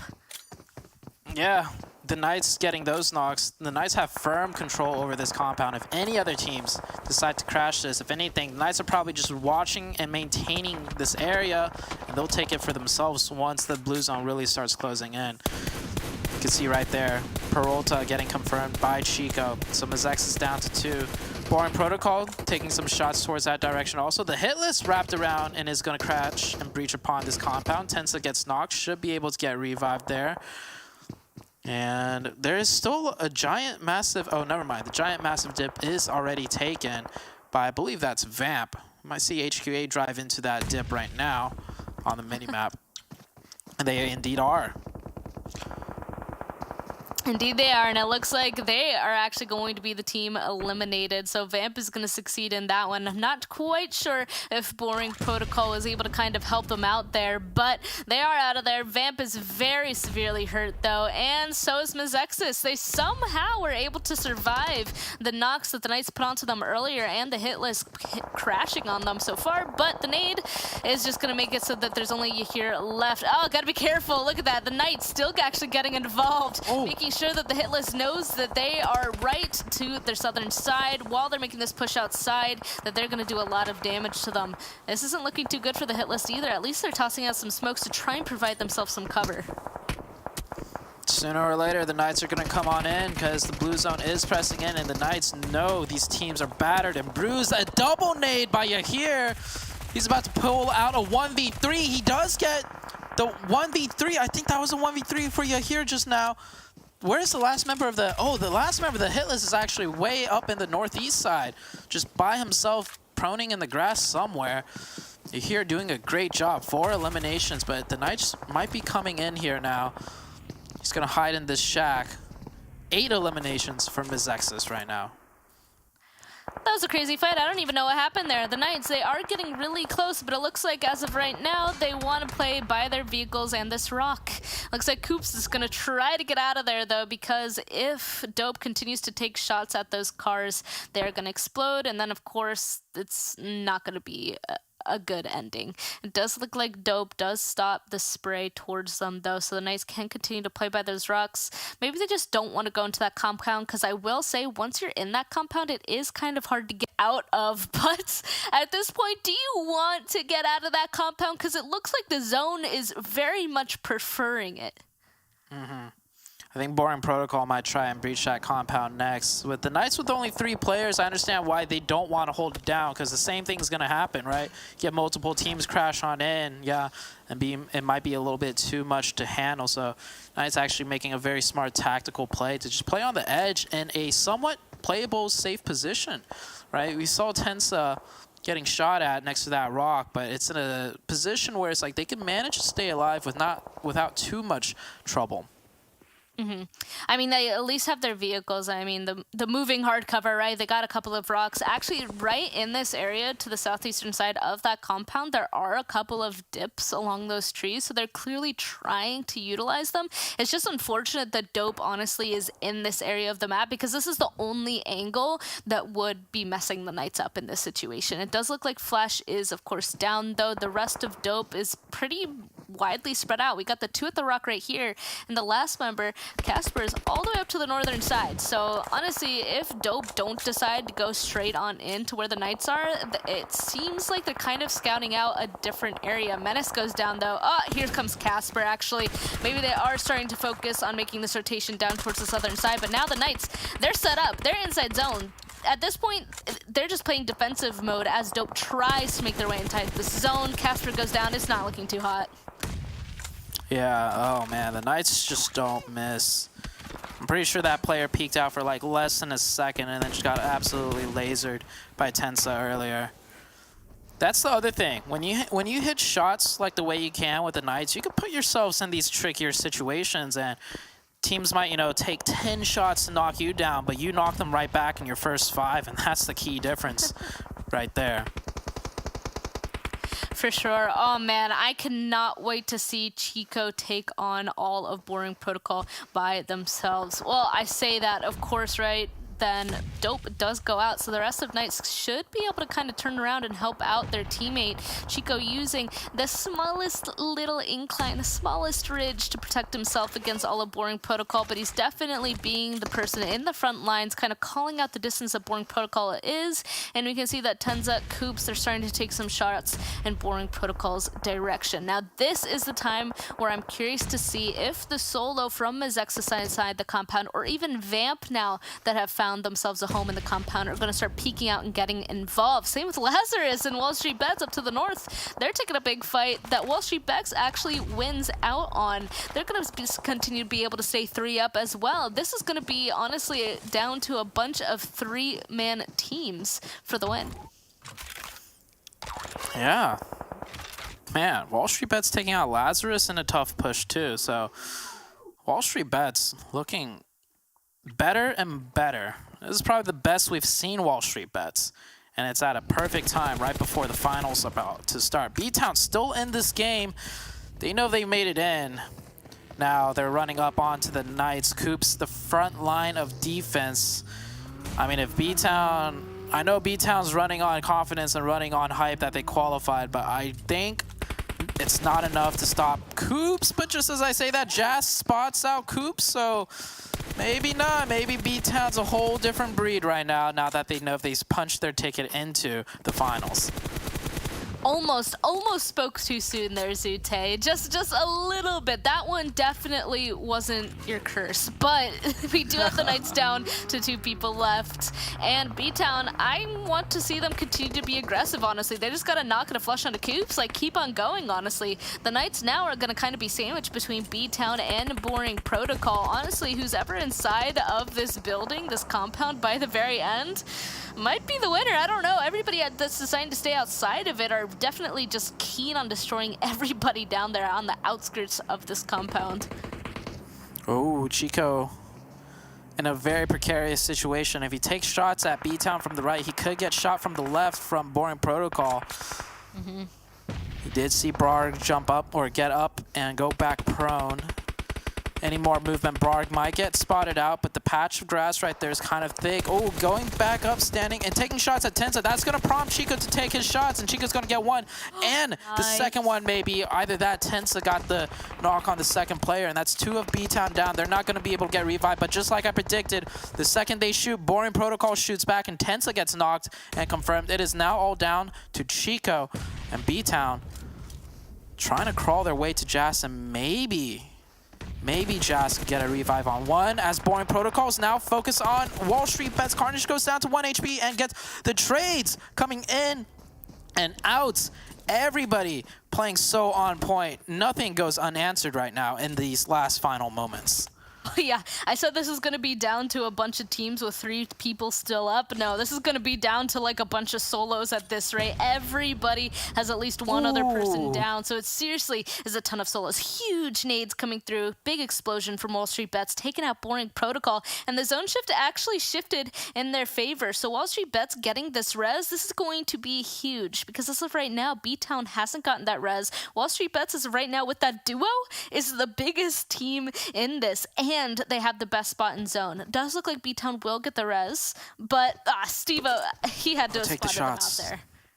Just take the shots. Game sense will tell you that there's probably players lined up on that wall. think Steve-O's just making sure. Yeah, here, by the way, is still in this game, the player that 1v3'd. He's just still in the shack, and he's been playing so quiet. Steve-O throwing some nades towards the smokes. The smokes are definitely a distraction. There's nobody actually in those smokes. Steve-O, I want to see him just like spray a couple of shots. He's at no risk right now. They have the zone and everything. He's going to play a bit more. Oh, Steve-O, I think Steve-O is shooting now, but not connecting anything. Chico's got the longest way to go. And BTOWN is looking for the last player of the Knights right now. If he gets anywhere close, Josh will be able to spot him out. I was going to say maybe WallStreetBets is taking this a little bit more cautiously because it really does. The game does change when you're down to a two-man. Like when you're down to a duo and a solo, like people, their aggressiveness just changes completely. It does look like Steve-O did figure it out though, getting a little bit of damage onto Jas in there, but unfortunately not enough. Here we go. Big nade though. This could be it for BTOWN, especially if now they're both on the same side of the wall. They're not, but they do get the knock onto Jas, and they instant flush. BTOWN is just out. Yahir actually helping out with a nade of himself. So they now know that Mezexis is somewhere nearby. They don't know, I believe, where Chico is. And Vamp, they're just still chilling inside of this building. Yeah, Vamp has the zone, so he doesn't have to move. Yahir's probably going to run into somewhere close to the building, might 1v1 with Vamp. Meanwhile, Chico, I don't think he's going to take the shots, even if he sees one of WallStreetBets, as long as he could wait it out a little bit longer, because he sees there are 5 alive, meaning there's probably a few more solos with the way this map has played out. Is Chico in zone here? He is in zone. Wow. And we are going into... Oh, is this the last circle? I think this is it, the 9th and final circle. Oh, Mezexis gets taken out. So now we're down to a 3-way fight. WallStreetBets with 13 eliminations, and last I think I saw the Knights also with 10+ eliminations. Some heavy hitters, and there is one more zone. The zone is dropped squarely onto WallStreetBets. Chico, can he get the 2-piece? The super quick one. He could get one for free, but can he get the second one? He's trying to line it up. He's really trying to. WallStreetBets, they're smart though. They at least have Draco is purposely on the other side of like a little carriage or bus there. So he knows he's trying to make sure that they're not just lining up for somebody to potentially pop out. But honestly, if Chico takes down Steve-O and Godv gets down Draco, that could be it for WallStreetBets, and that's going to be a 1v1. Unfortunately, those nades are not going to be close enough whatsoever. WallStreetBets now distracted by Vamp. If they decide to full-on push him again, they could be out in the open for Chico to do something. But no, actually, he's out. Now it's just down to a 2v1. Chico is going to take the fight. He gets a knock into one. Drago taken down to half HP. Chico is still okay when it comes to HP. Laying prone, though. Drago can see exactly where he is. The first aid does come off, though, so their HP is about the same. Drago doing the damage to the Knights. No! And Chico, unfortunately, does not hold it down for the Knights. And the winner chicken dinner actually goes to WallStreetBets. Oh, Chico hesitated for a split second there. He doubted his instincts. We saw when Chico was running down towards that truck, he had his crosshair pre-aimed and trained on the right-hand corner. But at the very last second, he whipped over to the left, thinking the player might have been on the left side, and that's when WallStreetBets peeked out. Chico did really good, though. Even on that second initial peek, he got the better of the trade, which forced the first aid. But WallStreetBets, man, 15 eliminations, I think, and the chicken. That's 3 chickens today for WallStreetBets. And, oh, once again, it's Drago. How many eliminations did this guy get today? We saw him up here with the most eliminations for 3 games. That's the 3 chicken dinners that they got. And Drago, once again, in the highest damage. WallStreetBets, man, this team is looking really spicy. And Steve-O up there as well. I mean, it looks like WallStreetBets, we were questioning whether or not they'd be able to get 3 chicken dinners today, and on the very last one, it looks like that answer is yes. So again, Zute, that just makes me really excited to see how WallStreetBets is going to play in the finals, because I feel like today we saw a different WallStreetBets than what we've been seeing this entire time. Yeah, and I mean, they were fighting the Knights at the very end too, and they won that one, but the Knights, of course, today playing consistent as ever. Right? Not dropping really any games too hard, but we'll go to the analyst desk after a quick short break to tidy everything up, and, well, the finals are coming up very soon.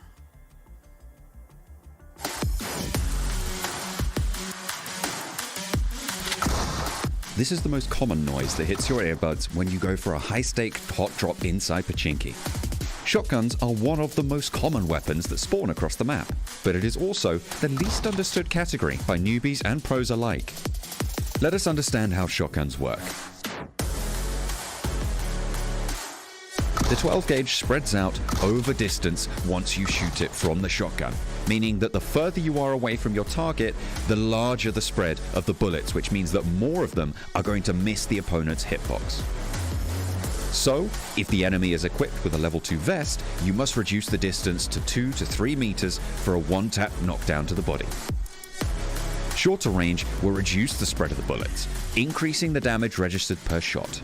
Furthermore, each shotgun comes with its own range. For example, the bullet spread of the DBS is much lower than the other shotguns in the game, which makes it the most dangerous shotgun in the category. Although the 1897 is the most common shotgun in the game, using it without bullet loops and a choke is not advised. These attachments are a must to increase its range and fire rate to a fairly manageable rate. The S686, on the other hand, is a favorite weapon for clutch moments in the early game. Its overpowering damage in close range has the potential to blow away 2 enemies with its 2 shells. Use the element of surprise to peek out of cover and mow down the enemy once they are closer. Unlike ARs, the spray and pray tactic doesn't work with auto shotguns like the S12K, and it's incredibly difficult to handle its continuous recoil. Most importantly, mastering shotguns is all about figuring out the timing. Especially in urban fights and situations where you are contesting drops, the shotgun can serve as a deadly secondary weapon to inflict heavy damage at close range.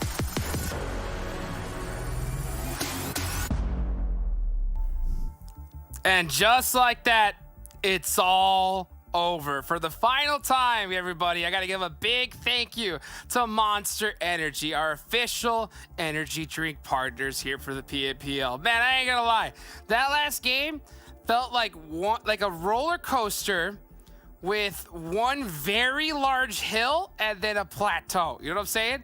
K19, Honeycomb down, BTOWN, and then once they ended, it was just all smooth sailing after that, Seven.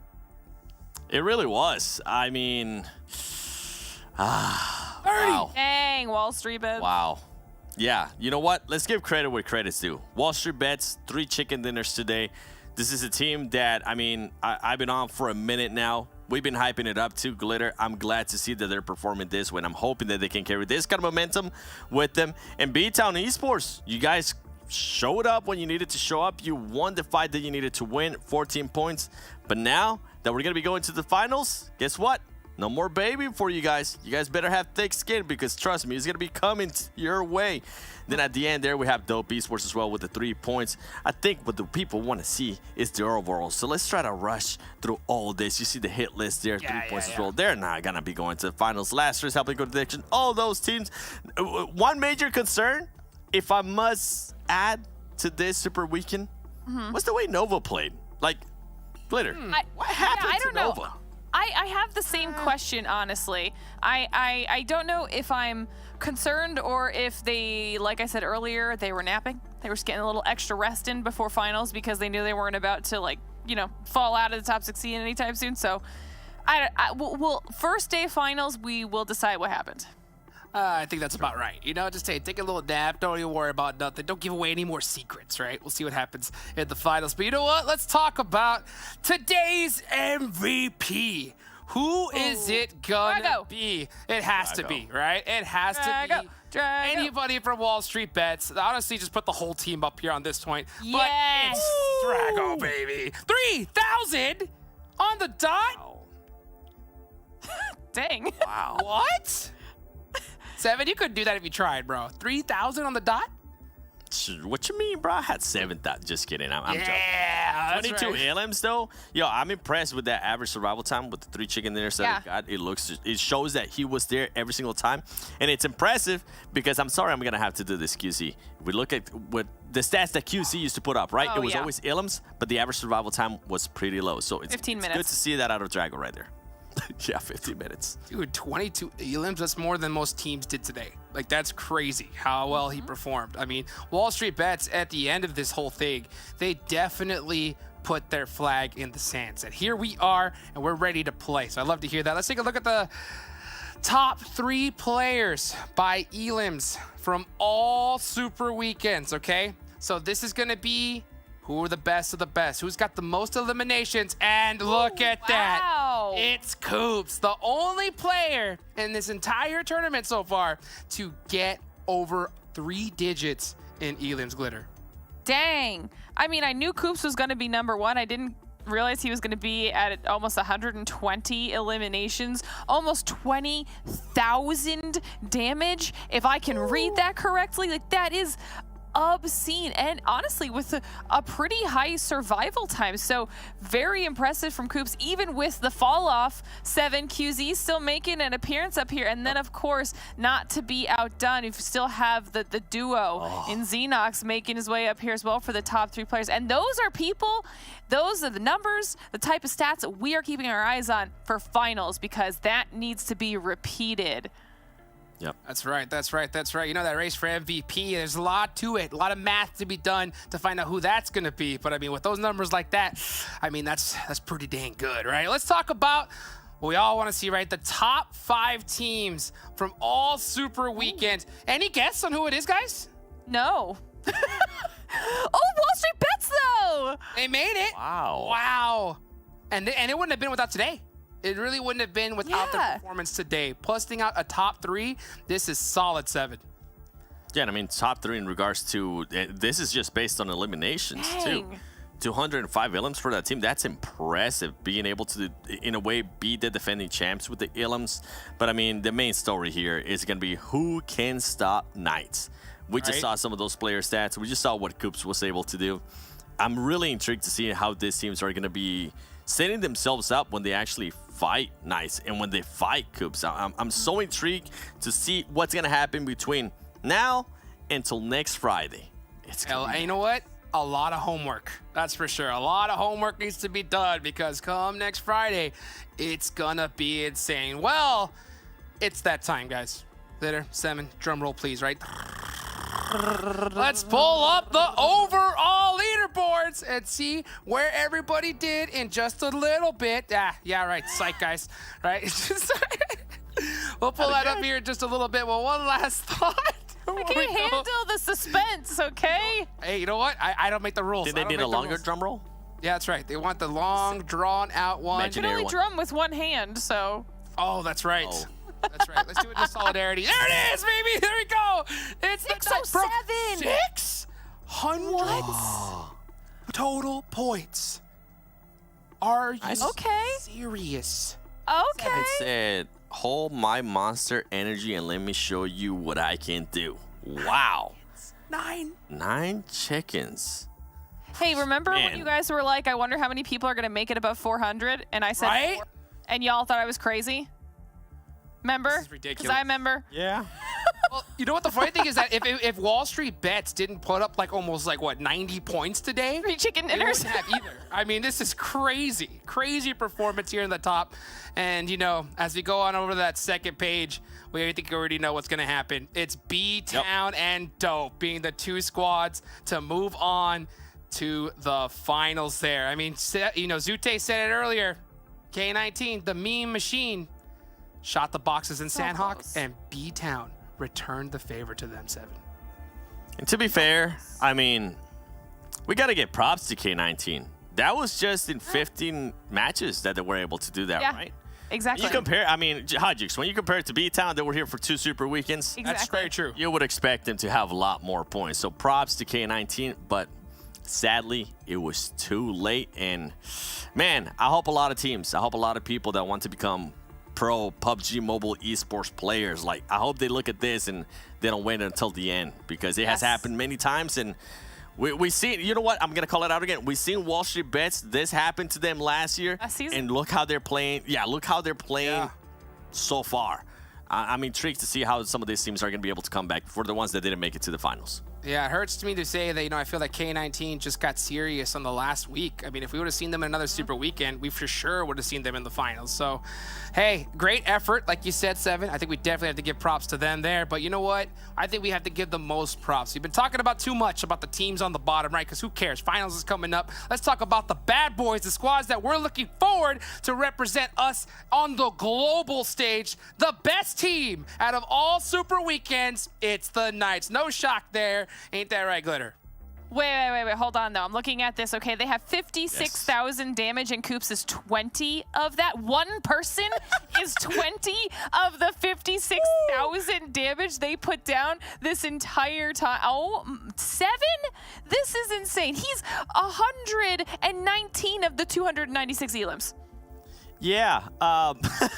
When we talk about, ladies and gentlemen, I'm gonna put this out because I think it has to be said too. Average. Like, look at the elims too. 6.5 average survival time as well, 21. And also, huge shout out to Chico. Today he had maybe one of the best days he has had on a Super Weekend. So Chico, man, I have given you so much feedback. At times it might seem negative, but man, you stepped it up in a big way and you stepped it up at the right time. And here we go. Look at Coops. I mean, Coops stats right there. Xenox, Tensa. You can see a little bit of why I was talking about Chico, but that's ridiculous, Glitter. Like, this is, yes, please continue this. Please do this for finals, for regionals, because you are our hope. You are the shining light for NA. No pressure. We wore your colors today. It was coordinated.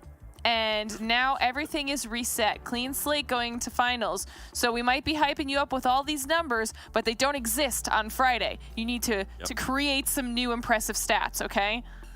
It's all brand new. And all eyes have been on the Knights this entire tournament so far. So the Knights are going to have to pull out something special, right, coming in the finals time. I mean, all I got to do is do what they did here, and it shouldn't be any problem at all. And it's so crazy to look at those stats. And you saw what Coops was doing. If you really think about it, that means that he, on average, almost took out an entire squad every single game. So he just said, you know what? All right, I'm going to go ahead and just bust out kills. No, elims, no problem. It's just ridiculous to be able to see this kind of performance. Seven, you got any last words here? I do. And I want to say that Coops, and all the years that I've been doing NA esports for PUBG Mobile, I think Coops has to be the best player that we have ever seen, the best talent that we have ever seen. Hands down. I mean, out of NA. Like, there's nobody that comes close that I can think of. This man has performed over and over again, and the crazy part is that he just keeps getting better.